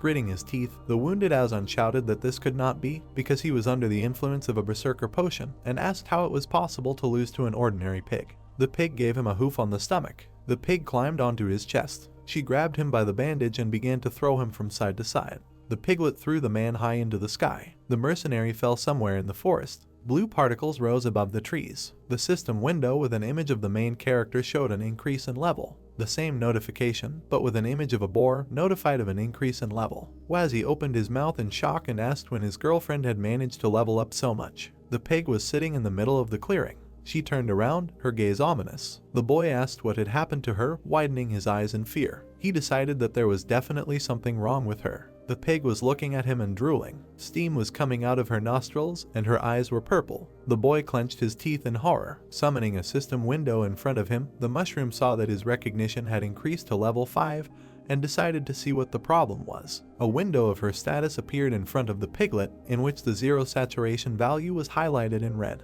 The notification above said that when the boar enters a state of hunger, she releases the power hidden in her body and increases her attack value by 500. Raising his hand, the fly agaric asked if the stamina points had not been an indicator of saturation all this time, and realized that the potions were useless against hunger. The heroes stood opposite each other. The player asked his companion to hold out a little longer and promised to find something edible. The pig struck the ground with her hoof and smiled widely. The protagonist frowned and hoped that she was not going to eat him. The pig jumped forward. Wazzy ran away. The piglet desperately tried to catch up with him. The guy apologized to her and offered to talk about it. Suddenly, the boar crashed into a stone fragment. Then the pig crashed into a tree. The young man's eyes widened, realizing that his girlfriend would kill him with one blow with such an attack indicator, and wondered what he should do because she continued to lose health. The pig bared her fangs. The mushroom opened its mouth wide and shouted that it was fine without food and suggested that it should go to extremes and let her bite it, since she was not giving it a chance to look for food. Suddenly, it noticed a whole mountain of apples ahead. The fly agaric stared at them in surprise. The piglet jumped forward to catch up with it. The player pointed at the mountain of apples with his hand. The boar opened its mouth furiously and bared its fangs. She jumped over her comrade. The piglet dove into the pile of apples. The fruits rolled on the ground, and an ominous energy appeared above them. The protagonist frowned tensely. The apples trembled. Beads of sweat rolled down Wazai's cheeks. The fruits trembled even more. The joyful pig jumped out. Looking at her, the guy sighed with relief and was indignant that his girlfriend had scared him so much. Sitting down in the clearing, the young man asked her not to hurry because no one was going to take her food, and wondered who in this wilderness could have left such a mountain of apples. Clouds floated above the teleportation gate. Scratching his chin, the mushroom decided that their next goal was to sneak into the starting village and steal the secrets of class change, so they needed to be very careful. The fire boar watched as the heroes walked to the portal. The beast narrowed his eyes suspiciously. He stood on a flying platform on which lay human corpses. Under the protection of the leader of the wild boars, the fly agaric and his companion penetrated the human village to steal the secret of class change. The hero clenched his fist as he was shaking with impatience. Having imagined the starting location, Wazzy understood that he would soon get to the starting village, and for him all the people there would be like children. He imagined how he was destroying the location of newcomers. Throwing up his hands, the small mushroom burst into laughter. Entering the portal, the monster said that the village should already be waiting for him because he was on the way. Suddenly the mushroom hit something. Looking at the sign, he did not understand what it was. The entire road to the village was lined with fences. There were many sheets of paper hanging on the fences. One of them flew straight into the hero's face. Taking it in his hands, he tried to understand what kind of paper it was. Looking at it, the protagonist exclaimed. On the paper was written an announcement about him and the pig and a warning for newcomers that these monsters are strong and live near the village. Looking at the sheet, the hero exclaimed again. He frowned. Sweat appeared on his face. Frowning, the mushroom shouted that it did not understand what was written there because it was in a language unknown to it. Crumpling and throwing away the paper, the mushroom said that most likely there was just some nonsense, and the main thing was that he understood human speech in the system's inscriptions.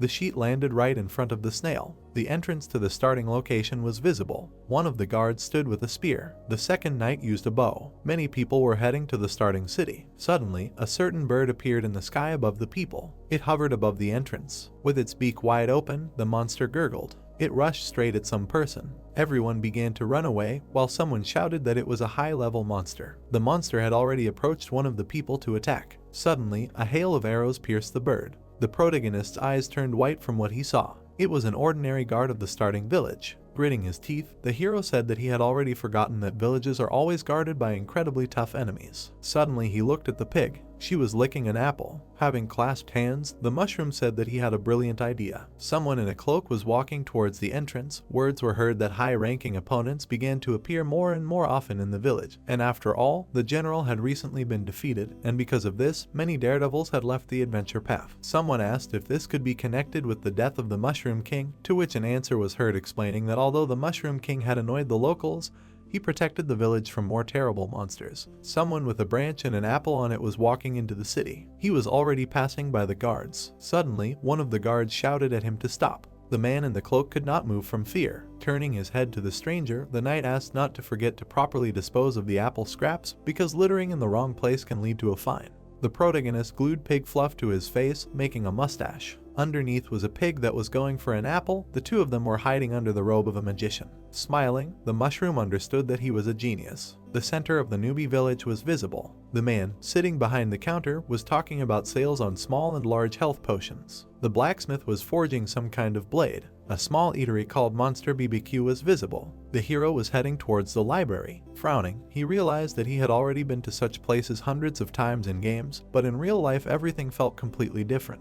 Looking at the pig, Wazzy also said that it was time for them to look for information about changing the class and therefore it was time to go. The protagonist passed by people. Suddenly, he noticed something next to him, not understanding why people were crowded there. Mushroom turned the fishing rod to change the direction of the pig. Someone from the crowd, looking at the notice board, asked about when they would kill all those high-level monsters, because he already had to level up. To which another replied that the last time he killed an enemy was when he went out to get ingredients for changing his class, and the girl noted that they defeated the level 40 daredevil and now they were looking for someone at least 60.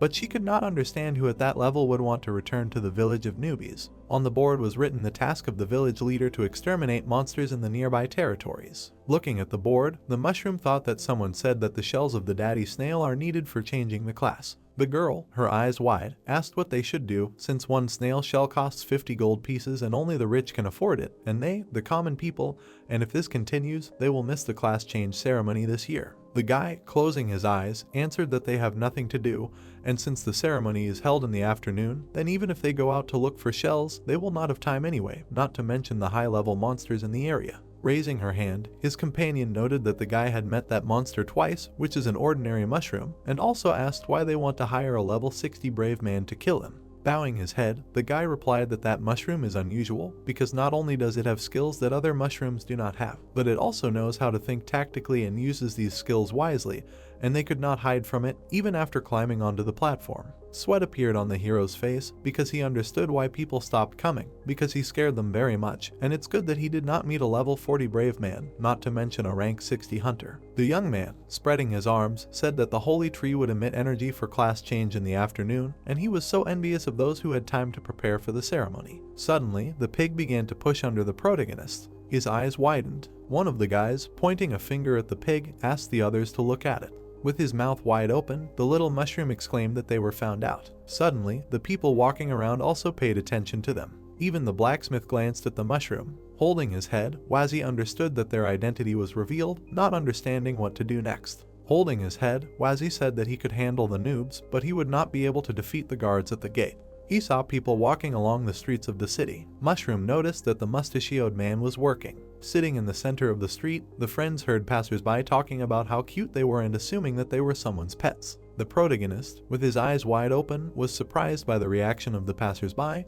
because he expected the residents to attack them. The mushroom monster saw a girl with a backpack walking along the street, and a slime monster was under her command. The hero noticed that a slug cat was sitting on the shoulder of another girl. The player saw how the creature with a horn and the monster with feathers looked at each other. Opening his mouth, he was surprised that everyone around him considered him a pet. The man looked at the passerby's cap. Holding a book in his hands, the guy said that the place they needed was 300 meters from here. Wazzy extended his hand to the monster walking in front of him. Making a surprised face, he looked ahead. The monster saw green hills on one of which stood a house. The protagonist looked at the sign, which said that this was the house of the village chief. Taking the pig by the muzzle, the mushroom called her to follow him. The friends quickly ran towards the house. Leaves from the trees were flying in the wind. One of the leaves fell next to a stone. Looking out from behind a cobblestone, the hero said that there was very little left. Not noticing the monsters, the two guys began a dialogue about why they came to this city. Talking about their own, the guys walked away from the hiding place of their friends. Holding his girlfriend, the mushroom asked her to be quieter. The young man with blonde hair told his partner that he underestimated his class because the strongest tamer named Lord Barbaro ranks third in the entire continent within his continent, and also spoke about his ability to subjugate angels and demons. A picture of a tamer and a divine and hellish creature standing behind him popped into the guy's imagination.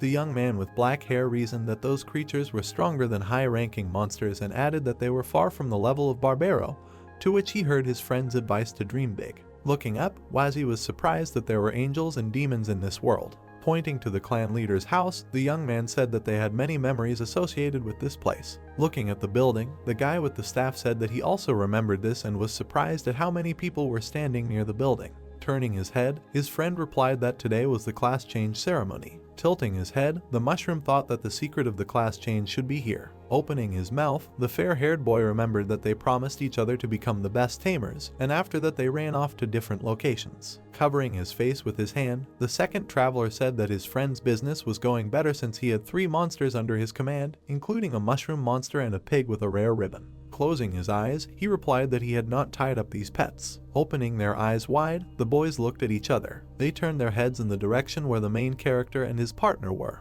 Not finding any monsters, the guys were sure that they were here. The roof of the house was visible. People were crowding around the building. Various warriors were impatiently waiting to meet the leader. They saw the front door begin to open. They saw the thin legs of an old man. He was moving, leaning on a staff. The old man with a mustache and a beard apologized for being late. Opening his mouth, he greeted those who came and said that they had proven that they could be real heroes. Bowing to the old man, the travelers greeted him. Holding a staff in his hands, he invited everyone inside. Those who came began to enter the house. The travelers walked along a dark corridor. With his eyes wide open, the main character thought that the security in this city was not that strong, so he should try to get in without making too much noise. Looking at the disguised Wazzy, the old man asked if he was going to come in.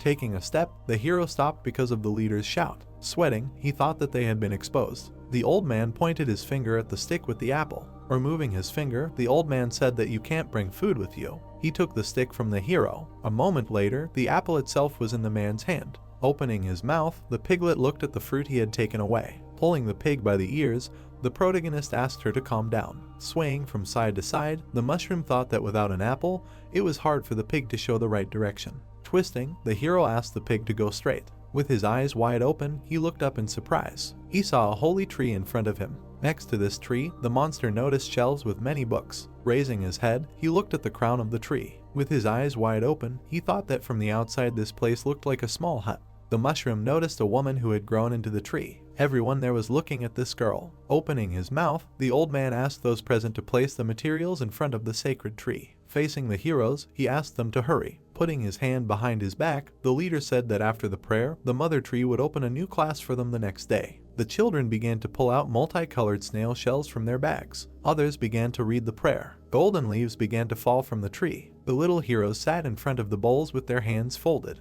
Looking at the crowd, the snail lord asked the main hero to hurry and get the materials. With his eyes wide open, he was surprised that the old man was addressing him. The elder, looking at the little mushroom, asked him to put the shells down quickly and not make him wait. The hero's eyes widened. He asked Broccoli if it was possible to use anything other than the shells, because he had many other valuable things that were more valuable than them. Squinting, the old man refused the protagonist, adding that only the shells were needed and nothing else. Suddenly, the piglet began to tremble, grunting. Fast, he began to sway a little due to the pet's movement.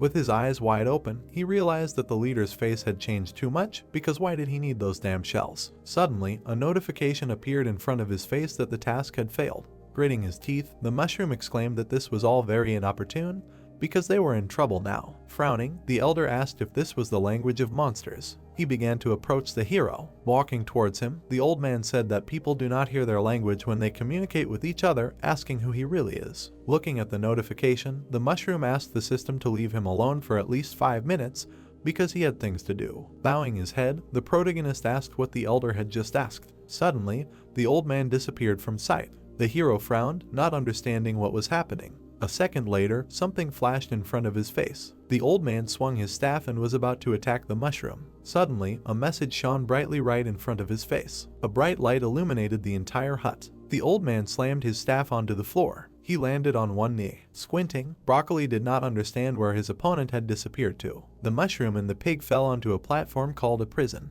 The hero rubbed his head from the impact. Looking up, the protagonist did not understand where he was because they had just been in front of the village chief. Wide-eyed, Wazzy asked if this was really a prison, and this was how he was punished for failing the quest. A message appeared stating that due to repeated failures to complete the system's quests, he had been imprisoned. The next notification stated that if he failed the quest, he would die. The hero opened his mouth wide and shouted that he was really going to die because they hadn't agreed on that. A message appeared from the system that it wished him luck, starting to jump now. Raising his hand, the little mushroom shouted that this was not right. Sitting down on the platform, the protagonist noted that the system was a complete scam, not understanding what to do now. The hero frowned, realizing that they had no other time but to jump because they had to jump over 10,000 platforms. Rubbing his head, he realized that he had to jump over almost 3 platforms per second. Looking up, Wazzy decided not to waste a minute. Standing on the edge of the platform, the protagonist said that they needed to make up for lost time. Frowning, he realized that with the help of the mushroom dash he could climb several platforms at a time.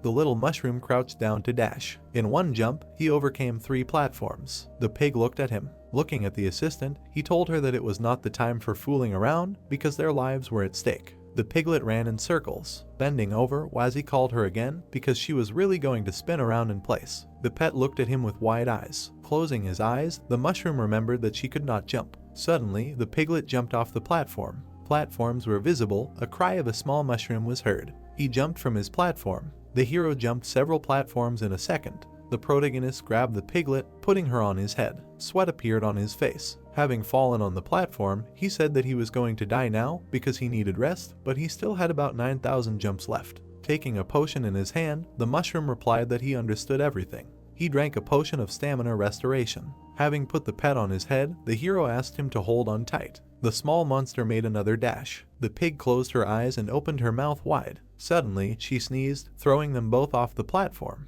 The mushroom started screaming, his eyes wide open. They fell down several platforms. The protagonist had a lump on his forehead, and he knew it would be dangerous because a couple more falls like that and he would fall off before the timer ran out. Suddenly, the mushroom looked down. Pursing his lips, the monster knew that he was really lucky that he fell on the platform and not far below. Turning to the pig, the protagonist said that she almost killed them because they should warn next time, otherwise they would crash to their deaths. The pig jumped, smiling. The hero screamed, his eyes wide open, that she should not even think about it. He drank another stamina potion. The mushroom lay on the platform. The pig, sitting on his head, closed her eyes. They continued jumping, having already completed almost half of the challenge. The protagonist drank another potion. Gritting his teeth, he was ready to jump further. They continued jumping together with the pet. A notification about the improvement of the dash and the progress of the task appeared. Continuing to jump, the mushroom understood that although it was hard for him, the additional weight of the pig was pumping up the mushroom dash well, because with each level the maximum jump height increases and the recharge is reduced, and he can now jump over a dozen platforms at a time. Having landed on one of them, he understood that this would be the last one. Above them was the last golden platform. Looking at it, the hero understood that if they could jump, they would get out of this damned place. But he also noticed that the distance was very large. Looking at the pig, he told her not to twitch because the price of a mistake was too high. Frowning, Wazzy said that it was time for them to start. He made a dash. The mushroom stretched out his hand, saying that this would finally be a way out of this prison. They were still far from the finish line. Their eyes widened. The pig and the protagonist fell back onto the platform. Frowning, the little monster knew they were not even close. Jumping higher, the hero told him to hold on tight. He stood on the edge of the platform. Holding the pig tighter, the protagonist warned her that she was ready. He did the mushroom dash again. They fell back onto the platform again, and again, the same thing. They all continued to fall onto it. The notification said that the progress was still standing still. The pig, looking at the hero, grunted. Gritting his teeth, the protagonist could not figure out how to jump up there. He did another dash. The hero tried to climb onto the platform. His legs dangled off it. After they climbed, Wazi exclaimed that they would succeed. Frowning, the mushroom was about to use the mushroom dash to its fullest. The pig, looking up, also frowned. The notification said that the remaining time was already less than a minute. Falling to his knees, he asked the pig to stop licking him. Looking up, the protagonist also added that now was not the right time for this. The pig jumped back onto the platform. As she left, she turned away from him. Coming closer, she buried her face in the mushroom, grunting. She frowned, sitting down on the platform. The hero's eyes grew sad while he looked at his pet.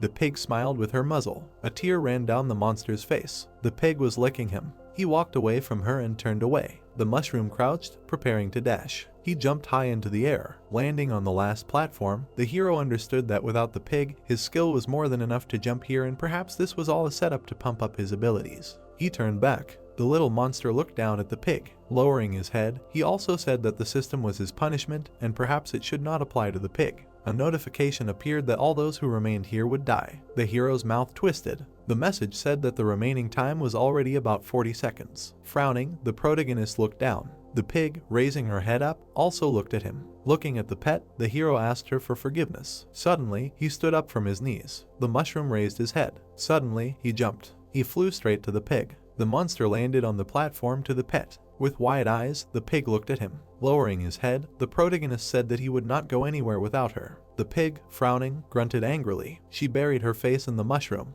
Pushing her away, the monster asked her to stop. Wazi clenched his teeth and shouted that they would only leave together. Tears were streaming down his face. The pig opened her eyes wide. The final platform was visible. The pig opened her mouth slightly. She jumped onto the mushroom's head. He crouched a little, ready to jump. Suddenly, they quickly soared into the air. The hero used the mushroom dash, flying towards the final. His eyes were glowing golden. Clenching his teeth, the monster screamed that they had very little time left. Suddenly, their eyes widened. They began to fall down. They continued to fall, screaming. The message said that the remaining time was already about 10 seconds. The pig closed her eyes in fear. The notification showed information that the remaining time was already less than 10 seconds. The protagonist clenched his teeth in fear. A new notification said that time was running out because space would soon collapse. Tears flowed from the mushroom's eyes, realizing that they could soon die. His eyes widened as he remembered something. Remembering the explosive mushroom, the monster realized he could do the same. Frowning, he decided to do it. The message said there were only 5 seconds left. He grabbed the pig's leg with one hand. The mushroom grabbed the other with its other hand. The protagonist bared his teeth. His gaze was directed straight at the final platform. Suddenly, he closed his eyes tightly, trying to do something. The hero used the spore explosion skill. There were only 4 seconds left on the timer. The seconds continued to tick away. With the power of the skill, the hero flew up. Frowning, he shouted that they were almost there. They rose higher and higher at an incredible speed. His eyes widened. The mushroom used mushroom thrust. They flew towards the finish line at an incredible speed. The pig flew into the portal right after the protagonist. The message said there was only 1 second left. Suddenly, a new notification appeared saying there was only 1 second left. A message appeared indicating that the task had been completed successfully. The mushroom and the pig fell to the floor. Stars began to fall out of the hero's eyes. A lump appeared on his forehead, and he screamed that the pet had hit him on the head and that it hurt. The pig turned around. She was looking at him and wagging her tail. Bowing her head, the protagonist said that they had just been a hair's breadth from death, and she was simply smiling and wagging her tail as if they had taken a walk in the forest. Dark night hung over the hut. The goddess was illuminated by moonlight. Raising his hand, Wazi called the system, saying that since they had dealt with the punishment, he could now do whatever he wanted. Looking at the tree, the hero said that they had only been in that room for an hour and now it was already night because the system had been useful to some extent. Pointing at the pig, he said that it was time for them to go because now no one could stop him from changing classes. The hero began to walk away. The pig opened her eyes wide. She remembered how he had saved her, screaming that he would never abandon her, and therefore they would only leave there together. Turning around, the little mushroom asked his companion why she was standing. The pig, smiling widely, grunted. She ran after the protagonist. Looking at the pots, he assumed that he would need 3 types of shells to change classes. The crown of a tree was visible. Looking at it, the protagonist tried to figure out how these shells were connected with the tree goddess and changing classes. He noticed one of the pots. The shell was being absorbed by the liquid in the pot. Scratching his head, the hero tried to understand why this was happening. Rubbing his chin, he finally understood everything. Suddenly, he poured out the contents with the shell. and immediately after that, he threw away the pot. The mushroom did the same with the other shell, and threw out another pot. Shaking his hands, he said that everything was ready. Looking at the large pot full of shells, the little monster noted that all the materials were ready for changing the class. Sitting down next to it, he said that it would not be a big deal if he borrowed some shells from others, because the goddess should still be pleased. Folding his hands in prayer, the mushroom turned to one side. In the same pose, he turned to the other. Falling to his knees, the hero asked the goddess to change the class to a brave man. Opening his eyes, the mushroom looked around. His eyes opened wide and he continued to look around. He looked down. The monster was looking at the pot. Folding his hands again, Wazi did not understand what he could have done wrong, because the village chief had said that this was how it should be done. Gritting his teeth, the monster thought that maybe he should pray with all his heart, like they do in pretentious melodramas. With his mouth wide open, the mushroom screamed at the goddess to change his class. Looking around, the hero realized that again nothing worked, suggesting that the words might have been wrong. Bowing his head again, the protagonist tried to shout out a prayer for a class change. He began to look around again. The monster ran around the pot and tried to pray in completely different ways. Suddenly, he lowered one hand to the floor. Falling to the ground, the hero realized that nothing would work this way. He looked straight at the goddess of the tree. Sweat appeared on his face, while he could not why it was enough for people to just bring shells, because monsters really cannot change classes. A notification appeared in front of him that monsters cannot change their classes, but only evolve. The hero asked that the system really just came to mock him again. Lying on the ground, the monster was talking about how he barely made it here and how he really had to throw it all away. Mushroom sat down on the ground, frowning. A vein appeared on his face as he tried to think of at least one option. More veins appeared on his face. He opened his eyes wide and shouted at her to be quiet.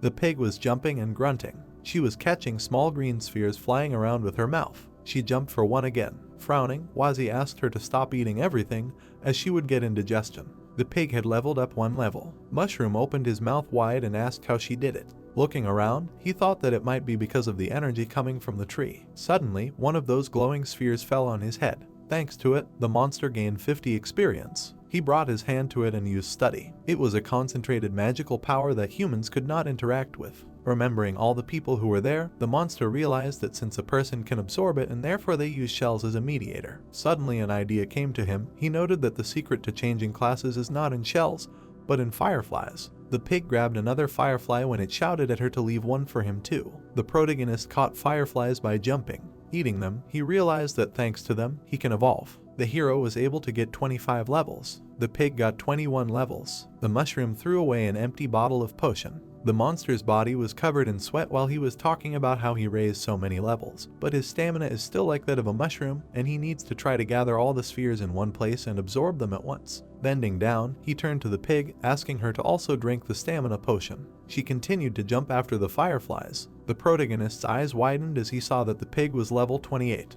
Bowing his head, the monster realized that he was only level 27 because it was impossible to beat the piglet in eating speed, and he could bet that she ate a good half of all the energy in the room in one go. The piglet continued to eat them. Sitting on the floor, the mushroom said that being so clumsy sucked, because if only it were possible to gather all the fireflies in one place. Clenching his fist, the hero called out to the system. A notification appeared that monsters cannot change classes. He pressed his finger on the notification window. An inventory appeared in front of him. He ran his finger along the system window. The protagonist was still level 27. Frowning, the monster put his hand to his chin. He was still looking at his stats window. Suddenly, the mushroom noticed the decomposition skill. He was staring at the tree. The mushroom frowned, using the decomposition skill. The protagonist used decomposition on the tree goddess. He absorbed more and more energy from her. The monster screamed, his eyes wide. The piglet looked at him and grunted pitifully. The mushroom closed its eyes and shouted the name of the ability. Sweat appeared on its face when it received a message that this energy source was huge and could cause irreversible consequences. With its eyes wide open, it understood that it was no longer time to back out. With its mouth wide open, the mushroom screamed that it needed to absorb everything. The monster continued to absorb energy, due to which the skill level continued to increase. Energy continued to come out of the leaves. Little by little, it began to slow down. All the energy went along the branch. It flowed up the trunk. All of it went to the head of the goddess. The leaves began to droop. The branches dried up in an instant, causing the foliage to fall off. The mushroom's eyes glowed green and it screamed for the absorption to continue. The piglet looked at the hero in fear. The monster clenched its teeth and screamed. Energy was leaving even the goddess's face. It began to dry out. Energy from her entire body was flowing towards the protagonist. Her arm was also starting to dry out. The hero's body was continuing to absorb energy from the tree. A bright green light was pouring out of the monster's eyes and he was screaming. His body was pulsating as the decomposition was complete. Looking back, the mushroom was telling him that there was too much energy and he couldn't hold it in, but he needed to process it all. The monster clenched his teeth, trying to hold back. The pig looked at him with her mouth wide open. The flower was starting to open up little by little. One of the petals had already opened. The same thing happened with several more petals. Closing his eyes, the hero realized that it was energy coming out. The pig looked at him with her eyes wide open. Suddenly, the hero's butt started to pulsate even more. The chrysanthemum flower blossomed. Tears appeared in the protagonist's eyes. He bulged his eyes, screaming. Energy started to come out of the mushroom's butt. The monster screamed with her mouth wide open. Beams of energy burst out of the monster's body. One of them bounced off a bookshelf. Then it hit the table. It also reflected off a certain vessel. The piggy was turning its head, looking at this beam. Suddenly, one of them went straight for it. It was covered in a green glow. Suddenly, the piggy disappeared. Broccoli, opening his eyes, did not understand what was happening. He turned over to the other side. Suddenly, the old man fell asleep again. This was his room. Behind the bed there was a huge stone with the rune of the golem's left hand. The beams continued to bounce off the walls of the main hall. Having united into one, they rushed straight up. This beam broke through the glass roof. The energy rushed straight into the sky. Already being above the clouds, one beam broke into many smaller ones. They began to fly apart in different directions. One of them flew over the village of newcomers. The other flew over a certain portal. The beam also flew past the boars. The leader turned around and looked at the flying beam. Two silhouettes were standing in the forest. The beam hit them straight. One of the beams flew over the castle of time. A doll was illuminated by a bright glow of energy. The energy beam flew over the underwater world. It flew straight under the water. The cloud of energy hit something on the bottom. The whole sea went wild. One of them flew over the desert. A man raised his head, looking at him. The wolves, seeing the beam, began to howl. The beam also hit an active volcano. Bayon, without opening his eyes, noticed it. A man also detected such energy. The beam hit the crater straight, causing an eruption. The clot was also able to fly to the lands of the dead. A certain eye appeared in the sky. Many other eyes began to open.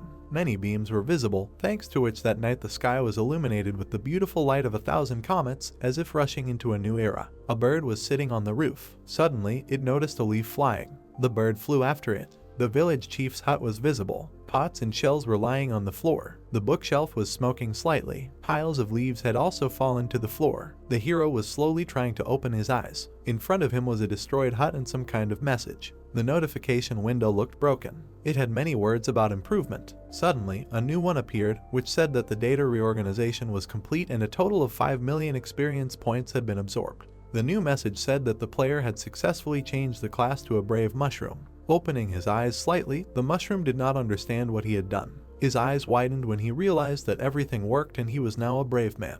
Looking at the message, the hero decided to accept the offer. Reaching out his hand, the protagonist pressed the accept button. Suddenly, everything began to ripple little by little. Instead of the mushroom's hand, an ordinary human hand appeared. The hero noticed his eyes in the reflection. Looking at his hands, he was saying that he finally had real human hands. The guy touched his face with them. The boy's eyes widened, realizing that he had become human again.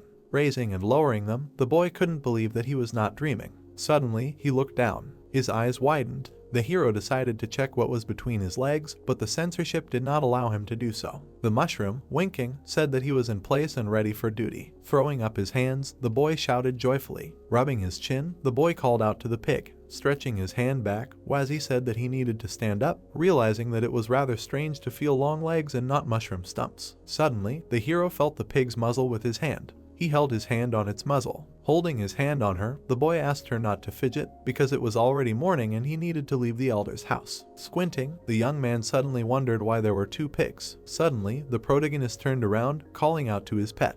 He looked at her with wide eyes. His mouth opened wide. Blood spurted from his nose. In front of him lay a companion in the form of a human. Suddenly, a mushroom appeared, forbidding him to look, since an increased content of nudity was detected here. The police mushroom hung a censor, saying that this was a crime scene. In front of the protagonist lay a girl, disguised by the censor. Slapping his cheeks, the former mushroom monster could not believe that he had become a man. Looking at the woman on the floor, he thought that it could be a pig. Rubbing her eyes, the girl was preparing to get up. Turning away from his companion, the guy said that he saw nothing and did not understand anything. The former pig spread her arms and addressed him as a mushroom. He stared at his girlfriend with his mouth wide open. It seemed to the hero that two pig heads were flying at him. The girl hugged her partner. Blushing, Wazzy could not take his eyes off the lady. Bleeding from his nose, he realized that it was definitely Piglet. The young man imagined that 2 pig heads were still next to his face. Closing his eyes, he pushed the girl away from himself. Raising his hands, he tried to distract himself from bad thoughts. Piglet hugged the boy around the neck, and he thought that the sage mode allowed him to keep a cool head. The couple looked at the screen from behind which voices were heard saying that a meteor shower had occurred the previous night. While in the arms of his companion, the guy said that he felt people outside the house. His eyes widened. He thought that if anyone saw the mess they had made, they would be summarily executed. He looked at his friend and turned to her. His nose started bleeding when he saw the woman's body. Wazzy stuck his hand into the inventory slot. A second later, he had thrown on a red cape. Adjusting his new clothes, he was glad that he had kept the robes of the mages they had defeated. Piglet brought the sleeve of the robe to her nose and sniffed it. She smiled and seemed happy. He put his hand on his head and thought about how to get out of the house without attracting attention. Crouching down, he had an idea to set off an explosion of spores and escape in the resulting chaos. Baring his teeth, he thought about how he would have to work hard because the room was too big. The former monster clenched his hand into a fist. He shook the ground with the stomping of his feet. He strained his face and tried to use his ability. A quiet pop came from under his robe. Piglet watched silently. Not seeing anything interesting, she twirled her finger at her temple. Covered in sweat, the boy could not understand where his skills had gone. Holding the girl with his hand, he asked her not to fool around and let him try again. The young man opened his mouth. Closing his eyes, he tried to use the ability again. This time the clap was much longer. Making a discouraged face, Wazzy tried to understand why his skills were not working. Raising his head, he began to call the system. A message appeared in front of his face, in which it made it clear that due to the change in body, the abilities would have to be learned again, to which the player said that he did not have time for this. The hint showed information that the best way to get used to the new body would be to complete quests, and an offer to take a quest to kill monsters from level 20. Opening his mouth wide, the young man began to shout that he could not complete the task because there was a crowd of people outside the door. The system showed a window where it asked the player not to get angry and choose a new name. Standing in the arms of his girlfriend, he silently looked at the message. Looking up, the young man was surprised by the reaction of the artificial intelligence. Pointing his finger at the doorway, he began to shout that he had no time to do such nonsense and asked where he could get cheating skills. The system replied that it was somewhere far away. The hero was again presented with a window to choose a name, but he decided that he could do it without help. The window was replaced by the creation of a random name. Sticking his hand through the screen, the guy asked to go into his inventory. Throwing out all the trash from it, he looked for something useful. Having plunged into the cell with his head, he diligently searched for some object, to which the system asked him to be more gentle, because after the update she had feelings and consciousness. Holding the scroll of return in his hands, the hero was glad that he had found it. Showing the find to Piglet, he said that the scroll should take them to the fountain. Remembering his experience of using the portal, the hero remembered that people cannot use it, but he was not sure that he was completely human. Looking at the screen, the boy heard Broccoli's voice. Picking up the artifact, the hero told his partner to get ready. Clutching the scroll in his hands, he used it. A white rune appeared under the guy's feet. A second later, it began to emit light. The boy's eyes widened, hoping that it would work. Outside, conversations could be heard about what happened last night. Hugging her comrade, Piglet turned to him in bewilderment. Magic symbols glowed under the traveler's feet. From behind the screen, they saw the feet of those who had come to the tree. Wazzy closed his eyes. Entering the room, the leader said that he would take the materials and announce the classes of the parishioners. With his eyes wide open, the protagonist looked at the old man. With his mouth wide open, he stared at the boy. A moment later, there was nothing in place of the portal. Materials lay scattered on the floor. The elder looked at the consequences of using the scroll. Standing behind the man, the visitors began to whisper that it was very difficult to slip past him. Looking at the girl, the guy tried to understand what kind of flash flew out of here at night. The old man hit the floor with his staff. Covering his mouth with his hand, he said that there was nothing terrible in what happened. Putting his hand behind his back, he called those who came to follow him. Bowing his head, he said that he had been here for many years and had seen many strange things. Opening his eyes, Broccoli said that he would cope with whatever happened. The elder looked up at the tree. Bulging his eyes, he could not understand what had happened to the plant. He saw a dried up body. The man turned his gaze to the dry hand. Opening his mouth wide, the visitors were amazed at what they saw. They looked at the wrinkled face of the mother tree. The last leaves were falling from the holy tree. Covering his face with his hand, the hero tried to understand where they were. He saw that they appeared in a city filled with people. Looking up, the boy announced that the scroll had worked. Another teleported traveler shouted for them to get out of the way. A moment later, another girl appeared next to the heroes, also transported by portal. The friends were standing right in front of the fountain. Putting his hand to his chest, the young man was glad that they had escaped. Opening his eyes wide, Atrusha looked at her hands. Raising her hand, she looked through her fingers. Her gaze fell on her legs. The girl bent down to touch them.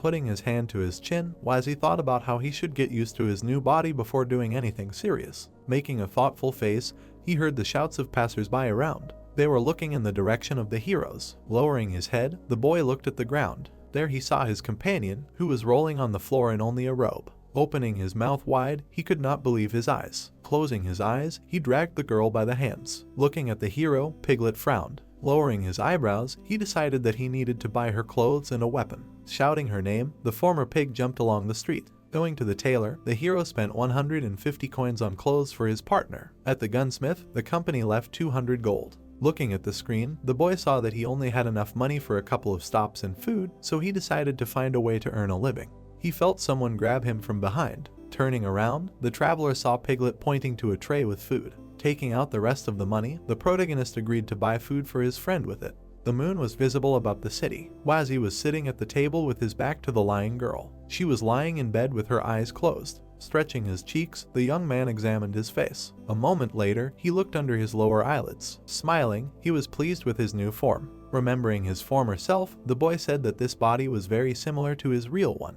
In his inventory, he saw a branch of a holy tree. Putting his finger to the window, he thought that this item appeared due to the decay of the tree. A description of the branch appeared in front of him, which said that it was charged with magical power. Furrowing his brows, the hero decided that this thing was useless, which meant he would deal with it later. Opening the information about his attributes, the guy saw that he had leveled up a lot. Lowering his head, he asked the system if it was wrong. With his mouth wide open, the protagonist realized that this was not a mistake and was surprised that he had received as many as 30 levels. Squinting, he tried to evaluate Piglet. The guy stood in the middle of the room. Raising his hands, the player called the system. A sign appeared in front of his face, which explained that, unlike monsters, people need to feel magical energy to use skills. The protagonist crossed his arms and recalled his unsuccessful experience of using abilities. The player looked at the message that described how to control his magic. He closed his eyes. He felt every nerve in his body. As he opened his eyes, which turned yellow, he saw information about his girlfriend above him. Opening his mouth, he was surprised that they had leveled up so quickly together. The hero felt a headache. Grabbing his head, he could not understand the cause of the pain. A hint appeared above the hero that people need to control the amount of mana. Making a frightened face, the young man asked what the lack of control could lead to. The screen said that it could cause death. A house was visible, from which the system's words could be heard that it was just a joke and the screams of a guy. A man was walking along a dark street. The man brought a bottle of alcohol to his mouth. Finishing the drink, he complained that too many high-level fighters had appeared in the village. The drunkard stepped in black slime. Raising his leg, he was annoyed that he had stepped into something incomprehensible. Frowning, the man looked at the ground. He saw a creature resembling a snail. With his mouth wide open, he could not understand what he was seeing. The monster looked straight at the man. A moment later, the monster opened its mouth. The snail crawled towards the guy's leg. Backing away from danger, he fell. A black substance began to envelop the guy's leg. Raising his head, he decided to respond to the creature's aggression. He tried to grab it with his hand. At the same second, toothy tentacles bit the tramp on the arm. Making a frightened face, he screamed in pain. Opening his mouth, he called for help. The tentacles began to crawl into his eyes and nostrils. A shadow cast by the drunkard's corpse was visible on the boxes. The bottle fell from the dead man's hands. The dead body with the monster disappeared from the street. The house in which the heroes were located was visible. Some slime flowed into the house. It began to crawl up the stairs. Something crawled along the corridor. Stopping in front of the door, turning into a snail, it said that the power of the holy tree flows from here. The creature crawled to the door. It began to squeeze under it. Something appeared in the protagonist's room. Its eyes bulged. The monster looked at them. The snail's eyes glowed purple while it said that the hero was the one who had irrevocably destroyed his years of work. Suddenly, the eyes of the elder appeared. A bird, sitting on a tree, began to sing. The city was illuminated by bright sunlight. It made its way straight into the boy's room. The creature was still sitting in the room. The sunlight was approaching it. The light hit its limb. The part that was hit by the light started to smoke. The elder, squeezing the shell, said that he was supposed to get this power. The creature began to dissolve. The hero and his companion continued to sleep. Already almost completely gone, the snail also said that he should consider himself just lucky. The young man continued to sleep. The monster, looking at the pig, called out to her. She suddenly stood up on her hind legs. She reached her hand for the zipper on her back. Grabbing it, the pig began to unzip it. Something began to crawl out of the hole. A leg suddenly appeared from there. The elder crawled out of the pig. The young man screamed, his eyes wide open. He quickly turned his head in different directions. Closing his eyes, the guy explained that he was scared to death, although it was just a bad dream. The hero stretched. Jumping up, the protagonist told his companion that there was no time to wait. A train was visible. It stopped at the train station. A sign was visible. Someone was holding an apple in their hand. It was the hero's companion. Walking along the granite mountains, the hero said that this was the last initial mission, and it was quite a shame that they gave so little experience. Looking at the notification window, he also said that thanks to this he was able to get to know human society better. Remembering how they killed monsters, the guy realized that this was a quest to kill 10 monsters, thanks to which they got used to their new bodies. He remembered the quest with the tavern, where they needed to accept 3 quests to hunt in the tavern, where the reward system was explained. The guy also remembered the train. It was a quest to use any type of transport to get to this location. They walked on, and the young man understood that the first target of their hunt would be the monsters of the dead forest that filled the slopes of the granite mountains. A message about a possessed stump appeared. Reading this message, Wazzy said that he killed them before leveling up, therefore there should be no problems. Continuing to walk, he also noted that the description also said that they live in a humid environment, but here it was quite dry. With his eyes wide open, the guy said that they had been walking for quite a long time, and there were still no stumps because would the main difficulty really be finding the enemy. Bowing his head, the player said that the reward for the quest was so-so compared to the system's tasks, and it might not be worth it. Walking on, he still summed up by saying that they needed money because they still needed to feed the pig. Taking another step, the hero stopped. Roots were visible. The hero, looking to the side, realized that the enemy had been detected. He looked off to the side. The girl with an apple in her mouth was shaking her head. She clutched the bag with them tighter. Taking hold of the sword, the guy told the girl to get ready. The young man's eyes lit up when he used the appraisal skill. There were 2 different stumps in front of them. The big one was looking at them and making strange sounds. Scratching the back of his head, the protagonist noted that this one was quite big compared to the ones they had met before. A message appeared, which said that the type of monsters differed depending on the location and ecosystem. Taking out the sword, he also said that they should deal with the pig because these 2 would be on it, and the girl would have all the rest. Putting the apples under the tree, the companion asked them not to go anywhere because she would be back soon. The stumps looked at them in confusion. Frowning, they went on the attack, making strange sounds. The pig grabbed the axe tightly. She jumped on the stump, swinging. The blow cut through several stumps at once. Suddenly, she made another blow. The remains of the stumps lay on the ground. The pig put the axe on her shoulder. Stroking her belly, she said that she wanted to eat. Smiling, the guy was surprised by the pig's strength. The big stump went on the attack. Turning around, the guy used the thoughts of the sage. Dodging the attack, he said that it was too slow. Suddenly, the guy made a mushroom dash. Flying in the air, the protagonist noted that in the human body, this skill frantically strengthens the legs. The hero grabbed the sword tighter. He made a quick series of blows. All the enemies behind him were defeated. More opponents began to approach him. Looking at them, the guy asked if they were really going to overwhelm him with numbers. The stumps were approaching him. Putting the sword in its sheath, the young man added that he did not have enough stamina for all of them. Suddenly, he put his hand in front of himself. Suddenly, the hand began to glow slightly. Smiling, the boy said that it was a pity that they were made of wood. The boy used Spore Eruption. The attack flew straight at the opponents. The monsters appeared from the fog. They all began to grow mushrooms, losing health. More and more mushrooms began to grow on them. All the monsters died from such a strong attack. Rubbing his hands, the boy realized that they were done. Turning around, he asked the girl if she was done. The companion was wiping her forehead with her hand. She was walking away from the dead monster. Waving his hand at her, the hero said that it was time for them to go back and celebrate such a successful adventure. Suddenly, the boy's hand shook due to the danger that appeared. Something was happening behind the pig. She turned around after the boy shouted at her to be careful. A huge stump leaned over her. One of the roots was approaching the protagonist's leg. Looking at this, the boy wondered if they could really come to life like mushrooms. The boy used his assessment with his eyes wide open. Looking at the monsters, he realized that their health was at 0. Suddenly, the roots began to grow together. A monster appeared, consisting of many smaller ones. Apples scattered on the ground. The girl, with her eyes wide open, shouted for them not to touch her food.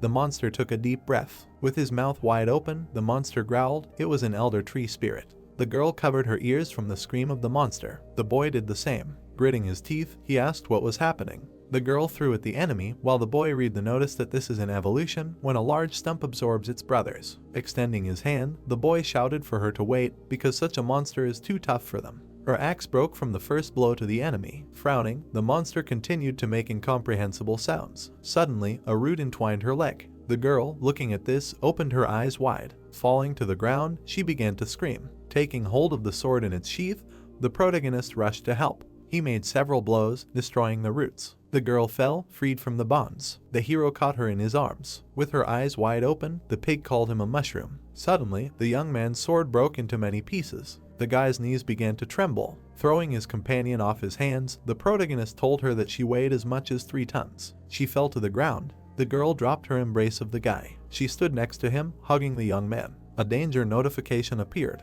Turning around, the protagonist asked that it was really not the end yet. There was an apple hanging on the tree. Suddenly, it dried up because the monster used nutrient absorption. Frowning, the girl shouted that it was her treat. The monster took the form of a treant. Raising his hand, the young man asked the girl not to hurry because they needed to get out of here. She clenched her fist tightly. The piglet looked at the rotten apple. Screaming, she rushed straight at the enemy. The companion pushed off the ground. She jumped quite high. The enemy's eyes were glowing red. It swung its fist. The girl's fist and the treant's clashed. The guy covered his face with his hands. The piglet flew into a nearby tree. The protagonist, holding his head, thought that he believed that the advantage of the human body could be used to compensate for the difference in level. But for a level 60 monster was too strong, because neither weapons nor the fact that they were fighting together helped them. Suddenly, he began to create a small sphere in his hands. Gritting his teeth, Wazzy understood that he still had another chance. The hero used a spore explosion. The spore cloud covered the treant. In some places, mushrooms began to grow. His entire body was covered with them. The boy stared at his opponent with his eyes wide open.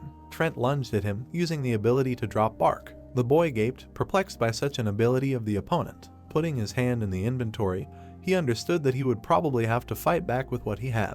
The boy took out a branch of the holy tree. The hero jumped off the ground towards the monster. With the help of this branch, the protagonist used the mushroom sword dance. Having landed, he stared at his opponent. The stump's eyes opened wide. Looking at the weapon, the protagonist noted that it hit him like wet noodles. The roots on the treant's back twitched. The monster raised his hands. Wazzy clenched his teeth with force. The monster swung to strike. With his eyes wide open, the boy understood that it was too late. Trent hit his enemy with a direct blow. Blood spurted from his mouth. Clouds of dust were visible. The young man lay in the center of a small crater. Blood was flowing from his mouth. The companion's eyes were wide open. She looked at her companion. The pig clenched her teeth. Running toward the protagonist, she called out to him. The pig ran past him while he was asking her to stop. She pushed off the ground. The companion soared high above the treant. The girl clenched her teeth. Her eyes glowed red as she screamed at the monster not to hurt her friend. Suddenly, the treant noticed her. With his roots, he again collided with the fist of the companion. The monster's hands flew into the air with a hole in them. His face also began to crack. An incredibly powerful explosion was visible. The guy covered his face with his hands. Everything around was in smoke. The young man opened his eyes wide. Looking at her back, he asked her how she won because she looked too strong. The girl was breathing heavily. Suddenly, she began to fall backwards. The guy caught her. He tried to hold her on himself. Putting her on his knees, the hero tried to find out if everything was okay with her. Suddenly, something began to happen to her. The pig's tail was visible. The young man looked down with his mouth wide open. The young man gaped, wondering why she had turned into an animal again. The piglet was lying on his lap with her eyes closed. With his lips bulging, Wazzy asked if she had returned to her previous form. The piglet was lying on his lap. A small building appeared somewhere in the lush meadows. Men were sitting in a tavern, talking about guilds. A mysterious man in a hat was visible, and it was heard that only the best guild would cope with everything. The door to the tavern opened. The protagonist, holding a bag in his hands, said that they had finally arrived. He approached the bartender's table. Poulter, rubbing his glass, greeted him and asked if he wanted to order a drink or inquire about the mission rewards. The protagonist threw the bag on the table and replied that he had come for the reward. The eyes of the owner of the Golden Tavern were frowning. In the bag was a wooden monster. The man opened his mouth and said that he saw that he had defeated the Elder Tree Spirit and would now bring the reward. He extended his hand and handed over the reward. Looking at the coins, Wazzy asked how much the tree stump was worth, receiving the answer that the Elder Spirit had been on the reward list for quite a long time, so the reward was tripled. The men, sitting on the chairs, were surprised that this young guy had killed the spirit, and they wondered how much he had been paid. The protagonist, closing his eyes, thanked Poulter and asked if he had any more quests. Smiling, the owner of the Golden Tavern exclaimed that there were quests. 2 outstretched fingers appeared. Seeing the scroll, the protagonist was surprised. It had written about several locations and the contents for them. The guy, holding the paper in his hands, asked if there were only 2 rank quests left, and received the answer that this was true. The simpler quests were completed quite quickly. Wiping the glass, Poulter recommended taking on the criminal duo since recently players and guilds were increasingly interested in them, and it would not be difficult for him to find a group, adding that although the reward would be low, it would be safe. Holding his chin, Wazzy thought that if he and the pig lost their mana, they would appear in the form of monsters in front of people and then they would receive a reward for them. But on the other hand, getting connections with high-level guys was a great idea. The piglet waved his hooves, and the protagonist accepted the task. Standing behind the bar, the owner of the Golden Tavern asked if he could help him find a group for this task. Raising his hand, the guy replied that he was used to working alone. The man, closing his eyes, clarified whether he was sure since this was a rank of difficulty task. Moving his legs, the protagonist said that everything was fine and once again thanked the innkeeper. People in the tavern, sitting at the tables, said that he had gone crazy because this task had already sent 30 people to the grave. A mysterious man in a hat was visible who put his legs out. He, smoking a cigarette, adjusted his hat. Holding an apple in his hands, Wazzy said that he would buy her some treats at the next train station. It seemed like he left the tavern and walked forward. The main character hugged the pig. He walked past thick tree trunks. Opening his mouth, the guy asked if his partner thought they were being followed, adding that it was just the road to the station and hoped that it seemed so. He called the system and asked what it said, that it had received an update, but no new information about Golemna had arrived. And a window of this system appeared near him, where it was written that he just needed to continue the task, and fate would sooner or later direct him to the evidence. The protagonist, wide-eyed, wondered if Golem's followers were humans and what their levels were, receiving the answer that some of them were humans and some weren't. And she wasn't omniscient, so she couldn't say for sure, but she knew for sure that their level was around 100. Wazzy and the pig opened their mouths wide in surprise. The piglet angrily threw the apple away. The protagonist, lowering his head, said that he thought that at least upon reaching level 60 he would be able to fight them on equal terms in the company of a partner. But since they had the weakest level of 100, when he would finish these quests, to which the system wrote that there was another way. The protagonist, bulging his pupils, asked which one. Stones with seals appeared and the system answered that the revival of the demon god Golem required the release of his soul from 6 stones, and if he managed to find one of them and destroy it, then the revival would not be possible. The guy, walking forward, left traces behind him. He was near the trees. Holding his chin, Wazzy clarified that she was saying that he would not have to fight the followers, but would only need to break one of the 6 stones. Hugging the pig, he asked where to find them, to which the system replied that it did not know. The protagonist stretched out his hand. He stuck it right into the screen, which hurt the computer. Smiling, the protagonist exclaimed that he knew how it worked and whether she wanted to get money, and the system said that after the update, she was not interested in any coins, especially since she really did not know where these stones were. She only knew that 6 brave men did it in the centers of energy. Frowning, the guy said, "Could you be more precise, because here each region is huge in itself," if she did not know, and suddenly the system notified of danger. The pig's eyes turned white. Wazzy saw 3 strangers in the distance. One of them, with his hand in his pocket, told him to come over, they wanted to talk. The protagonist lowered his eyebrows and used the appraisal skill. The poisonous archer, smiling, asked if it was hard for him to carry a bag of money for killing the ancient spirit. The swordsman menacingly took out his sword. The master, with his mouth slightly open, exclaimed that he was the deputy leader of the Snake's Deadly Kiss group and wanted to invite him to join their ranks and hoped that he would not refuse. The protagonist grabbed the bag of coins tightly. He threw it away and said that he had to refuse and let them take the gold. He did not need any problems. The archer, holding his face, told him to leave the pig and go his own way. Wazai, with his mouth wide open, shouted that it would not work. A trace of his jump was visible on the ground. The swordsman, flying above the guy, said that they gave him a chance and then let him die. The protagonist was able to defend himself from the attack by striking back. He was holding a stick in his hand. The girl, seeing it, widened her eyes. A powerful swing of the leg appeared. The protagonist hit the swordsman with it, causing her to spread her arms to the sides. The opponent flew into a tree. Hanging on a branch, she screamed that she wanted his death. The archer sternly pulled the bowstring. He released several poisonous snakes. Wazzy, bending over, pressed the pig tighter. Lowering his palms, he used the spore explosion skill.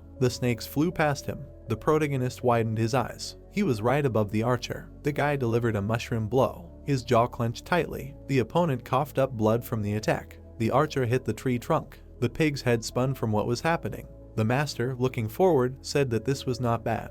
The protagonist, stretching out his fingers, used the spore explosion skill. The master's face was covered with a poisonous cloud. Wazzy, running away, said that he was good at chatting, and did he really think that he would just stand there and wait for him to finish? Suddenly, something grabbed his leg. The protagonist bared his teeth. He was thrown far to the side. Upon impact, the guy's health was reduced by 177 units. The master, grinning, exclaimed that he was a small non-entity and didn't his parents teach him as a child that he shouldn't interrupt adults. He added that his trick with disputes was very interesting, but it was a pity that it was completely useless against him, and summoned 2 huge toads. A green sword swing appeared. The swordsman tried to strike, but the protagonist dodged. Smoldering toxins remained on the tree. Wazi, clenching his jaw, was angry. The girl, lowering her weapon, said that she would torture him to death, and the characteristics of the green demonic sword appeared. Several snakes flew at the guy. He fought them off with a small stick. The tentacles grabbed the piglet. The protagonist, unable to hold her, screamed loudly. The master, standing next to a huge toad, said that he thought this pig with a ribbon was dear to him.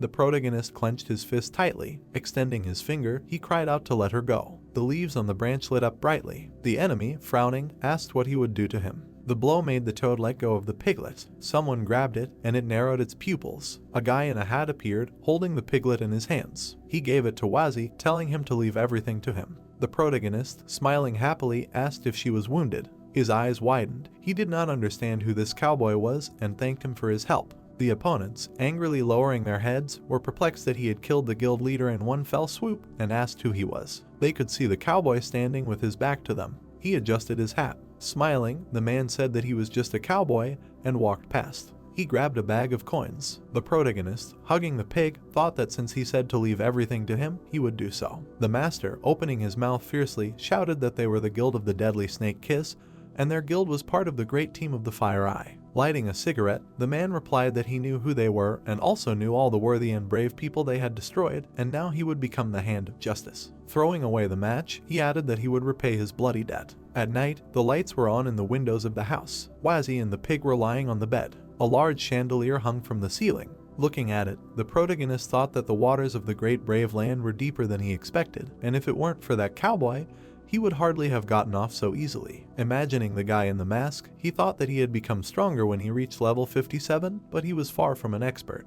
Holding his hands behind his head, the protagonist said that he had previously thought that he would level up, stop Golem's rebirth, and return to Earth, asking if he wanted it now. Stroking his partner, he added that she had spent all her mana to save him, and he needed to become stronger to protect her. The piglet yawned and spun in different directions. Wazi, moving the blanket away, called the system, to which she asked how she could help. He put his hand in it. The system exclaimed that she hated it, and the guy, taking the stick, said that he had forgotten about this thing, and it seemed to him that it had changed a little when he poured it into the mana. A branch of the divine tree and its characteristics appeared. Touching his chin, the protagonist said that it was endowed with magical power and would try. He raised his hand and directed his gaze to the weapon. Waving his stick, he shouted that his mana was disappearing like crazy. The protagonist opened his mouth fiercely and said for the system to give all the mana potions. The mana bottles began to appear quickly. The branch of the divine tree was shining brightly. The light fell on the sleeping pig. Wazi bared his teeth, and his mana was taken away. He tightly clutched the weapon. Mushrooms began to appear on the branch. They quickly filled the entire stick. Suddenly, a powerful light came from the windows of the house. It abruptly went out, leaving behind small particles, and the system congratulated the player on successfully raising the branch of the divine tree, and he also received a mushroom rapier. The mushroom rapier appeared. Closing his eyes, the protagonist clarified whether it worked. He let go of his fingers and the weapon fell. The protagonist fell onto the bed. Dawn was visible behind the mountains. The pig licked the guy's face, and he asked for 5 more minutes. Wazi put his hand on his partner. Opening his mouth, he asked if it was morning already. Rays of light fell on the pig in human form. The protagonist's eyes widened. He noticed that he was lying with a girl. Red liquid burst out of the windows, and the sage mode was raised from level 4 to level 5. The guy, going down the stairs, stomped his feet. The pig, taking hold of him, told him to be more careful and forbade him to not take care of himself. The protagonist lowered his head. Holding the mushroom sword in his hands, he thought that the quality of the item was not indicated there, but simply said exclusive, and how useful it was, realizing that he would only find out by testing it in battle. The pig in human form and Wazi shuffled their feet. They, hearing that he did not expect to have a partner, widened their eyes. The cowboy, smoking a cigarette, suggested that they step aside to chat. The heroes stood between the tree trunks. The guy, frowning, used the appraisal skill. The man took something out of his pocket. Pulling out the guild badge, he asked to introduce himself first in order to show his sincerity and inspire trust, and said his name, and his statistics appeared. The protagonist, with his pupils bulging, was perplexed. Farrell, holding a cigarette in his teeth, exclaimed that he was from the Guild of the Sacred Sanctuary, one of the 6 great guilds, and by order of the Great One he guards the local peace and order. A girl was sitting on the guy's back and he said that he was grateful to him for saving him, but did not understand why he was looking for him, thinking that he was level 73. But he was kind and saved his life, and today he knocked on his door, asking himself what would happen next. Touching his badge, the sniper said what he was thanking him for because he was doing his job and that's all. He lit a match on his shoe. Lighting a cigar, Farrell added that he wanted to team up with him to hunt the criminal duo. The protagonist, folding his arms, wondered that he was very strong, would they not be a burden?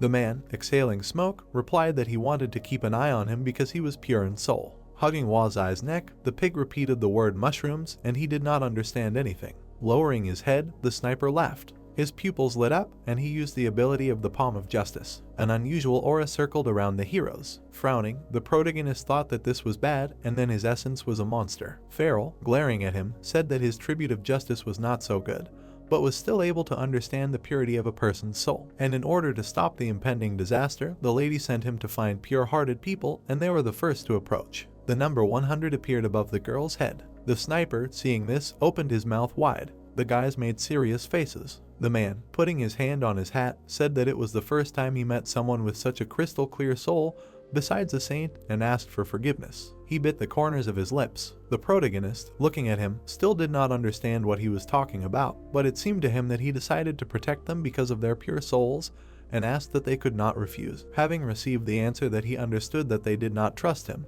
but if they wanted to catch the criminal duo, then he and his help would be just right for them.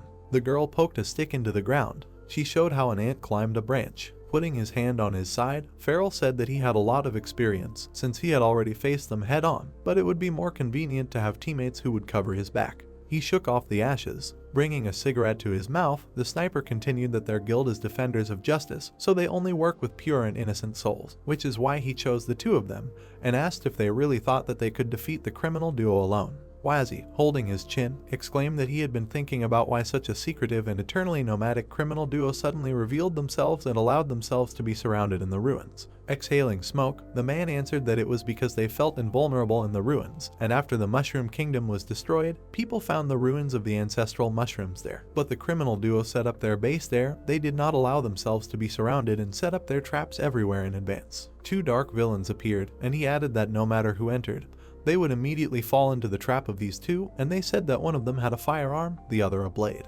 Frowning, Farrell said that based on this, there was a high probability of their escape routes being planned, so if someone decided to attack them alone, they would hardly succeed, and in the name of justice, they needed to win together. Putting out his hand, the sniper said that the reason he wanted them to come with him was not because of their strength, but because they were pure in heart, and only they could he trust his back without worrying. The protagonist scratched his chin thoughtfully. The cowboy extended his hand. The guy's eyes widened at this. The man, smiling, asked to believe him because his guild is the personification of justice, and they fight only for it, adding that they can take any treasures they find in the ruins, and all he wants is to stop the duo. The protagonist, with his pupils bulging, thought that he did not look like a bad guy, and he helped him. Besides, it would be safer to travel with a strong companion, but his essence must remain a secret, and he must hide it at all costs. The guy smiled at him. They shook hands, and Wazzy exclaimed that he would take care of them. Farrell, holding a cigarette in his teeth, replied that this was a sign from his team, let him keep it, and when they defeat the criminal duo, he will report their merits to the saint. Scratching his nose, the protagonist said a fake name, adding that they must first focus on completing the mission, they must not waste a minute, and suggested getting on the train right now.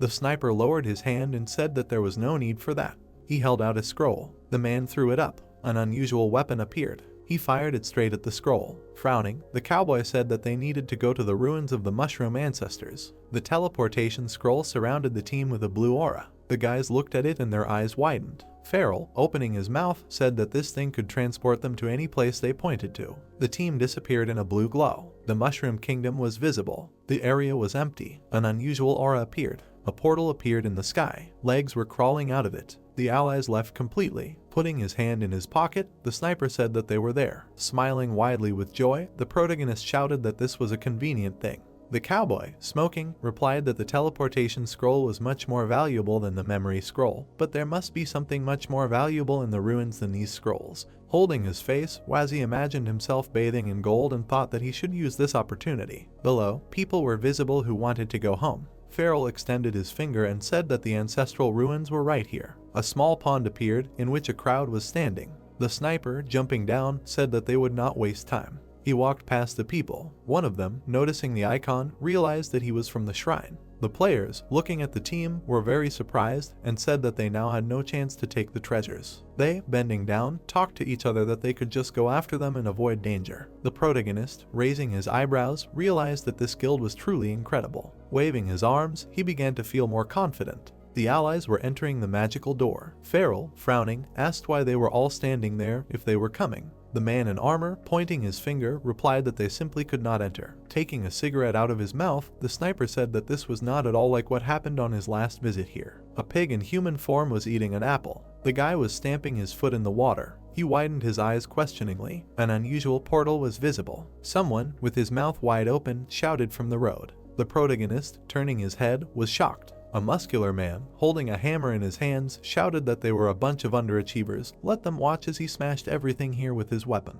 Taking hold of his partner, Wazzy told her to remember that they should ignore such people at all costs. The cowboy grabbed his hat. The muscular man swung his hammer and used the body power skill. He said, his veins bulging, that the dog who had erected the barrier here had become acquainted with his hammer. The big man powerfully struck the portal. Water splashed behind him. The magical entrance remained undamaged. The man, putting the hammer on his shoulders, exclaimed that there was nothing he could not solve. The young men, stretching out their palms in different directions, were surprised by his strength. The strong man looked at the portal. The people, folding their hands, said that it was still useless, they would have managed it too. The veins of the strong man bulged. Frowning, he asked that if they were so capable, why didn't they try it themselves? The boys whistled in fear. Farrell, lighting a cigarette, offered him a try. The big man, baring his teeth, replied that he should not waste their time because this barrier had withstood even his attack. The sniper, standing next to him, asked him to take a step back. The strongman pouted. The cowboy exhaled smoke. His badge appeared. The strongman looked at it, realized that he was a big shot from a big guild, and asked if he thought that made him cool. Farrell walked past and ignored him. The bearded man, angrily clenching his jaw, exclaimed that he had seen many weaklings who hide behind the name of their guild, but he really thought that he was better than them. He jumped away from the water. The strongman ran towards the cowboy. Opening his mouth wide, he said that he would see if he lived up to the name of his guild. The big guy began to swing his hammer. The protagonist, his eyes wide, warned the guy. Taking hold of his cigarette, the sniper said that he was fast. He abruptly pulled his weapon out of the holster. The cowboy used the skill drilling shot and pierced the enemy's hammer. The bullet flew to the portal. Everyone's pupils narrowed from what they saw. The strong man's face began to sweat. Farrell put out his cigarette. His opponent fell into the water. Wazzy ran to him and asked him to wait for them. The team moved towards the portal. The bullet flew to the magical entrance. It stopped at the barrier. The arrow fell into the water. The protagonist, with his eyebrows lowered sadly, did not believe that the sniper's attack would not break the barrier. The cowboy took the bullet out of the water. He, holding it in his hand, said that his drilling shot was capable of piercing a mountain, but why shouldn't it pierce the barrier, and perhaps brute force should not be used to solve the problem. The protagonist, with his eyes bulging, asked that they came here and got nothing, and his treasures simply disappeared. A girl appeared, holding her palm out to the magical entrance. Farrell kneeled down and said that this entrance was actually a gate that could transport a person, and that it should be the only entrance, and the only hope of entering was to hire a high-level mage who could break through the barriers. The boy stomped on the water. He extended his hand and said that he hoped that they would rake in more treasure. The sniper grabbed his hat and exclaimed that he should not be upset. His guild had many mages who could break such a barrier, and he would take him with him to the guild headquarters in the desert, and they would also find someone together. Narrowing his eyes, he thought that although he had not completed the plan and needed to recruit more people, the saints should be satisfied with these two. The cowboy opened his mouth and said that the desert was too far for the teleportation flower, and they needed to get to the time castle and from there take a flying ship. Wazzy, touching the portal, wondered why the barrier seemed so unstable. He began to be pulled in. Magic fragments flew around the guy. Farrell stuck out his tongue and was very surprised. People's mouths opened in bewilderment. The protagonist broke the unusual entrance. The pig in human form raised her hands. The cowboy put his hand on the guy's shoulder. He, looking at him, asked how he did it. The protagonist's pupils turned white because he did not know how he did it. A mushroom with a light bulb appeared. Wazzy was visible through the portal, who remembered something. Looking at the people, he said that there must have been a lot of people attacking the barrier before they arrived here. Scratching the back of his head, the guy added that the jock and he had just attacked the barrier, and perhaps the damage was so strong that they reached the limit and one push was enough for him to destroy it. The strongman's nose grew bigger and he replied that it was all because of his super strong attack, to which the main character nodded, thinking that he was full of self-confidence. Farrell touched his hat and said that it made sense, and most importantly, that the entrance was open. He, standing in front of the crowd, invited everyone to go in. They found themselves inside a cave. There were many glowing mushrooms in it. Someone's legs appeared in the darkness, and their surprise was heard from how they broke the barrier, thinking that it was probably a high-level magician. The sniper took up the gun. A long sword was visible. The evil stranger, smoking, said that no matter who they were, they must not be allowed to reach the central area. His partner's eyes glowed, and he replied that there was nothing easier and they would kill them. Wazzy stepped on the water with his foot. He, stretching out his arms, was amazed. Mushrooms were glowing on the ceiling. They were on all the walls of the cave. The starting area of the mushroom ancestor ruins appeared. Covering the light with his palm, the guy told the pig that there was like an ocean of stars on the ceiling, and it seemed that his whole body was starting to glow from the inside just by looking at it. One of the crowd, clenching his jaw, shouted that they would see each other later, calling them slow turtles. People were running around the cave, looking for treasure. Someone stepped on a sharp mushroom. The guy's eyes widened. Everyone jumped up from the explosion. The teacher, pointing at the mobs, told Alice to be careful because there were a lot of mushroom mines here and you can't step on them. Extending his finger, he continued that when a mushroom bomb is inactive for a long time, it turns into a mini-mushroom and they can avoid them or defuse them with their magic, to which the girl thanked him.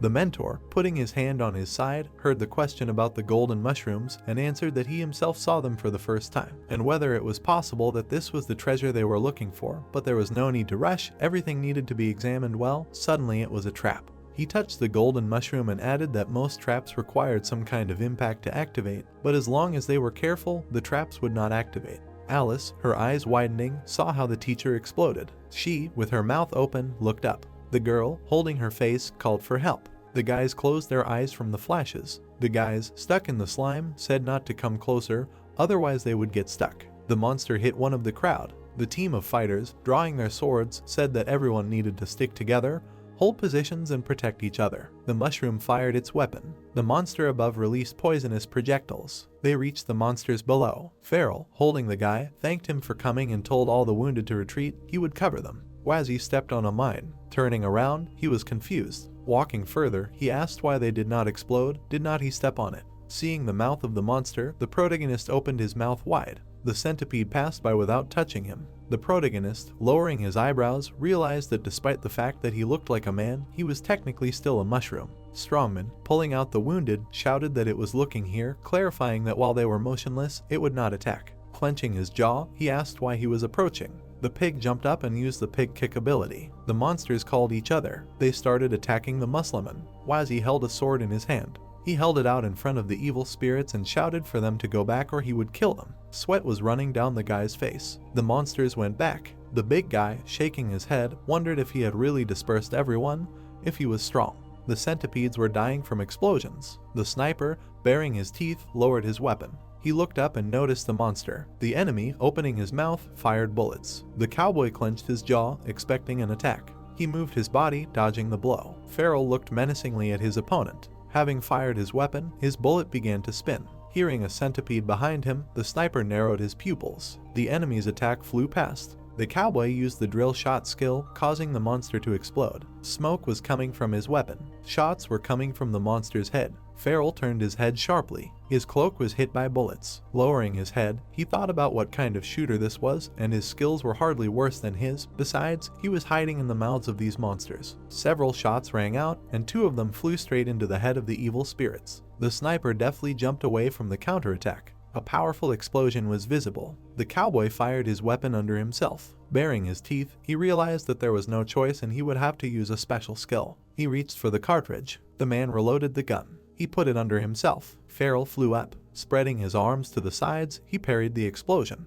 The sniper grabbed the weapon tightly. It glowed brightly above him. The cowboy used super cleansing and an unusual aura surrounded him. A stranger was visible in the monster's head. His eyes widened at what he saw. The centipede went into its hole. The mushrooms looked at the bright light. Their bodies began to burn. The long monsters crawled out of their holes. They were defeated, shrinking. The wounded guys were lying on the ground. One of them opened his mouth wide. Raising himself, he asked if his wounds were healed. The strongman, raising his hand, exclaimed that this light was healing him. Farrell's legs appeared. He went down, and everyone screamed he was too strong, and without him they would have died. Wazzy, stretching out his fingers, was surprised and his light seemed warm. The sniper lit a match. Lighting a cigarette, he said that these were special bullets that the saint gave him, and they not only burn monsters, but also heal people's wounds. Alice cried and exclaimed that there was no treasure here, it was a trap, how could the master die like that? She did not want to go further. The guy in the gear, raising his hand to his face, asked why everything turned out this way. Shouldn't that duo be here, and where did all those monsters come from?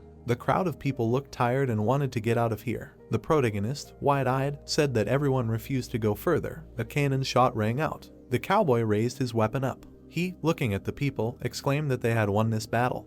But the war continues. Their goal is to destroy the criminal duo that terrorizes the world and believes that everyone who came here for this reason is far from weak. Farrell, with his mouth open, continued that as long as they are alive, nothing will stop them. The guys, frowning, replied that they are here for the treasure and want to stay alive. The sniper took his hat. Putting down his cigarette, he said that he was different from them because he came here to protect peace on the continent and bring the criminal duo to justice. And if they were only worried about material well-being, they would remain pathetic weaklings, and asked if they knew the difference between them and the strongest warriors. The crowd, clenching their jaws, remained silent. The cowboy, opening his mouth, shouted that this was dignity and they gave up their dignity for a handful of coins. Lowering his head, he added that the time had come to show themselves and let them come with him and defeat the criminal duo together. They need to fight for justice, for peace on the continent, and let them get their dignity back. The people, baring their teeth, shouted that this was his opinion, and unlike him, they did not have a high-level protector. Let him stop acting so arrogantly. Frowning, Farrell replied that their opinion was exactly in line with their status as weaklings. The man with white hair clenched his fist. Looking at the crowd, the sniper said that anyone who wanted to leave should get lost immediately. He narrowed his eyes. The cowboy, looking at the people, exclaimed that he promised to protect those who wanted to stay with his life, and would not take a single coin if they helped him defeat the criminal duo. His badge was shining, and he used the ability of righteous persuasion. Raising his hand, Farrell shouted that they could lose a lot, but they would not lose their dignity, and if they still had dreams, they could join him so that he would become their hand of justice. Opening his mouth, he added that they could leave now and live in regret or defeat the criminal duo. Let them make their choice. The protagonist and his partner appeared, and the crowd began to agree with the preacher. The young guys, their eyes wide, said that he was strong, and if they stuck together, they would be able to break through. The strongman threw the hammer to the floor. Raising his head, he decided to stay. The crowd, mouths wide open, exclaimed that they were staying. They, looking at Farrell, continued that they would defeat the duet and protect the continent. The sniper, clutching his hat, said that a saint once said that hope is a treasure. Smiling, he added that justice would prevail. The guys were disarming mines. The rest were making their way past sticky mushrooms. The strongest were fighting a centipede. A pig in human form attacked the monster with its bow. The cowboy stood around the remains. Clenching a cigarette in his teeth, he said that it was late, they needed to set up camp and settle here for the night and let them post a guard. The team went deeper into the cave. They lit a fire. Everyone sat down and warmed themselves by the fire. The protagonist, throwing his head back, said that he didn't expect it to take so long, asking how big the cave was and if they would get lost. Farrell, walking up to him, said that they wouldn't get lost. Leaning on one leg, he added that he left tracks on the way here, and if they didn't go in circles, they would reach the central area by morning. The cowboy reached into his pocket. He brought the flask to his mouth and said that the task would be completed tomorrow. The protagonist, raising a finger, exclaimed that he was cool, and because of the speeches, everyone decided to stay and fight the duo, to which he said that he was flattered, and everything he had was given to him by the guild. Looking at the fire, the sniper said that he was once a simple criminal. He imagined a dark alley. The villain, sticking out his tongue, shouted that he was the unluckiest person in the world to have met him, and asked what his last words were. The boy, sitting in the corner, asked for mercy because he had nothing. A bullet pierced his leg. He begged for mercy, clutching it in pain.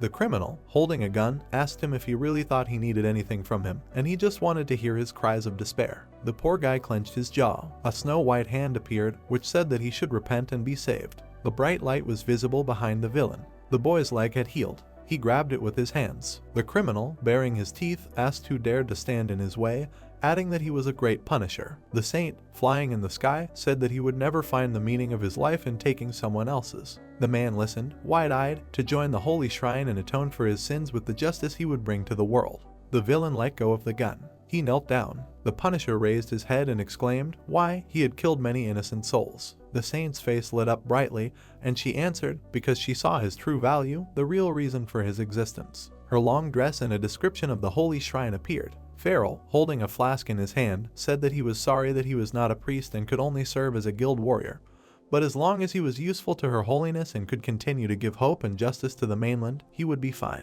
Wazzy, his mouth open, was surprised. He looked at the fire. The strongman, standing behind, called him. The protagonist, falling from fear, asked what he wanted. The jock, looking away in embarrassment, said that he was very angry today and said a lot of rude words, but he saved him from those monsters and wanted to share the food he cooked with him as a sign of peace and friendship. The guy's pupils turned white and he replied that everything was fine, no need for any food, asking himself why he felt more of a catch in the way he was acting now than when he was aggressive. A drop of sweat trickled down his cheek and the protagonist asked again about the food. The man held out a box of vegetables. The pig in human form, her eyes widened, happy about the food. She took the box of food. The girl began to eat it. Wazzy hit her head with his palm. He, stretching out his finger, said that she can't do this and where are her manners. The piglet's eyes widened cutely. She touched the remains of the food with her finger. The girl, licking her hand, asked again about manners. She removed her finger from her lips. Saliva was dripping from it. The pig in human form ran her hand over the protagonist's face. He, turning away, asked what he should do with it, and now he didn't care, let him do what he wanted. The big guy, grinning, said that it was nice and he had prepared a lot of food so he could eat as much as he wanted.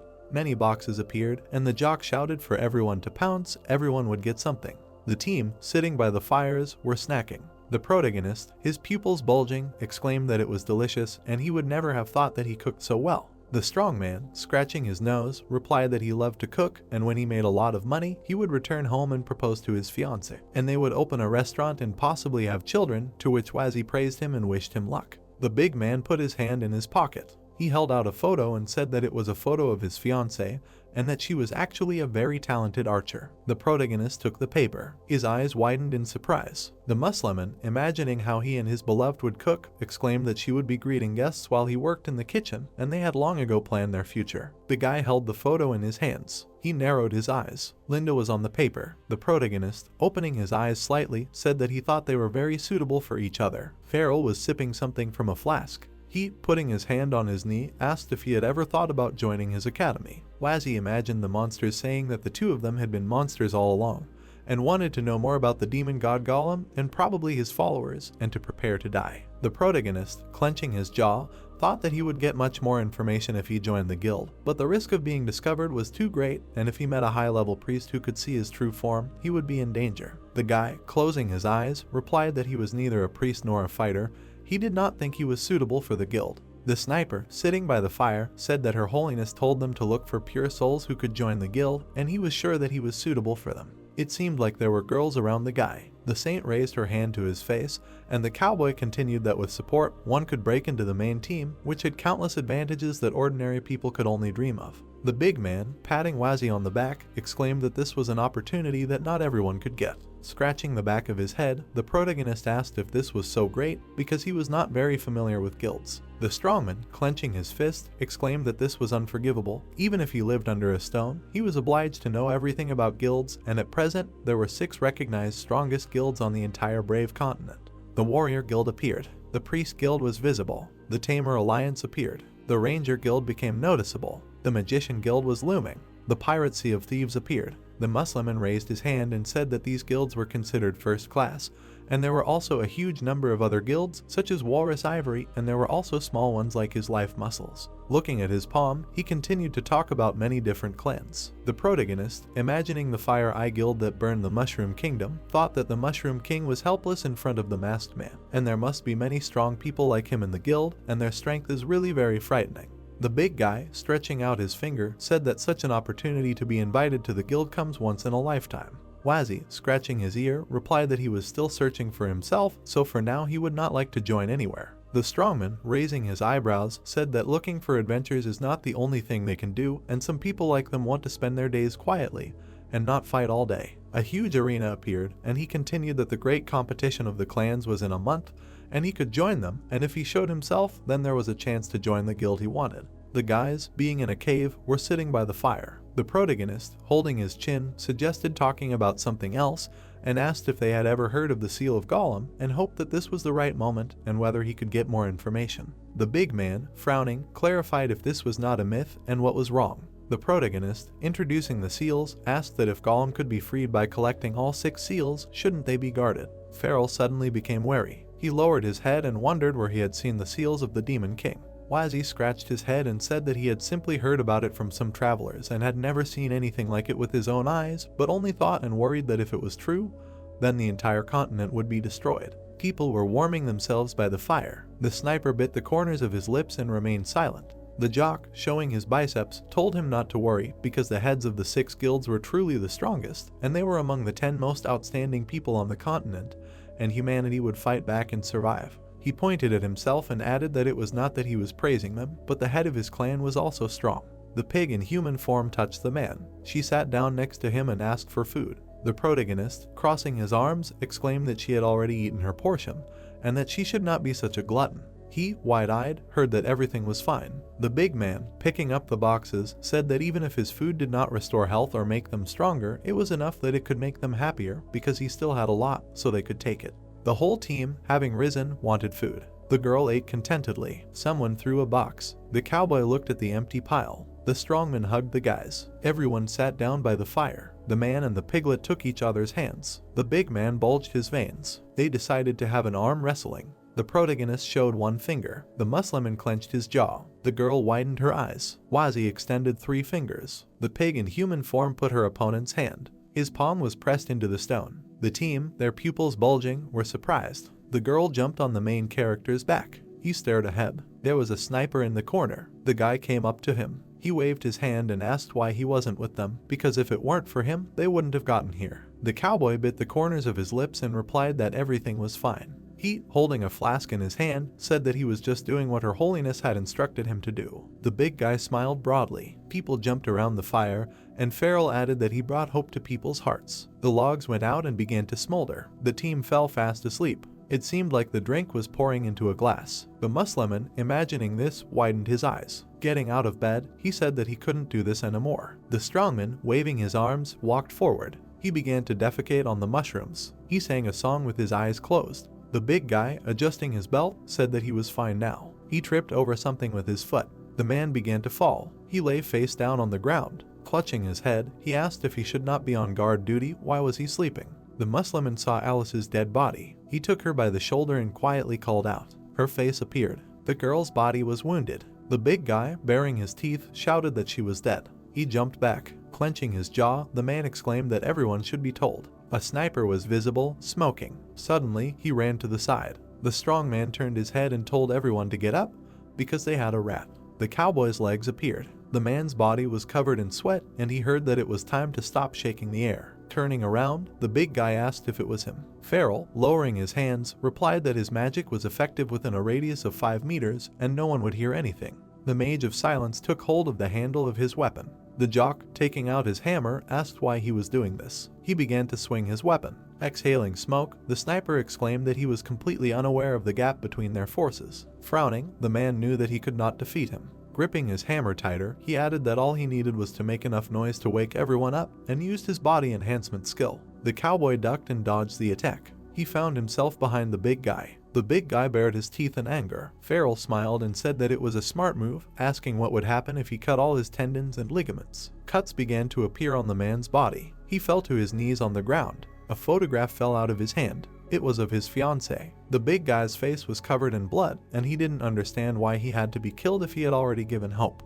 A dark aura emanated from the sniper badge, and he said that he was doing what Her Holiness had ordered him to do. Squinting into his eyes, he continued that only by feeling hope can a person feel the true purity of despair. The protagonist yawned loudly, raised his hand, and told the pig that it was time for them to change the guard. Wazzy frowned and asked why no one had woken them up. The protagonist and the piglet saw covered, bloody bodies in front of them. The guy's eyes widened in fear. Suddenly, he looked away. Holding the body of the Musliman, Farrell asked if Wazzy was awake, because he didn't want the hero to see it, but in the end, he couldn't protect them anyway. The sniper knelt down next to the body of the big guy and explained that this criminal duo was truly sinister, because they killed everyone without making a single sound, and the alarm was raised too late, and the fighter himself almost died. The protagonist ran to the bodies and shouted that they killed the Musliman and everyone else. Covering the body with a cloth, the man explained that it was hard to accept, but they needed to stay calm. The sniper covered the big guy's corpse with a bloody cloth. It seemed that Farrell removed his hand from the blanket.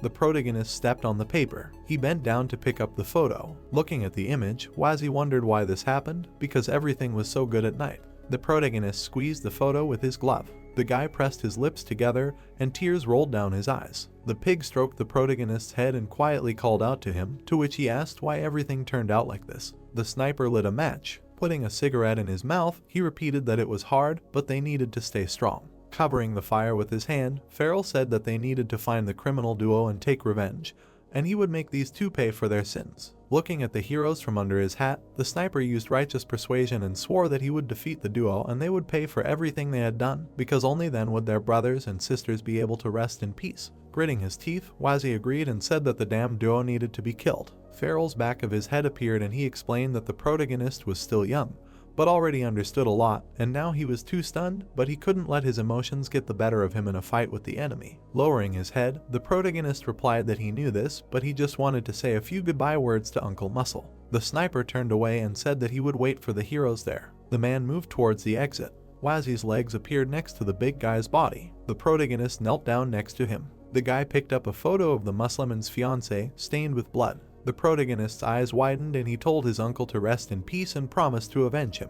After that, the protagonist put the photo in the dead big guy's hand. Raising his eyebrows, Wazzy said that if he ever met his fiancée, he would definitely tell her everything. The protagonist reached out to the body of the Muslim and said that he would turn the photo towards him so that he could look at the fiancée. The guy opened his eyes in fear. On the back of the photo, he noticed a bloody seal. The protagonist's pupils noticeably narrowed and he realized what it was. Angler mushrooms were visible on the walls of the cave, and the system showed the characteristics of this plant. Something huge crawled out of the hole in the wall. The heroes walked further along the cave, and the system reported that it was a stinging mushroom and provided its characteristics. Holding onto his hat, Farrell hid from the flying mushrooms. The heroes moved along the passages of the cave. Zombie mushrooms appeared on the cliff, 3 generals serving the Emperor with incredible power. Suddenly, a bright drilling shot was heard. Magic bullets hit the zombie mushrooms. Holding out his gun, the sniper said that this bunch of stupid monsters attacked, not knowing that they could not defeat the heroes.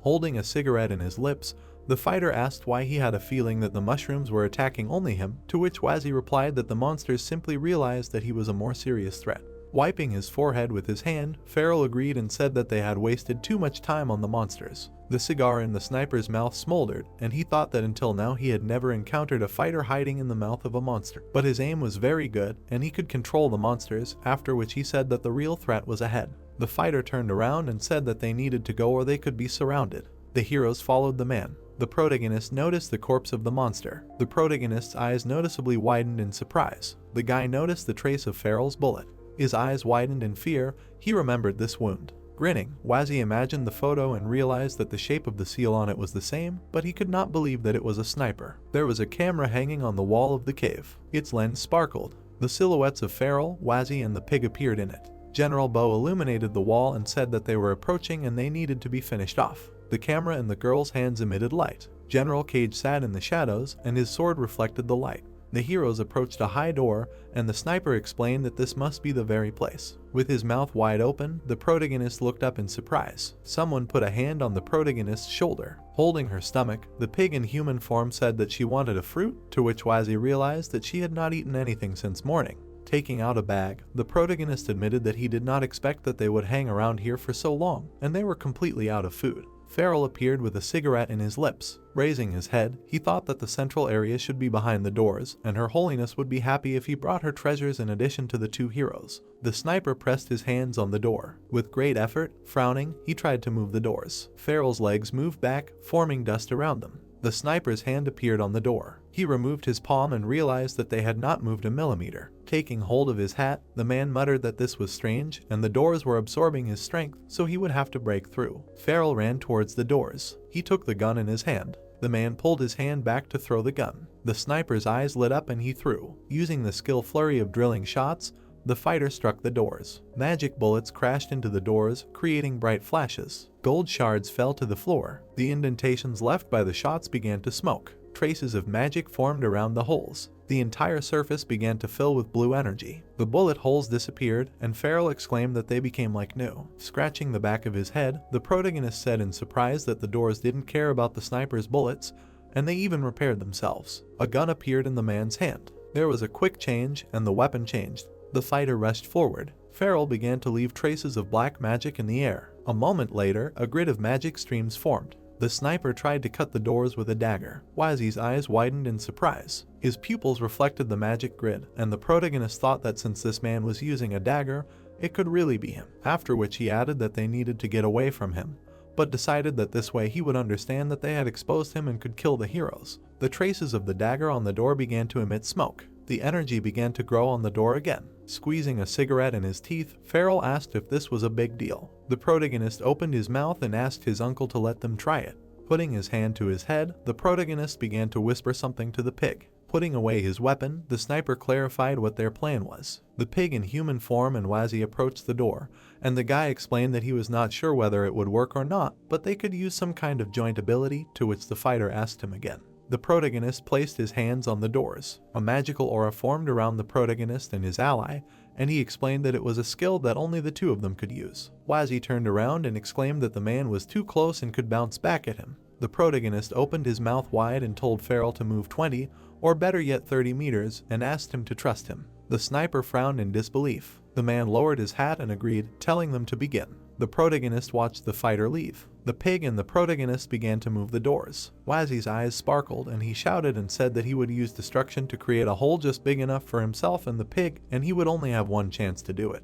The surface under the protagonist's palms glowed and the destruction was activated. Farrell covered his face with his hand from the magical impulses. Holding onto his hat, the man asked what kind of terrifying magic it was. Gritting his teeth, the protagonist emitted energy from his hands. The doors were covered with this energy all the way to the top. Wazi's face appeared, illuminated by magic. The protagonist, with his mouth wide open, released more and more magical power. Suddenly, the doors began to absorb the protagonist's palms. The pig held onto the ally's back, and he screamed loudly. Wazi turned around and asked the piglet to push him with all his might. She squeezed the protagonist's shoulder with her hand. The pig puffed out her cheeks, trying to apply as much force as possible. A moment later, the protagonist and his ally entered the door, leaving a magical trail behind them. Farrell, his mouth wide open, shouted for them to wait for him. A cigarette that had fallen to the floor began to smolder. The sniper, waving his arms, moved after the heroes. The man crashed into the door and realized that they were as good as new again. The fighter hit them with his fist. Clenching his jaw, he said that he had been tricked, and the system reported that the protagonist had gained experience and the ability to control spores. The pig opened her mouth in surprise,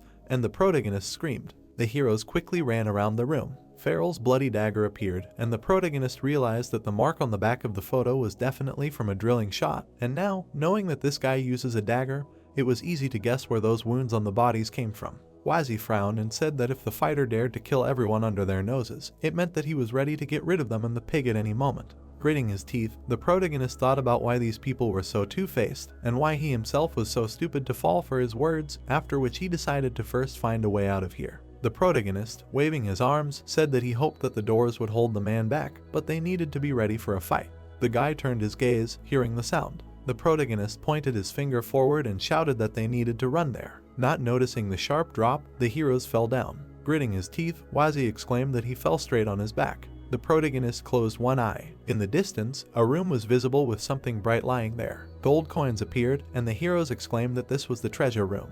The protagonist widened his eyes in surprise and asked what it was. Drawings appeared on the walls. Looking around, the protagonist asked if they were frescoes. One of the images showed a king on a throne and his subjects. Another fresco showed apostles and an army. Raising her eyebrows, the pig asked if it was a mushroom. Wazi stared at the painting with a mushroom in the middle. An outline of some kind of pentagram appeared on the wall. Another fresco showed people illuminated by the rays of the sun. The last image was filled with people in black robes. Widening his eyes, the protagonist sighed and said that there was no time to admire the views. The protagonist rushed to the treasures and shouted that he heard that there should be teleportation scrolls here. Wazi spread his arms and exclaimed that there were too many things and asked the system to help collect everything and sort it, to which it agreed. Suddenly, the system showed a danger notification.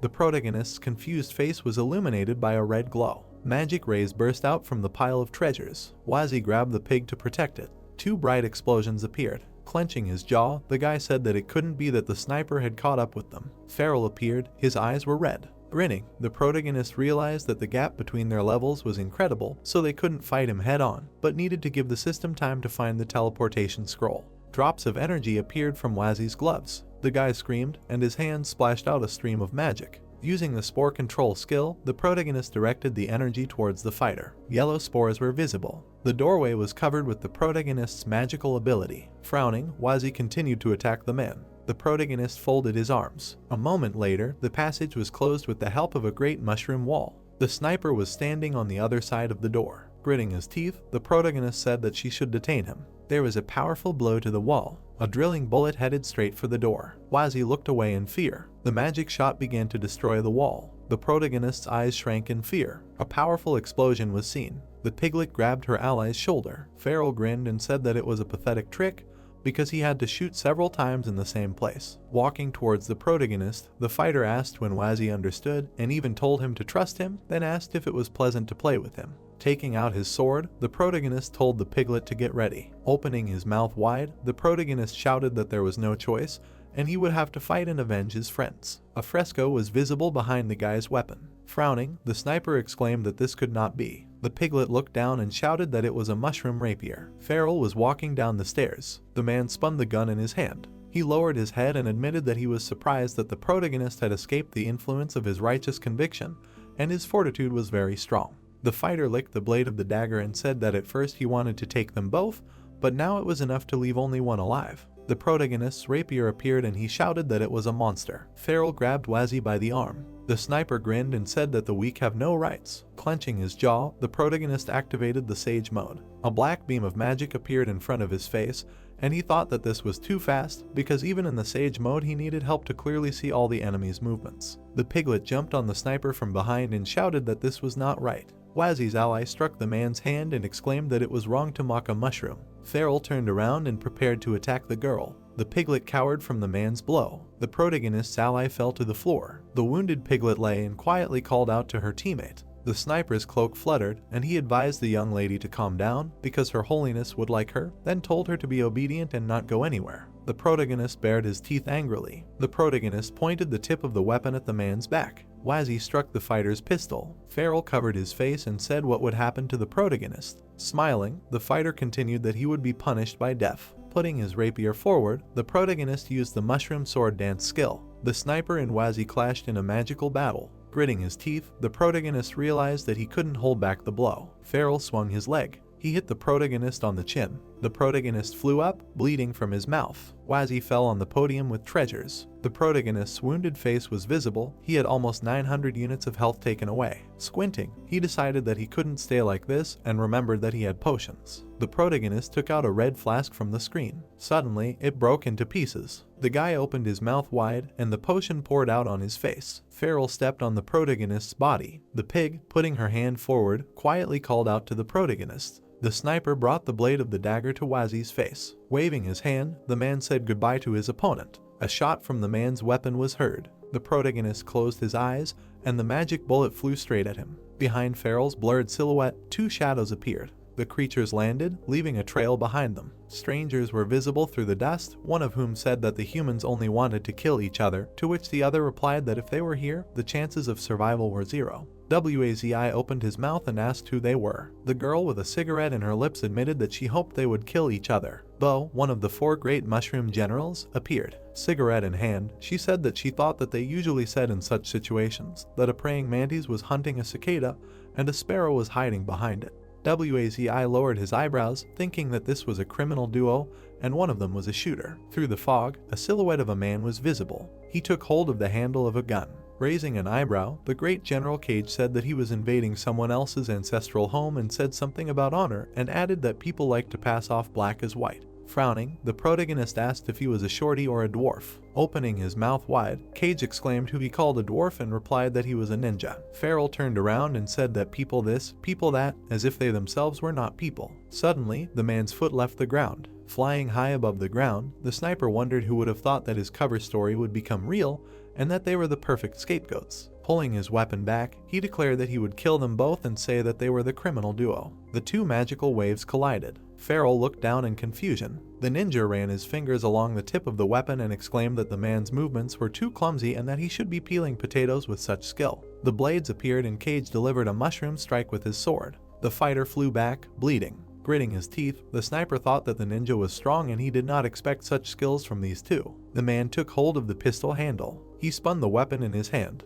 Taking the pistol in both hands, Farrell fired a flurry of drilling shots. Magic beams flew out of the sniper's equipment. The bullets flew straight into the bodies of the criminal duo. Bo dodged, holding onto her hat. Cage, holding a plant in his teeth, stepped away from the bullet. The sniper jumped back to the treasure room. Bo grabbed her holster with her hand. Pointing her gun at the fighter, she said that he could handle a gun and a sword, but he never became a master of anything. Such a pity. Farrell smirked and asked the girl to think again. The trajectory of the bullets pointed straight at the general. Holding a cigarette in her mouth, the girl frowned. Cage appeared, crossing his arms in front of him. Adjusting her hat, Bo said that it was a pity. The duo of generals fought off the drilling bullets. The sniper was bleeding from his wounds and thought that these two were stronger than him. But why were they hanging around here instead of taking the treasures and leaving? The fighter's eyes widened in confusion, thinking that they also came here to collect the despair of the people. But were they really enemies of Her Holiness? Then he decided that he needed to get out of here and warn her. The protagonist sighed heavily with his hand on her shoulder. The pig lay meekly on the floor, and Wazzy called out to her. With her mouth slightly open, the ally muttered that she needed to protect the mushroom. Raising his eyebrows, the protagonist asked the piglet to hold on and wait a little, and he would give her a potion. Wazzy pulled out a flask from the system screen. He gave the piglet some water, and her health increased by 400 units. Opening her eyes slightly, she quietly called out to the protagonist. The protagonist's eyes widened in surprise. Crossing his palms, he decided to use the skill of Furious Hug. The guy surrounded the pig with his arms, and she loudly exclaimed his name. With his mouth wide open, the protagonist screamed loudly, and his health decreased by 1,000 units. Raising her eyebrows, the ally clarified what was wrong with him. Farrell was fighting a duet of generals. Raising his leg, the sniper aimed at the opponents. The man covered his face with his hands. The cartridge in his hand glowed. The man loaded his weapon with it. He pointed the gun up. Suddenly, the fighter fired a bullet of curse conversion. Smiling, he explained that with this bullet from Her Holiness, even the strongest would kneel before him. Swinging his sword, Cage said that it was time to finish. A bright glow appeared under the ceiling. A cloud with eyes and a mouth was visible. Rays of light fell from above. General Bo was enveloped in the cloud. Wazzy and the pig were also covered in a magical haze. Farrell spread his arms, laughed evilly, and shouted that it was time to finish with these two, and these bullets could heal him and turn enemies into monsters. Bo turned into a small monster. Cage held the sword in his hand. He examined his hands because he had become the same as his ally. The protagonist sat with his legs apart and asked if he was a mushroom again. The pig appeared behind the cloud. She put out her hoof and made a sound. The piglet ran around the mushroom. Pointing his weapon up, the sniper said that now he had enough time to kill them all at least 100 times. A demonic silhouette appeared behind the fighter, and Farrell said that he could feel their despair because they were like children learning to walk. They would have to adapt to new bodies, new magic, but he would not give them that much time because they were low-level creatures now. General Cage grinned and exhaled. Smiling widely, the ninja shouted that he should thank the sniper. Farrell, pursing his lips, silently looked forward. General Bo, pointing her finger at him, said that he was a fool and it was time for him to despair. Putting his weapon out, the ninja said that here was his bow at the fighter's feet. Gritting his teeth, the sniper wondered why their aura had suddenly strengthened. The general dealt him a magical crossblow. Cage jumped over his opponent, leaving a trail of energy behind him. Blood was flowing from Farrell's lips. Frowning, the ninja said that he would grant him a quick death. The general held onto the handle of his weapon. The sniper opened his mouth wide and began to bleed. Falling face down on the floor, the man wondered if this was nonsense and why they had become stronger after turning into monsters. General Bo put her hand to her mouth and looked at the enemy's body. Farrell looked at the star icon and thought that he couldn't just go and die because he had to return to his mistress and be with her. A magical haze appeared in front of the sniper's face. He called out for the holiness. His face turned white and he called out to his mistress again. The fighter grabbed the star with his hand. The backs of the mushroom and the pig were visible. The protagonist, with his mouth slightly open, asked the piglet what they should do. Remembering how the ninja cut the mushroom, the protagonist thought that wasn't this the mushroom that tried to finish him off. Cage asked what to do with the heroes, to which Bao, holding a cigarette in her mouth, replied to kill them. The generals looked at the weak and defenseless heroes. The ninja moved towards them. The pig made loud sounds, protecting the mushroom. The tip of the general's sword sparkled. Covering himself with his hands, the protagonist exclaimed that they were all mushrooms here. Cage froze with his weapon raised. He held the hilt of the sword tightly. A moment later, the general struck near Wazzy's feet. Spreading his arms, the protagonist screamed loudly. General Cage knelt down. Holding a cigarette in her mouth, Bo turned around. A bright glow appeared near the ninja. The general's eyes widened as he realized that his body was not obeying him, And had he really lost control while he was in human form? Cage frowned and exclaimed that he could not be stopped by such a small thing. He would not let the enemy escape. The ninja took the sword in his hand. Suddenly, his foot left the ground. The general's eyes lit up and he delivered a cross mushroom strike. Pig and Wazi closed their eyes in fear. There was a loud sound from the strike. A protective aura appeared above the heroes. The ninja's eyes turned white. He looked forward in surprise. General Bo turned around and said that it was nothing but death. Piglet opened his eyes. Piglet tapped the mushroom cap. The protagonist, covering his mouth with his hands, wondered if it was that thing again. The crown with the mushroom emitted a bright light. Piglet excitedly extended a hoof towards the light. She began to jump around the magic crown. The pig reached its mouth towards the bright light. Baring its teeth, General Cage shouted how a dirty beast dared to desecrate the heritage of his tribe. The ninja's leg appeared. Swinging his sword, he exclaimed that he would cut up low-level monsters for salad. Waji raised his hand up, asking him to stop. General Cage's eyes noticeably shrank in surprise. Frowning, he shouted loudly. The ninja knelt down. He raised his sword up. Mushroom protected the pig with his hands. The general fell to his knees. The piglet and the protagonist looked at him in surprise. Cage raised his knee, trying to get up. He fell to the ground again. The general bared his teeth angrily. The ninja put his leg out again. The protagonist sighed tiredly, watching the general's 10 attempts to get up. The floor beneath Cage's feet broke. The piglet stuck out his tongue and made a sound. The general looked at the heroes with a questioning expression. His brows lowered. The pig brought its tongue to the magic crown. The ninja opened its mouth wide and shouted at it not to do that. The beast licked the base of the crown. The pig turned around, wagging its tail. General Cage leaned his hands on the ground. His eyes turned white and he exclaimed that such an unprecedented humiliation was beyond his comprehension. General Bo lit a cigarette. Pointing her finger forward, she asked if Cage had realized that the whole thing was about the mushroom. The ninja turned around and asked her again. Pointing at himself, the protagonist wondered if he was the one being talked about. The protagonist smiled and told his friends to wait, because he also did not understand what this thing was. The heroes looked at the crown hovering in the air. The pig continued to jump around it. Wazi stood right under the magic glow. Suddenly, the crown landed right on his head. It emitted a bright glow. After a moment, the crown began to sink into the mushroom, after which a systemic congratulation appeared that the protagonist had become the owner of a racial relic. Spreading his arms and legs, the protagonist began to scream loudly. His eyes emitted a golden glow. Wazi rose into the air, emitting golden streams of energy. An imprint of the crown was visible on the cap of the mushroom. Holding a cigarette in her mouth, General Bo was silent. Cage looked up in surprise. The pig sat on the floor, making sounds. The legs of the mushroom appeared. A crown was visible on his head. Spreading his arms to the sides, the protagonist emitted a bright light. The protagonist's face was covered in beads of sweat. Suddenly, he closed his eyes and began to turn his head. Wazi looked at the message from the system in surprise. It informed him that 3 missions had been completed, new skills had been unlocked, and experience had been gained, to which the protagonist raised his eyebrows in surprise. The protagonist tapped the system screen and saw a message stating that he had become a level 60 king. Wazi's eyes widened in confusion. The cage bared his teeth and shouted that this was absurd and that the relic would never recognize a stranger. Taking hold of the hilt of his sword, the general exclaimed that the mushroom should immediately return what it had stolen. The ninja swung his weapon and screamed loudly, but the general fell to the ground again. The protagonist narrowed his eyes and silently looked at his opponent. Bo pointed her pistols at the protagonist. The cigarette was smoldering in the girl's mouth, and the general shouted that for the mushroom, normal attacks were an empty sound.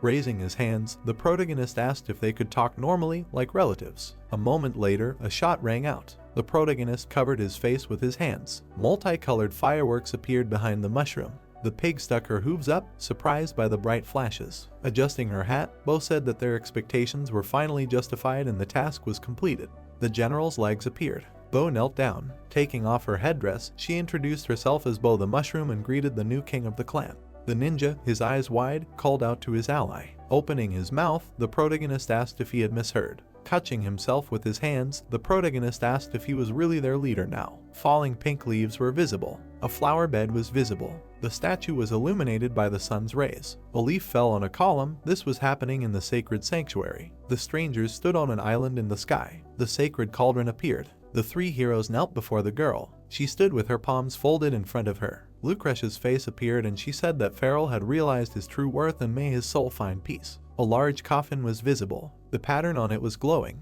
Fenrir lowered his eyebrows and said that they had finally gathered enough to spare, and the boy had even managed to find the last ingredient, adding that he didn't think a street thief would show such results. Smiling, Camazotz noted that discussing obvious things would not make the king of white wolves smarter. Grinning, the king of the polar wasteland asked if the bloodsucker wanted to fight. Kneeling, Barbaro asked the lady if everything had been confirmed. Lucretia, holding a glass in her hand, replied that they had found the missing ingredient. A purple symbol was visible on the water in the vessel. The dress of the head of the Sacred Sanctuary Guild fluttered, and she said that she had to go because the meeting would soon begin and the subjects had to finish all the preparations in the coming days. Lucretia reminded him that she still counted on Camazotz to keep an eye on those people, to which he bowed his head. The Blood King smiled and replied in the affirmative. The lady opened her mouth and said that she would leave Barbaro in charge to report on everything that concerned the Holy Sword. The face of the Guildmaster of the Tamer Alliance was not visible, but he agreed with her. Fenrir frowned in surprise. He spread his arms and asked the lady what about him and what his task was. Camazotz raised his eyebrows and replied that he simply had to be there and act as a guard dog, and he could mark the territory to scare away small animals since he would be useful that way. The White Wolf King, with his mouth wide open, exclaimed that the other man had gone too far,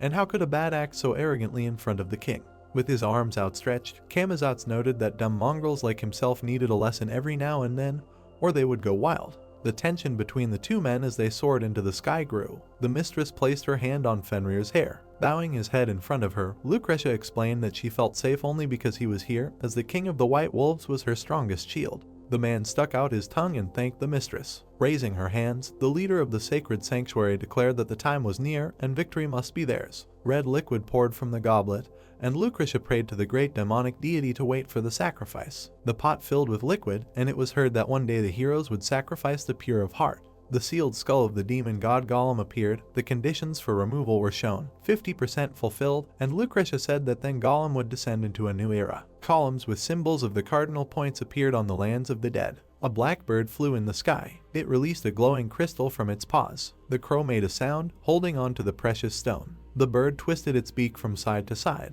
Red and green magic stones were visible. The crow looked in the other direction. 2 more crystals appeared. The bird's eyes sparkled, and it clarified whether more friends had arrived. Opening its beak wide, it screamed. A large funnel formed above the bird. Emitting sound waves, the crow screamed that the meeting was about to begin. The edges of the magic stone began to shine. A dark silhouette with wings was visible above it. A blue spirit flared up from another crystal. A hooded man appeared. Broccoli appeared from the green stone. A giant with a clock in his chest emerged from the yellow stone. Suzu, the apostle of the lands of the dead, raised his beak and noted that little Suo had not come today either, and he missed him. The stone above the blue symbol began to sparkle. Removing a louse from his crystal, the raven suggested getting back to business, and looking at their progress, he had 67%.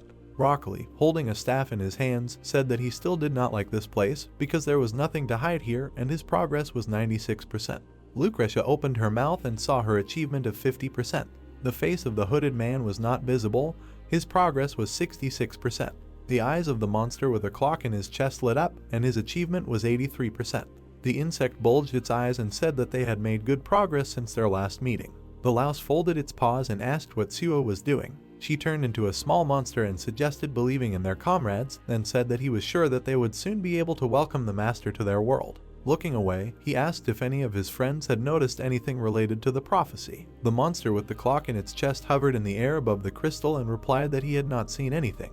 The stone under Broccoli sparkled, and he answered negatively. Stretching her arms up, Lucretia said that the sky would announce his arrival, the earth would give birth to clouds, and when 10,000 lives merged together, a legendary brave man would appear, after which she asked if the prophecy with such absurd criteria would come true at all. The girl, standing before the 5 beings, made it clear that compared to the legendary warrior who only existed in prophecy, their biggest obstacles were the Holy Sword and the Elemental King, and if they got rid of them, then no one would be able to stop them from resurrecting Gollum. Broccoli frowned and replied that if she knew of their true power, she would not have thrown words around. The back of his head appeared, and he continued that without inheriting Lord Gollum's power, they would hardly be able to compete with the Holy Sword, given that the Elemental King would remain. A blue crystal appeared, and someone said that Suo had not appeared for over 30 years, and no one knew if he was alive or what happened to his seal. So until they gained some of Gollum's power, it was best not to get involved in any trouble with the enemy. The purple being rocked and said that common sense could sail a boat for 10,000 years, and as Broccoli said, they should be careful not to make hasty decisions. but there was no need to strain themselves, and then added why not stay and play later. The other being's hair was fluttering, and he said that the village chief Broccoli had already been defeated by the holy sword, and if he was tormented by inner demons, then the being could help get rid of them. The village chief struck his staff. Broccoli looked down and said that in that case, why not cut a path into their sacred sanctuary, and continued to let the bunch of scum that could only oppress others mind their own business. The purple being hung on a thread and suggested that they not quarrel, since they were all friends here. The hooded man remained silent. Haskell scratched his head and said that at the current rate Broccoli should be able to open the seal in a month or two, and once he inherited Gollum's power he should be able to get rid of the holy sword. His finger swayed back and forth and said that they couldn't be sure. Opening his mouth, he continued that as far as he knew, the divine tree that Broccoli had spent so much time growing had been destroyed, and now it would not help him absorb Lord Gollum's power, and now he would not be able to help the new warriors change classes. Frowning, the village chief summoned the spirit. Zuzu cried out, opening his beak, and asked if he had said anything wrong.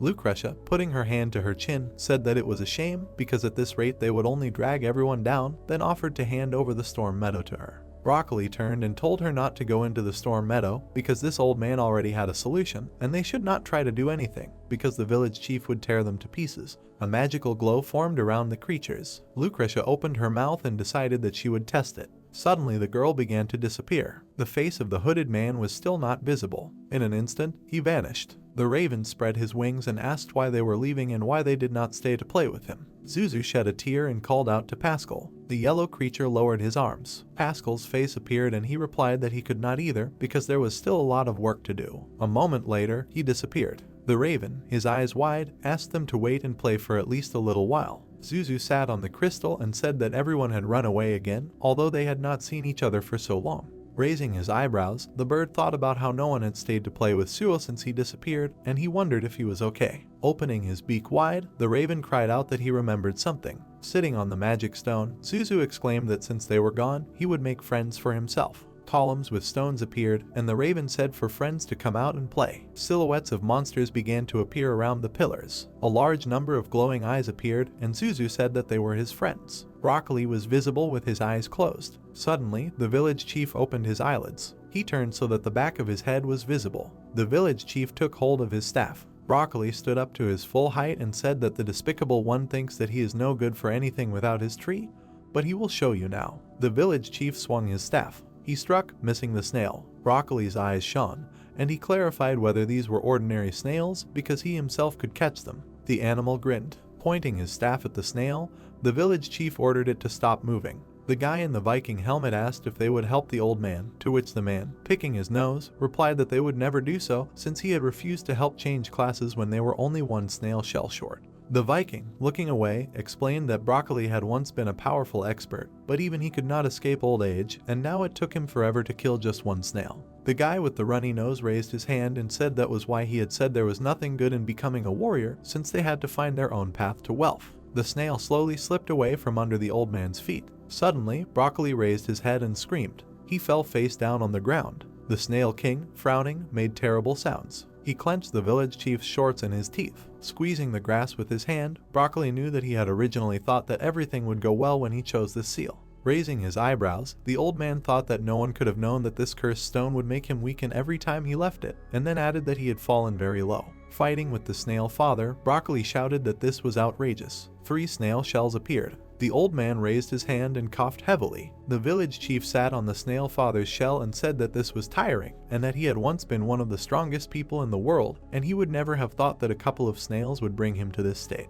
Imagining the image of the main character, the old man exclaimed that it was because of him that his plan went to hell, and as soon as he saw Wazzy, he would skin him 3 times. At sunset, the Mushroom Kingdom was visible. The heroes were standing on a high cliff. Lowering his eyebrows, the protagonist asked what was going on here. Holding a cigarette in her lips, Bo explained that as your majesty could see, the Mushroom Kingdom was slowly recovering. A stream flowed between the stones. Various mushrooms grew in the clearings. Apples began to fall from the sky. The pig, spreading her paws, caught the fruit. Sitting on the edge of the cliff, the protagonist explained that he was not talking about that, and he was wondering how they ended up here at all because he only thought about it for a second, and now they were here. Folding his hands, Wazzy wondered about the fact that the domain skill activated by itself from one thought, and whether all kings possessed such a skill. General Cage took hold of the hilt of the sword. The ninja bared his teeth and said that a simple mushroom monster shouldn't be the leader of an entire kingdom. That was definitely some kind of mistake. The protagonist put his finger to his mouth and decided to try again. The ninja swung his sword, but Wazi used a new skill. All the heroes, surrounded by a yellow glow, flew up. Gritting his teeth, the cage said that the protagonist was a cunning bastard. The Mushroom King used the spell again, and the cage fell into a puddle. Frowning, the general asked if Wazi wanted him to acknowledge him as the new king. Flying high above the ground, he said that he would never do that. The general's eyes widened in surprise. The heroes flew up because of the domain skill. Bo asked His Majesty to stop having fun and offered to return to the previous place because there were several official matters that she had to tell about, to which the protagonist, throwing the general onto a cliff, replied that he roughly understood how to use this ability. Cage flew high into the sky. A moment later, he fell head down. The heroes turned around and looked at the ninja in bewilderment. Putting his fingers to his mouth, the protagonist said that the domain allows him to freely move within the domain, and the rest of the skills are passive, after which the system showed a description of the 4 mushroom skills. Squeezing the ground with his hand, the general said that he did not believe it, and that it was impossible. The exhausted cage crawled along the ground towards the protagonist. The cigarette in Bo's mouth smoldered, and she explained that the general needed to stop embarrassing himself, because the Mushroom King teleported them all over the kingdom, and even the previous king could not master this ability. Taking the cigar in her hand, she continued that the royal heritage cannot be wrong, and no matter how much the cage resisted, now Wazi is their new king. The protagonist and the pig looked at the sunset, and the ninja hesitantly answered that he knew it. Kneeling down, the general said that all the previous rulers had a royal form. Suddenly, he got off the ground. Frowning, the cage continued that this guy had already become a king, but still looked like a simple mushroom monster, then clarified whether he would lead their race with such a look. The protagonist's pupils noticeably narrowed, and he confirmed the general's words. Putting his fingers to his mouth, the king mushroom thought that this stupid mushroom uncle was right, because he had already become a king and his level had reached 60, but he still had not evolved. The king was seen in human form, and Wazi wondered if he should have gained a super strong form of the Mushroom King since he had inherited the royal heritage. The protagonist widened his eyes and asked the system what kind of bug this was and why he was not evolving. The system began to search for an answer, and Wazi's previous forms appeared. The form of a simple mushroom monster was blocked. While the form of a mushroom with a crown was available, the system gave the answer that by changing the class to a mushroom warrior, the player lost the ability to evolve, but in the current situation, he became a royal mushroom, retaining the appearance of a mushroom monster. Looking up, the protagonist remembered that he had exchanged the ability to evolve for becoming a mushroom warrior, which is why he still looked like this despite becoming a mushroom king. The general pointed at the mushroom and said that this guy was talking to himself, adding whether Bo thought he looked like a king. The shadows of the heroes fell on the cliff. Approaching the protagonist, Bo explained that all this could be predetermined by fate, and asked if the Mushroom King had ever been hit by falling stars, to which he thought about the girl's words. A glowing crown was visible far in the sky. Suddenly, a bright beam of light from a star fell to the ground. Holding a cigarette in her hand, the general told him that when they were looking for a new Mushroom King, they were struck by a bright beam of light from the sky, and when they woke up, they discovered that they had gained the ability to turn into people, to which Wazi grabbed his head. Cage, opening his mouth wide, exclaimed that this was the work of those people. A ninja appeared behind the protagonist, shouting that they forced him to take this disgusting form, and if he saw them, he would cut them into pieces. The protagonist's body was covered in beads of sweat. Raising his hand, the protagonist said that the same beam of light turned him and the pig into humans. Bo and Wazi were covered in smoke. The piglet was enveloped in a cloud. General Cage frowned, surrounded by dust. General Bo spread her arms and said that the curse had finally lifted. The piglet took human form and made a sound. She tried to hold an apple in her hands. The fruit fell and hit the ground. The piglet in human form reached for the apple falling from the cliff and screamed. With his mouth wide open, the ninja looked up. The protagonist and his ally widened their eyes in fear. Taking a cigarette, Bo said that this fool had started doing this again. Tears flowed from Cage's eyes. The piglet hugged Wazi and said that the ninja was annoying her. General Bo, holding out her palm, explained that there was nothing to be done about it, and that this idiot would not be able to turn back into a monster. Raising his eyebrows, the protagonist asked if it was possible to return to the form of a monster. The girl blew out a cigarette smoke and explained that it was possible, but asked not to say that heroes were not capable of it either. The protagonist spread his fingers and admitted that he had never tried, after which he clarified how to do it. General Bo tossed the cigarette with her fingers. A moment later, there was a powerful explosion. The girl, having turned into a monster, answered that something like this. Wazai, with his mouth wide open, wondered in surprise how she did it, and remembered that the pig had also managed to return to her monster form. But then she simply exhausted all her mana, and he had no idea that it was possible to transform at will. The process of changing from monster to human form appeared above Bo's head, and she explained that it was not difficult, because you just need to sense the energy of the falling star and assimilate it into your body, thus you can change form whenever you want. Covered in smoke, she lit a cigarette. Suddenly, General Bo appeared before the heroes in human form. The ninja was crying, holding his head. He opened his eye, hearing the protagonist ask if the mushroom uncle could do the same. General Cage rushed forward. Grinning, he asked if Wazi thought that everyone he met could so easily sense and control the energy of the falling star. The ninja opened his mouth wide, seeing a cloud of smoke in front of him. Mushroom put his hands up and muttered that he thought he was stuck in a human body forever. Cage's jaw dropped in surprise. The pig happily hugged the main character in the form of a mushroom monster. With her hands on her hips, General Bo explained that everything was simpler than it seemed. This guy was just too stupid. The mana level in Cage's body was shown, and the woman explained that he did not know how to control the mana in his body, so the mana of the shooting star and his own were conflicting inside his body, causing the current state. Raising a finger, she added that the ninja was currently neither a full-fledged human nor a full-fledged monster, so he could not use the full power of either form. General Cage's furious face was visible, and he shouted that it was not as simple as she claimed. Pointing his fingers at the heroes, the ninja stated that it was because Bo had always controlled her mana, and this child had an advantage due to his royal heritage, and if it was that simple, then this pig should try to transform. The pig in human form widened his eyes in confusion. Smiling, the protagonist asked why the pig didn't try, after which he assured her that it was easy and that she just needed to imagine herself turning back into a monster. The girl squeezed the mushroom tightly with her hands. She stood with her knees together and kept saying that she needed to transform. Throwing her hand behind her head, the pig grinned. Opening his mouth wide, Cage laughed and repeated that everything was not as simple as he said. The protagonist brought the apple to his ally's mouth. The ninja continued to laugh loudly while a cloud of smoke appeared near him. The pig transformed and they began to fall together with the protagonist, to which he praised her. General Cage looked at the monsters, lowering his hands. A moment later, his eyes widened and tears flowed. The protagonist opened his mouth in fear. The pig was holding an apple in her mouth. General Bo was smoking and shouted for the ninja to stop yelling. The man was struck by a bullet right in the forehead. General Cage fell to the ground humbly. Taking a cigarette in her hand, Bo told the heroes to relax because he was single, after which she suggested that they talk about pressing matters. That's how this video ends. If you have sat through to the end, please don't forget to press the subscribe button and leave feedback. See you in the next video.